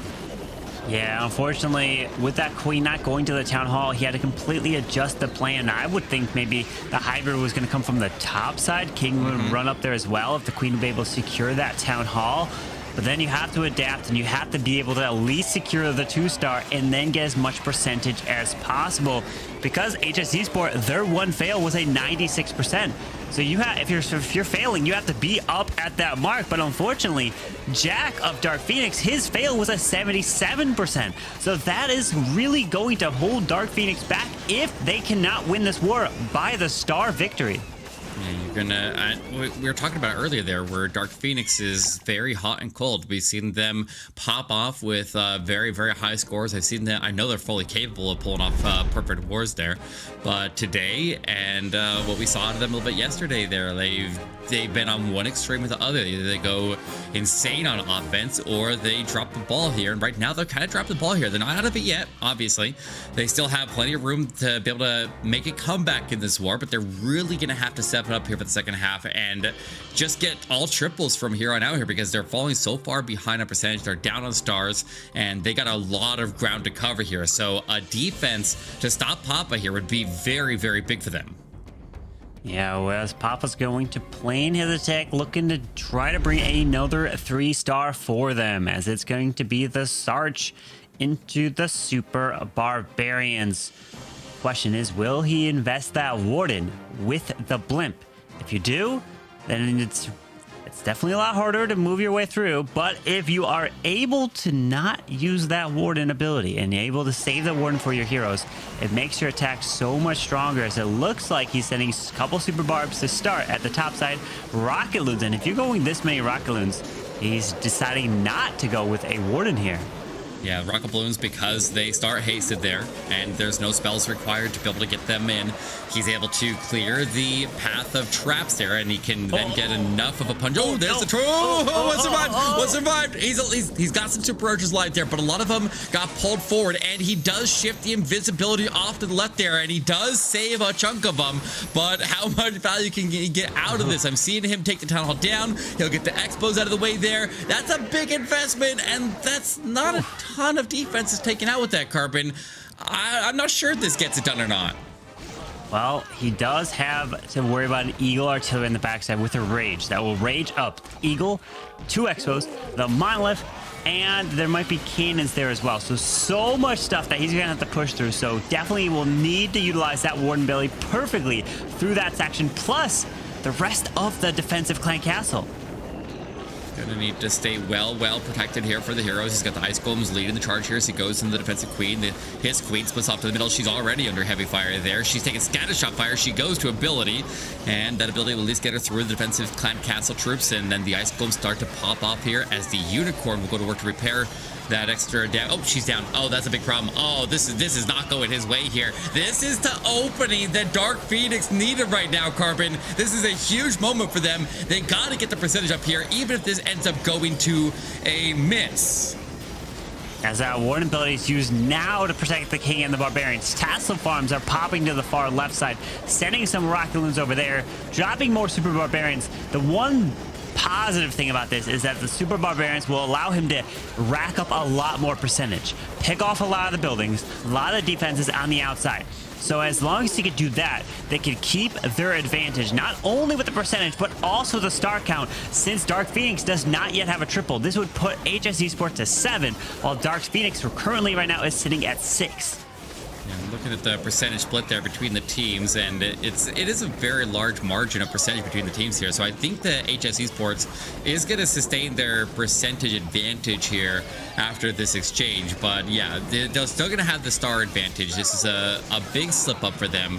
But it is the opportunity that Dark Phoenix needed to be able to level out this war a little bit. But look at this. Even on a miss, he still climbs the percentage all the way up to an 87% there.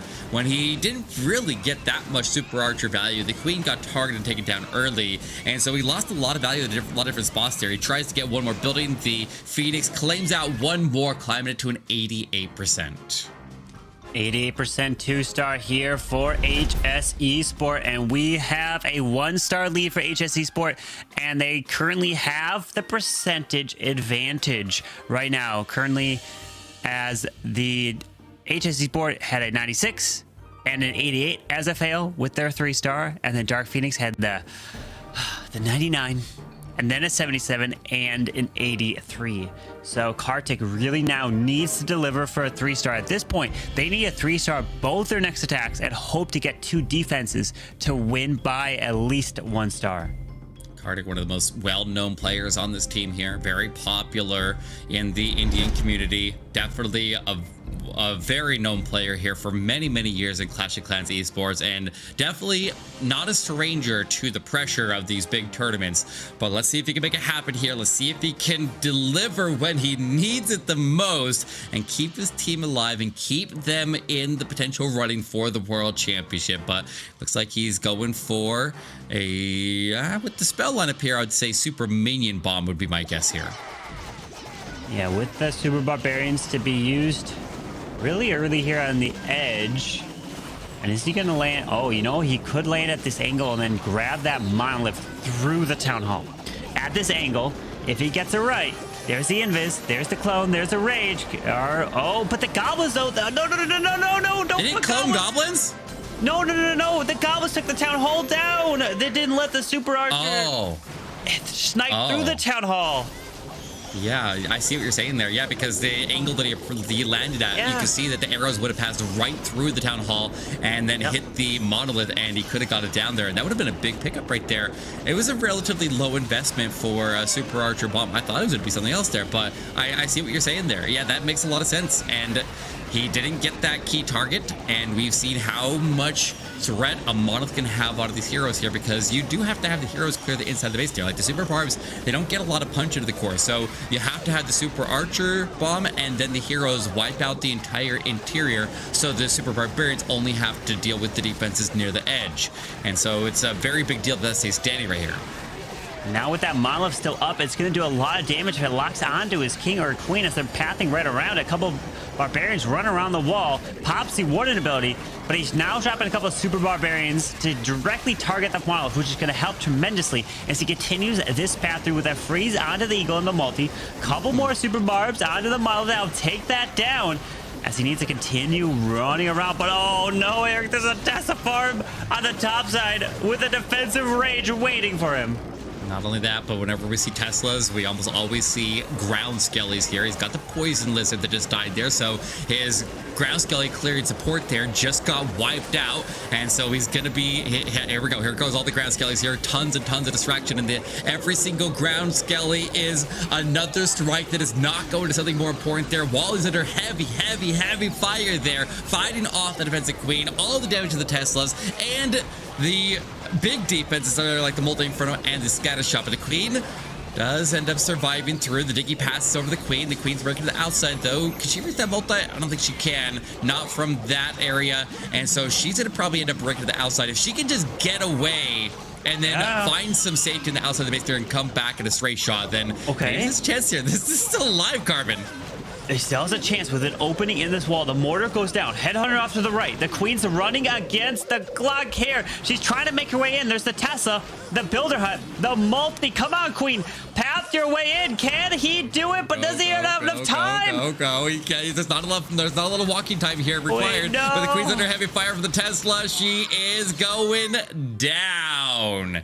And she would not have had the time to finish it even if she survived. So Kardik, 97%. He needed to get the triple there, but he does get the percentage very high. So maybe the percentage there will grant them another opportunity later on, but they're going to be banking on that because right now they're getting shut down as the defenses from HS Esports are just not letting them have anything. Yeah, right now in terms of the percentage, so HS Esport just have to get a 73% 2-star or 73% 1-star to tie it up on percentage. So anything above a 72, they will maintain their percentage lead. So that is definitely something that's very nice to have when you're moving into attacks. But not only that, they have the star lead because they do have the one and only triple in this match, as we are seeing more Super Barbarians, but not with the Super Archer Blimp, but it's going to be the Queen Charge, as we're a couple balloons in with the blimp. And the big thing is, when you send this blimp in, not only are you responsible for taking out this compartment, but you have to pull out that clan castle.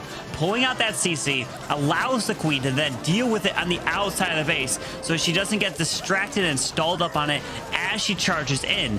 And we've seen attacks where a blimp takes out a certain value, but it doesn't pull the clan castle, and then those attacks fall short just because of the CC and what it does to that queen charge. Kind of missed his poison placement. Should have put a little bit higher there to cover the archers. It's going to slow him down significantly there. And he's already used 40 seconds on the clock. Did he just burn a freeze, or was that a defense? That was a defense freeze. Okay. That was an ice golem popping right there. But that's a slow CC to power through when you left all those archers up. And he does deploy a super barb up there and gets through a little bit faster. And now he can make his way forward. But I am a little bit concerned with that mortar up top there. If the queen ends up going over that mortar that was left behind in the Eagle artillery compartment, then that could spell trouble for him. But we'll see how this queen passes. He's trying to get her to go south into the scatter shot. As that warden with the king, Electro Titan coming to the top side. Oh no, queen, go back. Nope. She will. He's in trouble. Wait, the healer just. No, don't die your ability. Oh! No, there's a tornado trap. Oh no, queen. He's got the jump to try to bring this queen back around. This is getting really dicey real quick. The healer's getting targeted by the scatter shot now. He's in a lot of trouble here. How do you even get this back? He's got to find a way to get a 2-star here, because right now the world champions are pulling up top. The king's already been used. The ward has been used. The queen is not going to survive the monolith. The town hall stays standing. He has to power. This is a potential 1-star. Look at what's behind the town hall as well. Rage with a double expo and grand warden set right there. The queen is somehow still alive, and that might be his saving grace to pull this back. He's not giving up on the queen charge, Garvin. Wow, he made sure to keep that queen alive, and she saved the town hall, the 2-star, as he's still going. He's still continuing this push through, but the back end rage spell tower is going to do a lot of damage, as the queen was able to grab the Grand Warden altar, but we have a defensive king waiting back there with only a couple super barbs left. Raged up back spell absolutely crushing through this Royal Champion. Remember, that percentage that he needed was at least a 72, so he got above that. So no matter what, they still have a percent lead, and they have the star lead right now, 9-8, going into the last set of attacks. That got really scary there. I was really nervous that he wasn't going to get that town hall down. I mean, I don't think the world champion would have taken it if the queen didn't, because the healers somehow stayed alive there. I thought the healers were going down to the scatter shot there, but a clutch invisibility, a couple of clutch spells there, right enough to get that queen through, and she was able to reach in there and take the town hall and avoid a massive, massive disaster right there. And so now, with the percentage advantage, with the star advantage still? Yeah, they do, don't they? So yeah, they're in a very, very strong commanding position going to the final exchange. Going into this final portion here with just a little bit of a percentage lead. About 74.2 to a 71.2. So 3%. 3% is the difference right now, and a star. So Dark Phoenix needs to triple at this point. And the plan is super bowlers with 2 jump spells. The only problem is when you go with 2 jump spells, you don't have too many spells left over for your smash style of attack, especially if you decide to invest a rage with that warden walk, which typically is what players like to do. I feel like I've seen this base before. Didn't this base get used against Strut? Didn't they use the same approach? Well, with Electro Titans, I feel like they did. But he is going to be driving this warden in to go just tank the defenses there. He's got a Flamethrower on standby, lots of Teslas on the outside there, and maybe they all kind of blend together here after a while. But the Flamethrower is deployed with the warden walk. I'm not crazy, right? This was the same base, and I don't remember if it even defended or not. Yeah, it was. Yeah, it looks like the very similar base there where like the Headhunters had the healers end up following them off of the warden walk, and then he ended up pulling it back there. But he's just going to follow the same approach here. And if it is the same base, and now that I think back, I think it actually did triple. So if he just repeats it and is able to pull this off here, then that could be the difference of the war here, because I'm looking at the percentage split there, and it's only 15 buildings right now. So a triple here makes so that an 85% is the mark for HS Esports to cross. So I have high hopes for this one, Carbon. So you can't start the main attack until that ground expo near the town hall is down, because see, that flame flinger is responsible for going for the town hall. As now the super bowlers coming down, but the eel artillery did lock onto the super bowlers. Hopefully the healers do transfer off, and notice that they're taking some damage. Yes, they do just that. Good. Good. But he needs to get the rages onto the healers soon, because you're not just trying to keep the bowlers with their damage output. You got to get the protection for the bowlers here and keep them alive. So the rages, he uses that ward ability, and he does get the protection of the ward ability, and then the healers now will step into the rage hopefully soon, and then we'll boost everybody back up to full health. Looks like they're going to the Electro Titan, not to the super bowlers right now. The King staying out in front there and giving that protection. The Phoenix with the King is his trap protection for the healers as well. He's lowering out a bunch of black and red art bombs in the very core of the base there, and he's not looking too bad here, but I don't maybe he is looking bad here, because this Electro Titan has taken the healers for a ride off to the right. See, this is the one issue that I see taking 2 jumps. It's so difficult because you don't have that extra rage to push through. As if you don't keep your super bowlers or whatever the smashes alive, that second jump is worthless here. Unfortunately, he is going to get a 2-star here with that flame flinger securing the town hall, but he needed the 3-star just to put pressure onto HS Esports. And with this getting about a 66%, he'll get a little bit more after that, but this is not looking good for Dark Phoenix, as all HS Esports need to do is get a 2-star, and they will be victorious. That's pretty wild there. The last Indian team falls, and I was really hoping we could have an Indian team representing for the World Championship, but not able to pull through. And now HS Esports can walk a victory lap. They can play it as safe as they need to here, but let's also keep in mind that they probably won't have a lot of time to change their plan. So I feel like they would go with something that was relatively safe here regardless, and just make sure that they can do something that will just pretty likely pull up at a lot of percentage here. So don't take any risk on this one here. They got it in the bag. They just need to deal the finishing blow, but nothing is over till it's over. So Crusader, the war is in your hands. Just don't throw. You got this in the bag. I mean, all he technically has to do is get a 1-star 58%. You don't even have to get the town hall. So it is a repace, which means you put 1 star, but he just needs 50. He just needs 58%, Eric. That's it. 58% 1 star, and he's good. but Hogs. That's true. I feel like when Hogs fail, they fail really, really badly. But let's see what they can do here. He doesn't necessarily even need to take the Town Hall down, but he goes to a very, very early Queen ability. So he's already meeting some resistance right out of the gate here, Carbon. With this Queen now going to be able to go towards the scatter shot. Potentially step up towards the top side, so he does invest that invis to make sure the Queen goes up there at 12 to go for the multi. Continues to walk around the walls here, and then going to be able to path into the multi here at this point. Remember, just needs the 58% 1-star. That's all he's got to do, as he does lure out the clan castle now of archers and some super minis with that ice golem.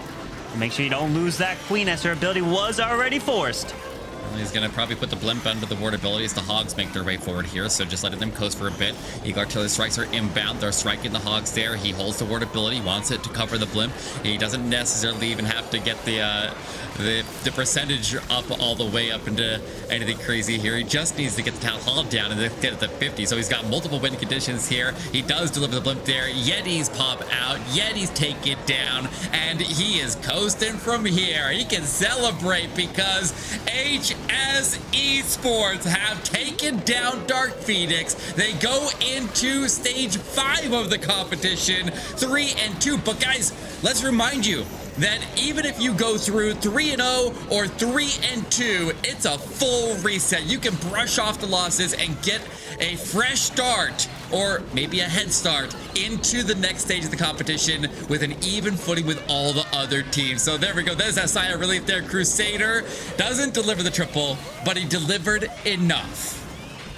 Enough indeed. Got it done for at least the victory. That's going to put them to 11. And to think that you're at this stage and you just have to just put 11 stars and you're able to advance is crazy to think about. 69% to close this match off, and they win 11-10. And to think that HS Esports actually came in as the number 46th ranked team from the ladder stage of this competition. Dark Phoenix was the 23rd ranked team in terms of pushing through. So, hey, they are now, I'm trying to think, looking at the United was lower ranked than HS Esports, and United was 52. We'll talk about those a little bit later, but let's go and welcome back the other casters here, Itzu and Maxi. What a match that we had here, and let's start off with you, Itzu.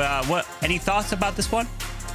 I mean, surprising low score on this one, as you would have expected, again, like as the other matches we had with like 12, 13 stars overall. But the defenses hold strong. One big surprise to me is the ring base in the end. It is like for a couple of days one of the most popular ring bases in higher legends. I think I've attacked it already like, I don't know, like 10 times at least. So surprising that someone is using that base in this tournament. I don't know why, but well, I guess it defended. Did not really get the 1-star which they needed, but overall in the end he just had to go for the 2 stars. So who knows what could have happened if he would have went for the 3-star, which might have involved a couple of more risky steps. But overall, congrats to HS Esports. They're being in the next stage, and yeah, Dark Phoenix, the last Indian team, the last hope, is out of this World Championship, Maxi.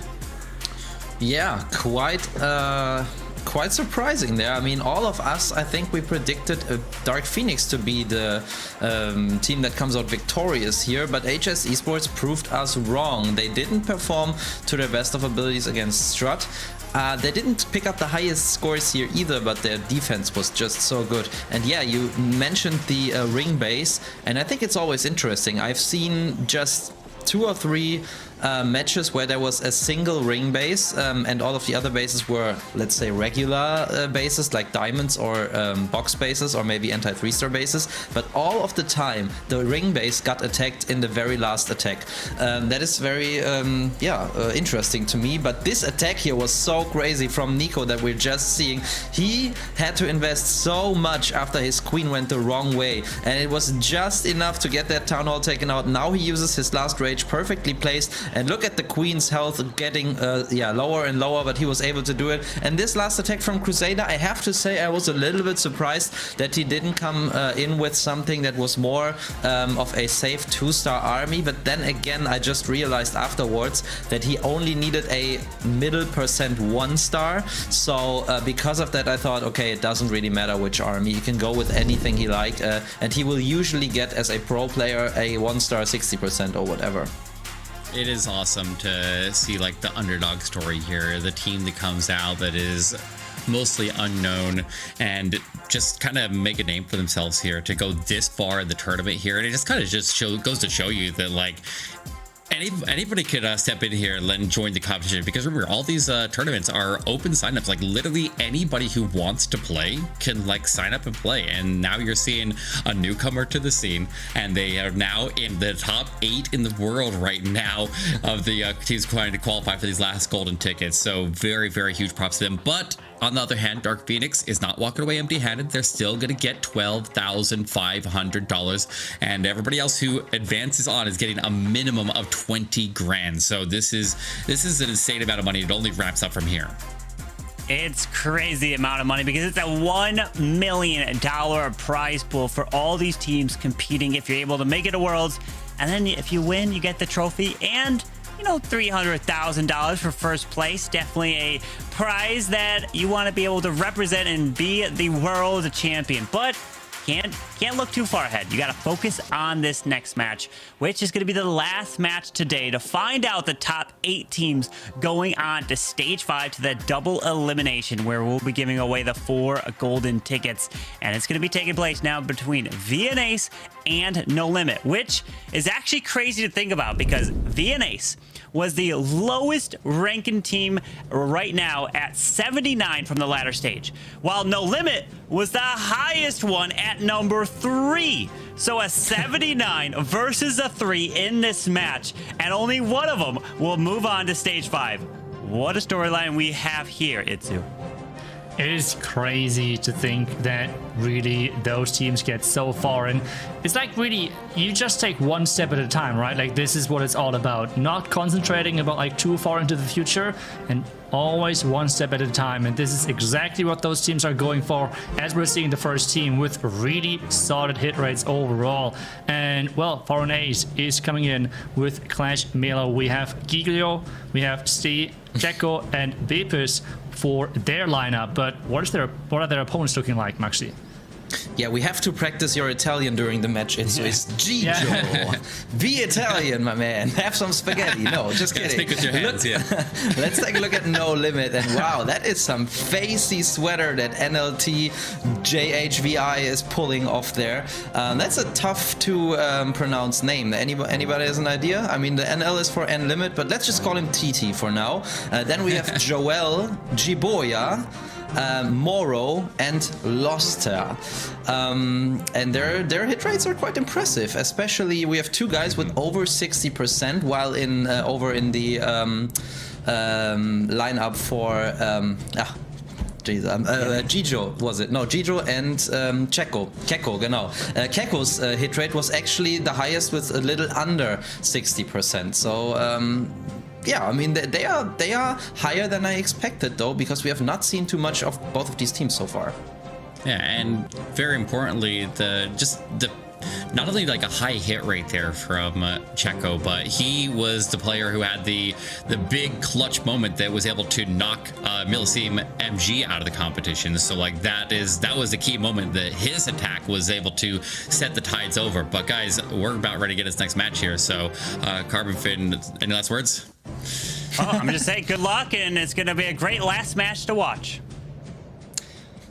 Yes, right. I would agree for sure, as Maxi and me are going to take this one, having the last match of the day, the last team who is going to make it to stage 5 of this Worlds Qualifier. We're already in with the first attack, and we have the Super Archer Blimp, but this time around it's combined with the Dragon Rider as well in the mix. Let's see what and how he's using this one.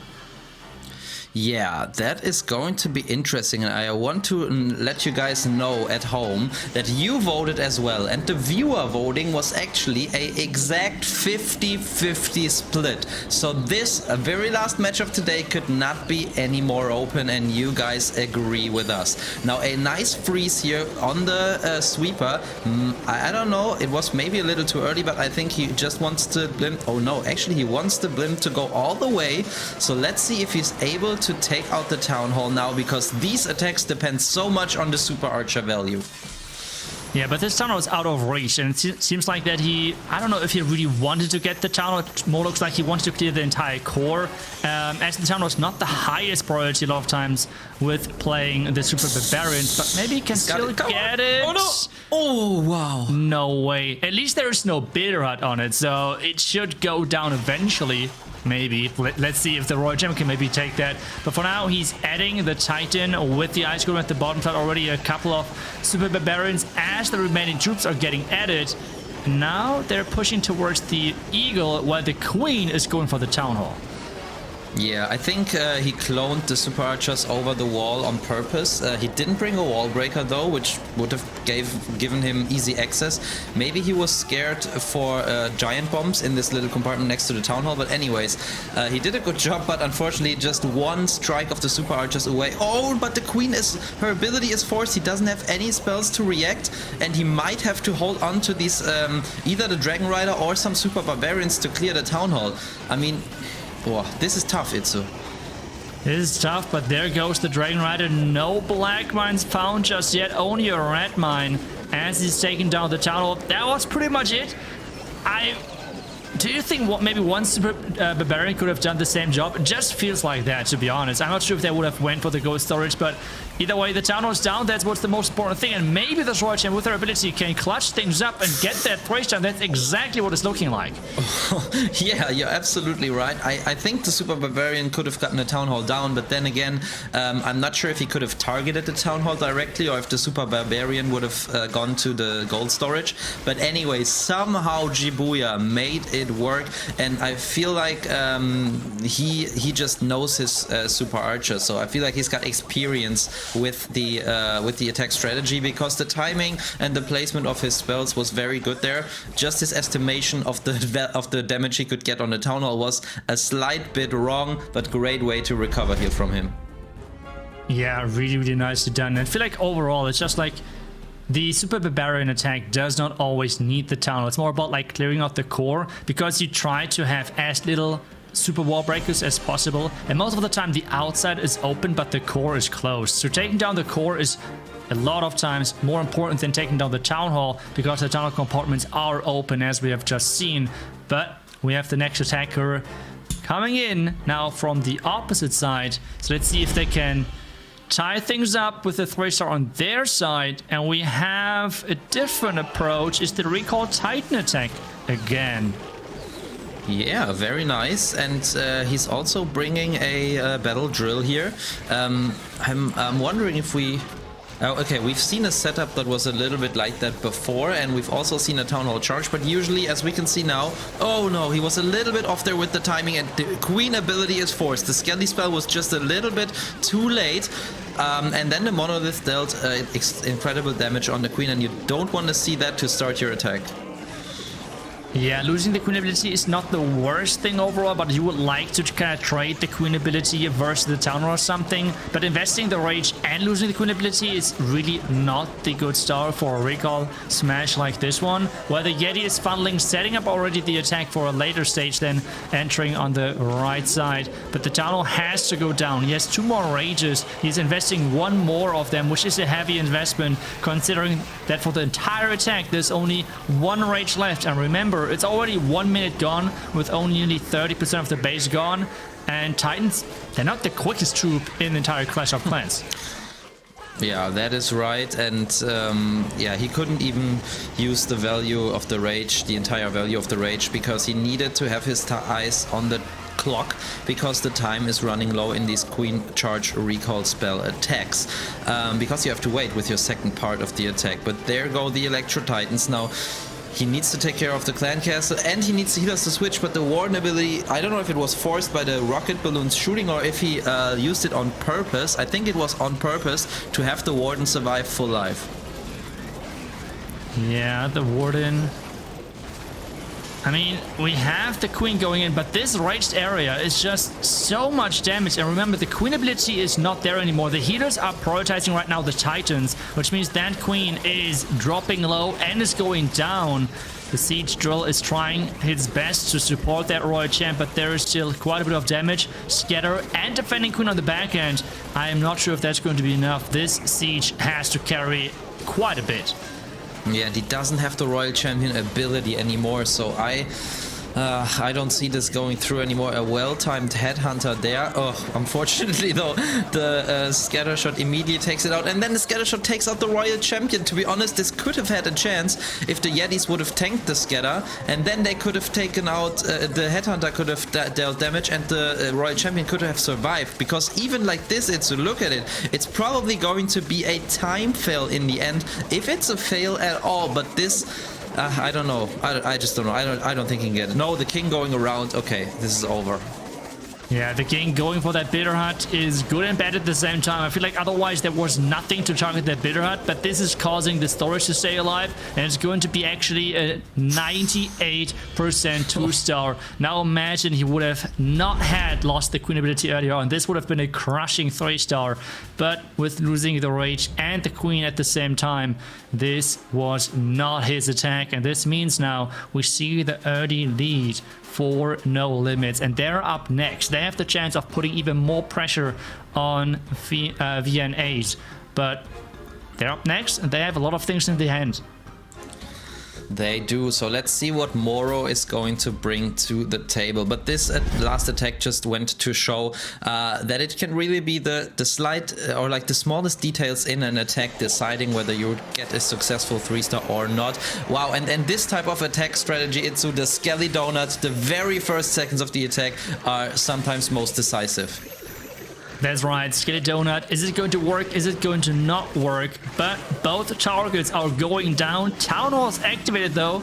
We're still having to figure out if that's going to be an important factor later on as he's blimping that multi-inferno tower, getting that out, creating that pathing, and then having his heroes, or at least one of them entering that town hall. I guess it looks like that the queen is supposed to get the town hall later on, as the king is going to get into that scatter compartment. But there's the defending king, is the headhunter going in. Headhunter is there, and the queen is staying safe for now.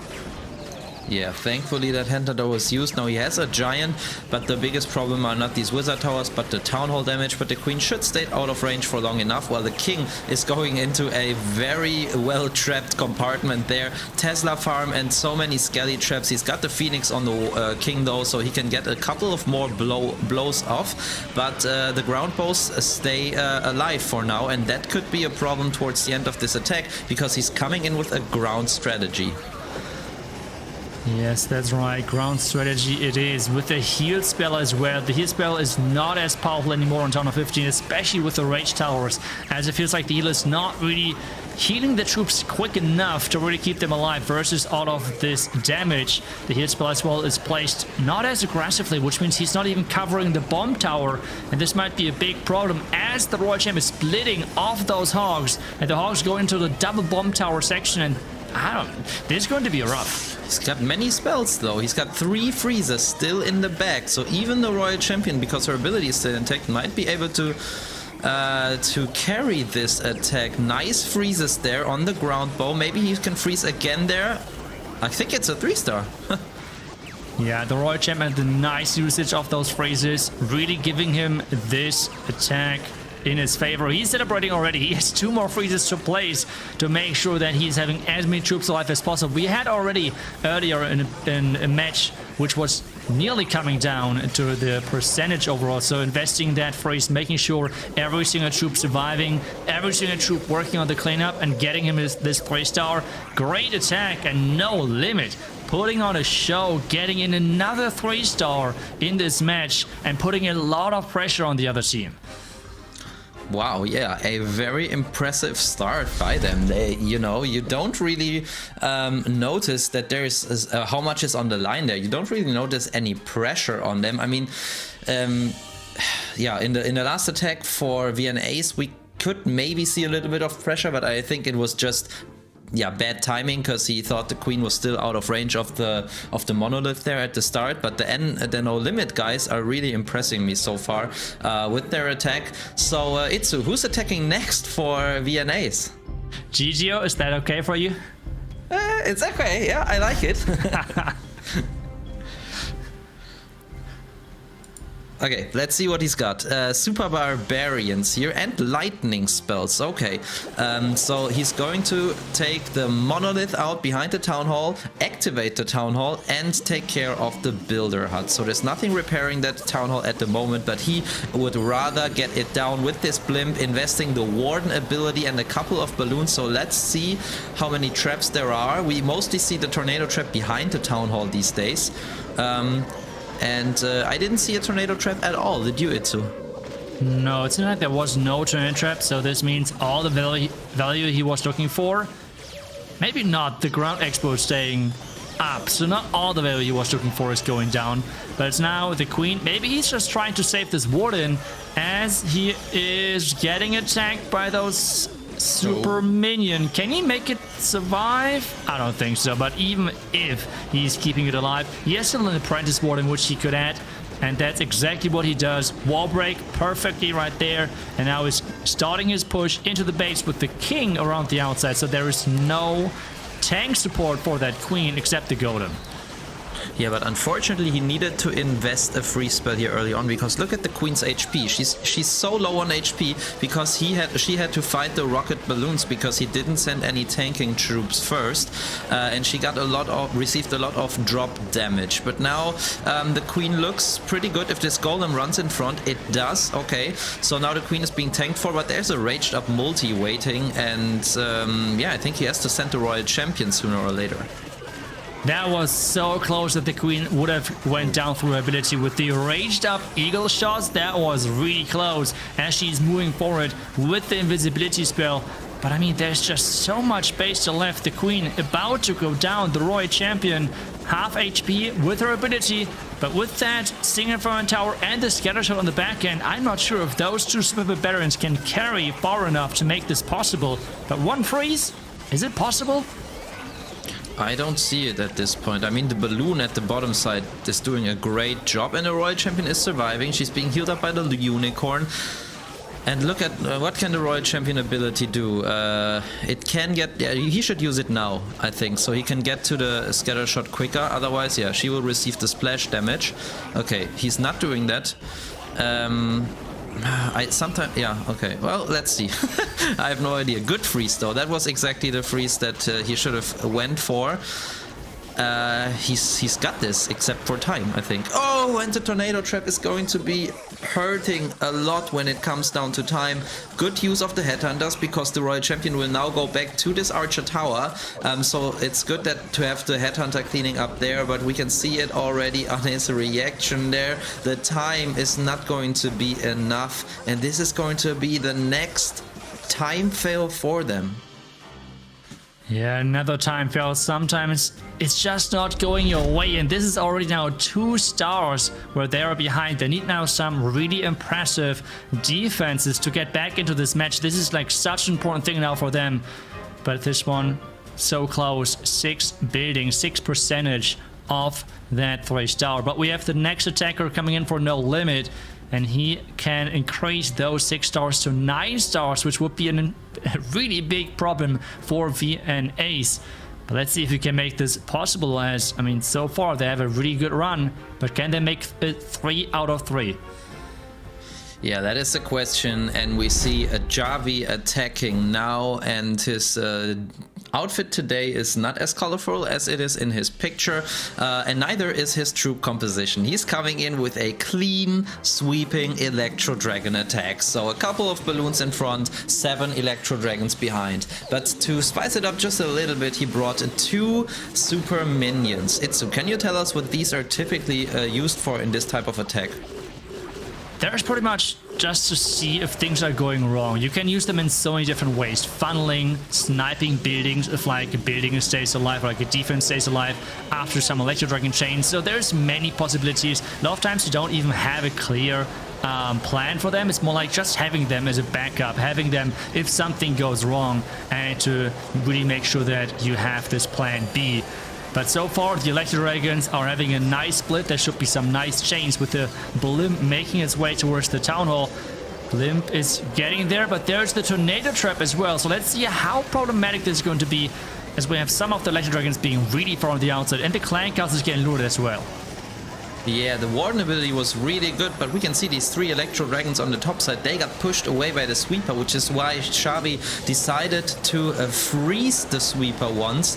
But let's see, he got the Eagle Artillery, that is some good value, but he did not get the back-end multi-inferno, so that is still up. Fortunately though, the Rage Tower was activated early, and because of that, his heroes will have a better time to go in the back-end of this base. Finally the Rage Tower is running out, but this Ground Expo already did a lot of damage, and here we see the Super Minions perfectly used, and as you said, Itzu, it always depends on how the concrete attack is going. In this case, the Multi-Inferno was a specific target he aimed for with the Electro Dragons. They didn't get it, so he is reacting with the Super Minions. And yeah, that was a great use of them in my opinion. Now they might even be able to help the Royal Champion there with taking out the Ground Expo. Ooh, Queen. Oh. Okay, that was so close of losing that Queen and her ability, but there's still a lot on the back end. I mean, there's still the King, and he has no Headhunter left whatsoever. The Multi-Inferno Tower is not going to be easy to overcome as well. Since the King has no Phoenix Act, that was on the Warden. This means Frosty is helping, but Frosty is not going to help him just overcome this entire backend, as there's still a defending Warden as well on the field, and that King is going to give him a rough time as well. It's a high percentage, but it seems like this is the first defense for VNAs. Yeah, I think so, and now we know it. Warden will finish off this Queen. There she goes, and it's a 90%. And that is a bummer for No Limit, but it is actually quite good for the excitement of this match, because it keeps the score almost even and it leaves the door open for VNAs. If they get it together now and get the first 3-star of this war in, the momentum might shift, because No Limit have seen, okay, we can fail, and okay, our opponents can 3-star. So if Bepis, who we are seeing here, is coming in with the 3-star, that could change the outcome of this war. Indeed, it could change that for sure, as we have the next attack in. We have the Queen Charge Twin Hawks versus this base. We have a Rage Tower set up in front of the Town Hall. We have a Rage Tower set up on the opposite side. And he's trying to start things off with a Blimp, trying to go for an Expo, trigger that Rage Tower and that Warden, and then charge into the base. This is why he delayed the Queen so much, because he's trying to trigger the Rage Tower early, make sure that it runs out, and then this is where the Queen enters into all of the damage. And this means less Rages have to be used. That is a good plan here, I would say, and the Rage Spell Tower is indeed running out just now, but also it took 30 seconds off the clock for this opener. Well, he didn't take out too many buildings yet, so he should keep an eye on the clock as well. Nice Baby Dragon there to funnel and to make sure that the Queen will go in. First Rage needs to be deployed and is deployed just as I say it, so good job here from Bepis. Maybe another Coco Loon, and then he should be good to get into this Town Hall, and he's already starting the second part of his attack. Yeah, the second part with having the King entering that top side. There goes the wall break, getting him into the next layer. If the King is actually going inside, he might go to the outside, because there's... Oh, he's actually going in. That's perfect for him. But I'm not sure if he's getting that Multi-Inferno Tower. Maybe with the Phoenix Act, that should be possible as the Queen is charging further in. There is the Royal Champ getting added from the outside. There goes the freeze. We have double Skeleton. One Skeleton Trap tanking those scatters, but the Clan Castle is getting looted as well. And there's a triple Rocket Loon in there. That is interesting, but nice placement of this freeze spell, and the queen will survive. She just took out the monolith first and then took care of the clan castle. That is good news, but now the other top part of the CC has to be taken care of by the royal champion, but everything is going in. Nice vulnerability there before from him, combined with the rage spell, and he's got a lot of force still to get into this last compartment. We can already see him celebrating. Bepis maybe turning the tables and getting the first 3-star for VNAs. What a nice attack here. And you can see, yes, they're still 1 star behind, but they have the percentage lead already. As soon as this match is getting tied up on stars, they have the percentage lead. So this match is far from being over, even though there's the 1 star lead for No Limit, but they have to make sure that this is staying close because of the 2 time fails VNAs had earlier in this match. They're just so good on the percentage game. They just need to like get 1 or 2 more 3 stars in, and then they can turn this around really easily. So No Limits has to get and has to go for more 3 stars in this match to really make sure that they're staying ahead and keeping the pressure on the other team, because this in this situation is, there's just so much on the line. This match is worth at least those $7,500, and there's even the chance of winning this, or like if winning this, of making it all the way to the first seed, which means you get win $300,000 for the first seed in the World Championship. So there's a lot of money on the line with this match. Otherwise, well, if you lose this, you're going home and you have no chance of competing in the later stage of this tournament. That's right, and it's not just the main prize of the... Oh, wow, that is amazing value for the Zaps here. 7 of them to take out the scatter shot as well. Good start here. But what I was gonna say is that is not the whole goal. Of course, if they get to next weekend, they might be able to take part in the live event in Helsinki, Finland, and I'm sure that that is a goal that all of the Clash of Clans esports players want to achieve once in their life, and that is the chance that they can keep alive if they keep on tripling, because it's actually still in No Limit's hands. As you guys at home can see on the right side of your screen in the scoreboard, the percentage might be in favor of VNAs, but the stars matter more, and they are in favor of No Limit. Unfortunately though, Joel's queen is taking a little detour. He opened the wall, but maybe a little bit too much towards the right side here, and the queen followed the ice golems that were pulled out of the clan castle into the base, so he missed the multi-inferno, but at the same time Itzu is starting with the Lalo.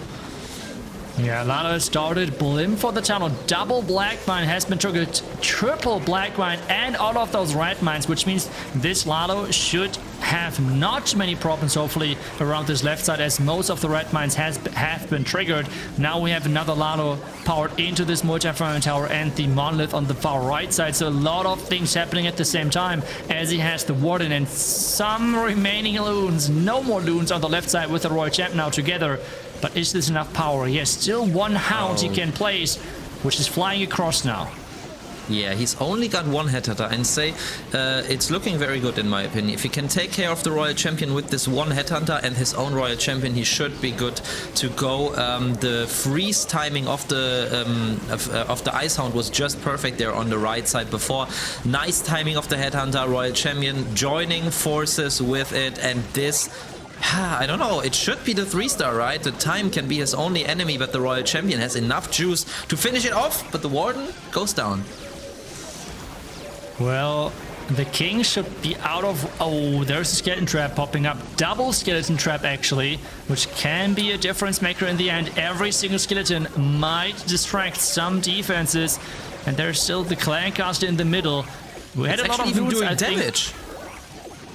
I mean, that royal champ is close to going down, but I think it should be enough, right? Because we had all of the red mines. The minions should be fine if they go into the top left, if there are no air traps, right? Right?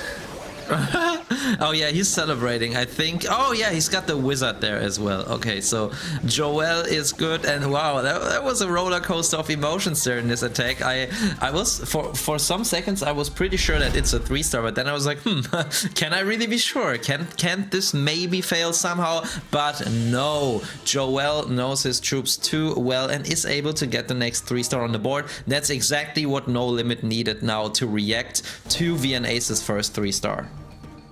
Yeah, really nicely done getting the next 3-star in, and now it's like back and forth right now in between those two teams. They're just so close. If we might see another 3-star, it's again only 1-star difference with having the percentage lead on the team which is behind on stars. But first off, we need that 3-star. We have Zap Titan attack, which we have not seen that often recently. We have seen some recall Titans, but not that many with the lightning spells. Let's see what he's going for with those 6 lightnings. Going for X-Bow and this entire section right there. Trying to set up the funnel, going to smash into this bottom side, and then going to blimp all the way across. And whenever you're doing attacks like this, where the base is symmetrical, always think about the rotation direction of the tornado trap. If he would go from the top side, the tornado trap would rotate his blimp away from the town hall. From this bottom side, it can only rotate him into the town hall pretty much in most cases. So really nice entry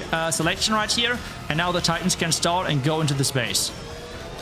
Yeah, unfortunately now he pulled the super minions with his balloons that he sent in. And then the Warden started to fight them off, but he decided to rather send the Queen in early, and the Queen will go the wrong way and she will pull all the healers. He needs to make sure he can... Oh no. In my opinion, he should have switched to another siege machine and let the Queen take out the town hall, but let's see what is going on, Itzu. I mean, everything is all over the place. The blimp is flying towards the town hall, yes, but... I mean, at this point, take a look at there goes the tornado trap, exactly as I said, but those Yetis can be only rotated into the town hall and not away from them, and this is exactly what you're looking for. So always make sure that you're picking the right side when you're blimping the town hall. But as I said, the healer staying with the Queen is a huge problem for him, because Titans without constant healing of those healers, they're tanky, but versus those rage towers, they're not as tanky as you might think. And this is showcasing right now really badly for him, and this is a solid defense. Yeah, it will be a solid defense indeed, especially with the raged up defense is now shooting away the Royal Champion. Yeah, he should rather keep that freeze, I think, to let the Queen get some more value, to get more percentage points, but this is not going to be a 3-star anymore. In my opinion, it was a mistake, though, to start the Queen early. The Warden had not created the funnel already. There was the super minion that could pull troops, and there was also the elixir storage still up. And in my opinion, he should have either been a little more patient with the Warden or sent the Queen, but directly into the super minion and the storage, so the Queen would actually create the funnel and then move over to where he planned his entry. So in my opinion, it was a little bit, yeah, let's say risky, because there is the risk of that happening, what just happened. Of course, there's also the chance of everything going well, but he left it out of his control when he just deployed the troops, in my opinion. Yeah, like the funneling with those smash attacks, it's just so little things which can go wrong. And I had it already many times as well, that there's like one skeleton trap running away from your troops, and suddenly all of your troops are deciding, yes, this one skeleton, this is now the job of my life. I have to chase this until I go down or something. Like, this is really then getting personal for those troops, and they're chasing across the entire base. And it is like, it just sometimes happens, not going your way. I think the overall plan was good. The funneling and maybe the bad luck was sadly not really going in his favor, but overall good try. But now it's back to no limit again, as they are looking really good in this elimination match. Yeah, and I think it was still definitely a good save from Clash Mellow here. But yeah, now Lost Her can actually, if he puts a triple on the board, he can already get his team very close to victory here, because after that they would just need a safe 2-star. But it's a long way to go, because every single attack can be an overwhelming 3-star, but can also be a fail. And if he's not able to 3-star now, then VNAs could come. Oh, actually no, they are already, it's the last attack. Oh, I'm sorry. Yeah, I thought it was the second to last attack, but since it is the last attack, he actually only needs a 2-star and can already secure the victory for no limit. That's right, and he is actually going in from the complete opposite side, going in with another Titan attack with the lightnings, choosing 7 lightnings instead though to take down the scatter shot. As we know, the new level of the scatter shot is requiring you to use 7 lightnings. And there he goes with the early lock launcher, already giving him some time to roll those logs through the first couple of buildings into the first couple of walls and making sure that those walls are open when the Titans reach everything. There goes the first jump, making sure the Titans can run in as the King is going on the outside. King ability to force everything into the middle, and this looks pretty solid so far. Yeah, I agree. Especially these the Clan Castle troops, the Ice Golems, pulled the Electro Titans in the core already.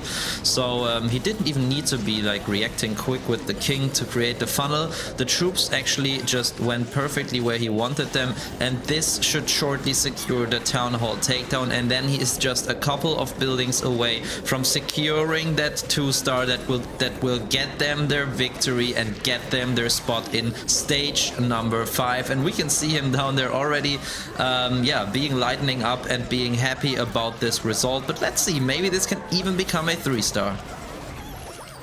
Let's see, the Town of Poison is doing his thing. I mean, there's a lot of damage right now. He's already pumping his fist. I don't think it's because he thinks he's 3-stars. I think it's right now for sure about the fact that he just needed the 2-star to give his team the victory in the end.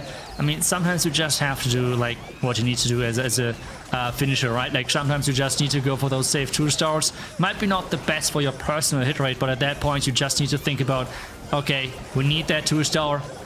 Whatever my hit rate is, I would just secure that for the team, and we're getting a ton of money with this win and the chance of competing even further in this huge tournament. Exactly, because think about it, who remembers the hit rate of every single player of the teams in the World Championship, for example? Everyone remembers that Na'Vi won and remembers the players on the Na'Vi squad, but very few will remember certain hit rates or certain attacks. It's all about the team effort. I mean, the success that you have as a team depends on the outcome of wars and not single hit rates. But we cannot we cannot emphasize this enough, and we can see how happy Lost Her is, and that is absolutely deserved. And maybe that was even a quick change in the plan, you know, to get that safe 2-star. We can see here this man has a 53% hit rate, which is quite impressive in the current meta, and he just went in, you know, with the jump and the lock launcher and the Electro Titans full force to get into that Town Hall compartment. And I think he might have even invested a spell or two more than necessary just to make sure to get to this Town Hall. And, you know, otherwise he might have held on to those spells to have them in the back end. But yeah, a great showing. But yeah, let's not forget VNAs, who have pulled off a great fight here, and Keko will be their last attacker and can once more show what they got. Yeah, and he's going in with the Super Barbarians, with the Queen Charge and with the Recall spell. Looking forward to see what this is all about, as he's having even an Earthquake spell to most likely soften up some walls to make sure that, that Queen, making sure that the walls are getting open quicker with the logs. That would be at least my guess so far. I don't think it's going to activate the town or anything like that.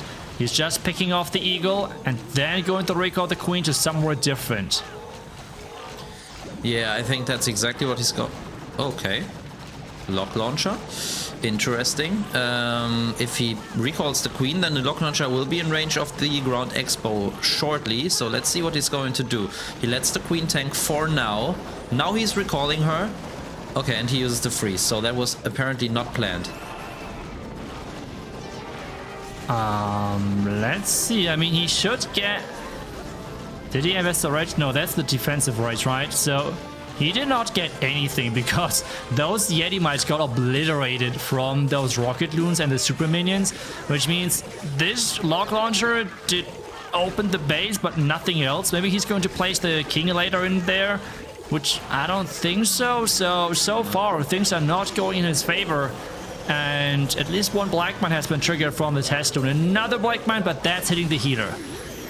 Yeah, that is unfortunate. And a red mine, so It seems like the defender was expecting something there, either Blimp or Queen Charge, but he's got the Monolith taken care of early on. That's very important, so the Queen could take her time taking out the Clan Castle troops, but Itzu, I don't know, the timer. Look at the timer. 1 minute left. I don't even know how he can get the buildings in time.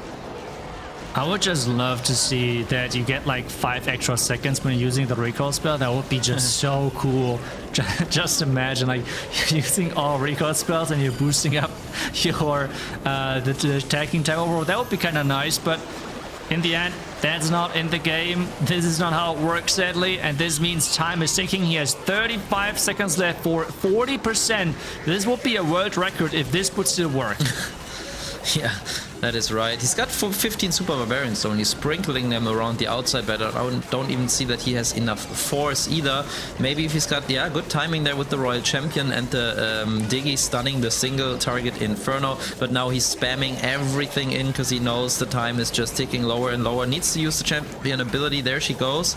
And yeah, this could have definitely been a 3-star, and actually it got pretty close to the world record that you were talking about.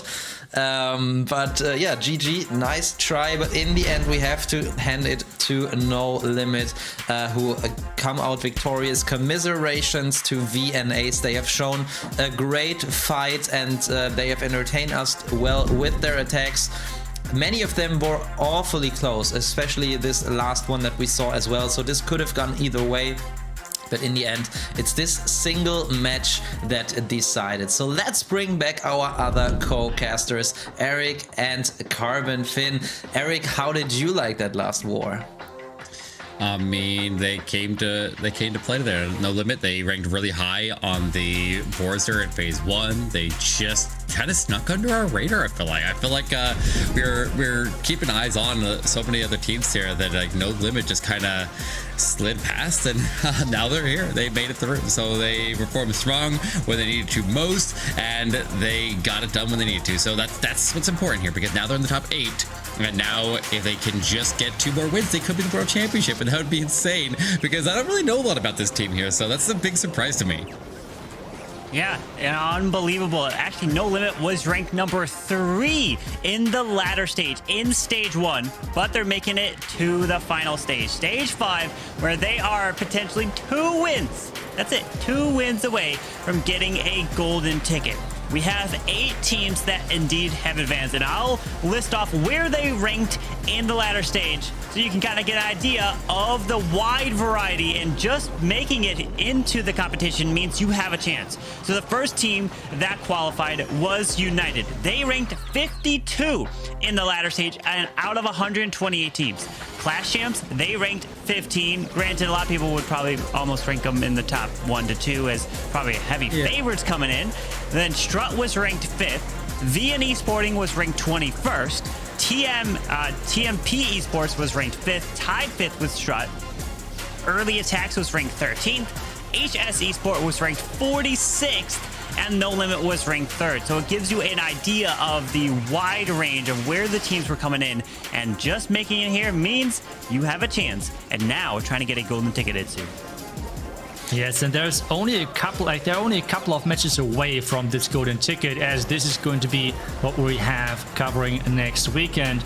And I think right now the production is getting the graphics ready to show you what the bracket for next weekend looks like, because we have now overall 8 teams making it to the stage 5, making it to the final stage of this championship qualifier. And well, I mean, this is going to be an incredible showdown with 8 of the best teams in the world, really proving their stats and everything. But I think right now when talking about stats, let's take a look at the caster predictions, as well, what happened there, Maxi? Ooh, yeah, well, I would say good job to you, my friend. You predicted that last one correctly, and that means that you will be the winner of today. How many did you pick correct there? 4? 4. Is that right? Strut, BN, EA 1 time, and No Limit as well, right? So 4 out of 6, very good. While all of us had more misses than that. There were definitely some surprises. I was particularly surprised in the end here how well No Limit was attacking, especially under the pressure rising up. But a well-deserved victory and a well-deserved spot in next week's Stage 5, where we will just have the 8 best teams. So theoretically, there's a 50% chance for each of them to be at the World Championship in Helsinki. Yeah, it's awesome to have the cameras there, because you see the players just kind of, you see how nervous they are as they're doing their attacks there, and like you see the fidgeting and stuff like that. It's just really interesting to see the body language of the players there as they go through. But guys, this is our bracket for next weekend. We're down to the final 8. 4 golden tickets will come out of the upper bracket, or excuse me, 2 out of the upper bracket, 2 out of the lower bracket. So as you can see, you just need to take, it looks like 2 wins in the upper bracket, 3 wins in the lower bracket. Yep, it's not many to get that golden ticket, and the golden ticket, that's not a golden ticket match. Just making it into that square where it says golden ticket means you get the golden ticket. So those 2 teams that meet there, they never play. Yeah, there's 2 from the bottom and 2 from the upper bracket. So you don't have to play that final match to have the seeding. You just have to get to it. Win twice. And that is your golden ticket. So that is something to keep in mind. So that's why you win the upper round 1, you win upper round 2, you're done. You get that golden ticket. So it's that easy, right? Yeah, just win 2 wars. That's all you have to do. You've won 2 wars playing Clash of Clans, right? Yeah, but either way, it's been an absolute pleasure. It's been so much here, especially over these last several weekends as we are getting ready for Stage 5, which is going to be next Saturday, 14 UTC, same time that we have been bringing you these matches over these last several weeks. But let's go ahead and get all you guys' final thoughts here for the day. We'll start with you, Itzu. I mean, we had some insanely close matches. One of them nearly coming down to like average time, which is like the 3rd tiebreaker overall, which was incredible. And just already seeing the next matches for the next week, I think there's quite a few of them being really, really exciting, especially with how the team performed today. I think early attacks versus No Limit, for example, with how No Limit played in the last match, should be really exciting. And overall, like, it's going to be incredible. And knowing that in the last weekend, like on the last weekend or the next weekend with Stage 5, with the last stage, everything is going to be decided, and we are having finally our 8 golden ticket holders. We're going to compete in the World Championship later this year in Finland, and it's going to be epic. I cannot wait for this, and it's going to be crazy. It's definitely going crazy. I mean, what can I add to that, Filippica? Of course, yeah, the pressure is still rising and will be at the peak next weekend, where we have the 8 final teams. And what I loved about this current stage is that we also saw some action from lesser known teams. You know, before we were mostly showing the well-known teams like Clash Champs or Strut, for example, clans, squads with big names. But now we also have them with the 2 and 2 record, or with the 1 and 2 record, and all of them got some screen time, and some of them made it to next week. So we have the 8 best teams, and even if they are not known that much so far, they have the chance to be in the World Championship. And to find out who that will be, I couldn't be more excited about. So next week, guys, you definitely have to tune in at the same time as this weekend. Yeah, and let's keep in mind here that the teams that went 3-0 or 3-2, they're all going to be at the same footing there as they go to next week there. It's a full reset. They get reset in that bracket there. The losses go away there. That's the advantage of doing the Swiss bracket and the double elimination. Everything is when we go on to the next phase there. If you make it to the phase, you have the same footing as everybody else there. But I'm going to be out next week. Judo Sloth is going to be back. And next time I see you guys, next time you see me casting on the channel here, you're going to be at the World Championship in Finland, and the teams of survival make it through. So best of luck to all you guys there casting next week, and I guess we'll see you guys in Finland.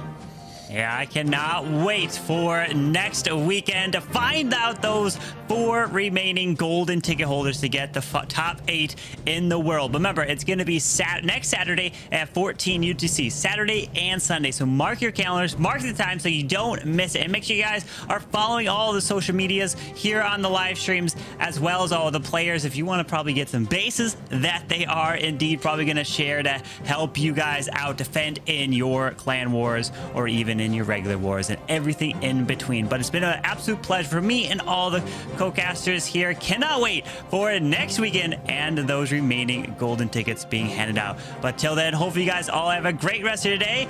Clash on.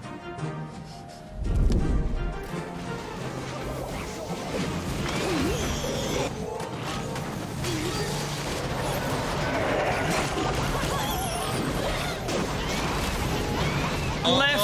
Can she make it work? It doesn't have the time! It's back, it's a giant ball! Oh, no, Queen! Oh, no! Bye.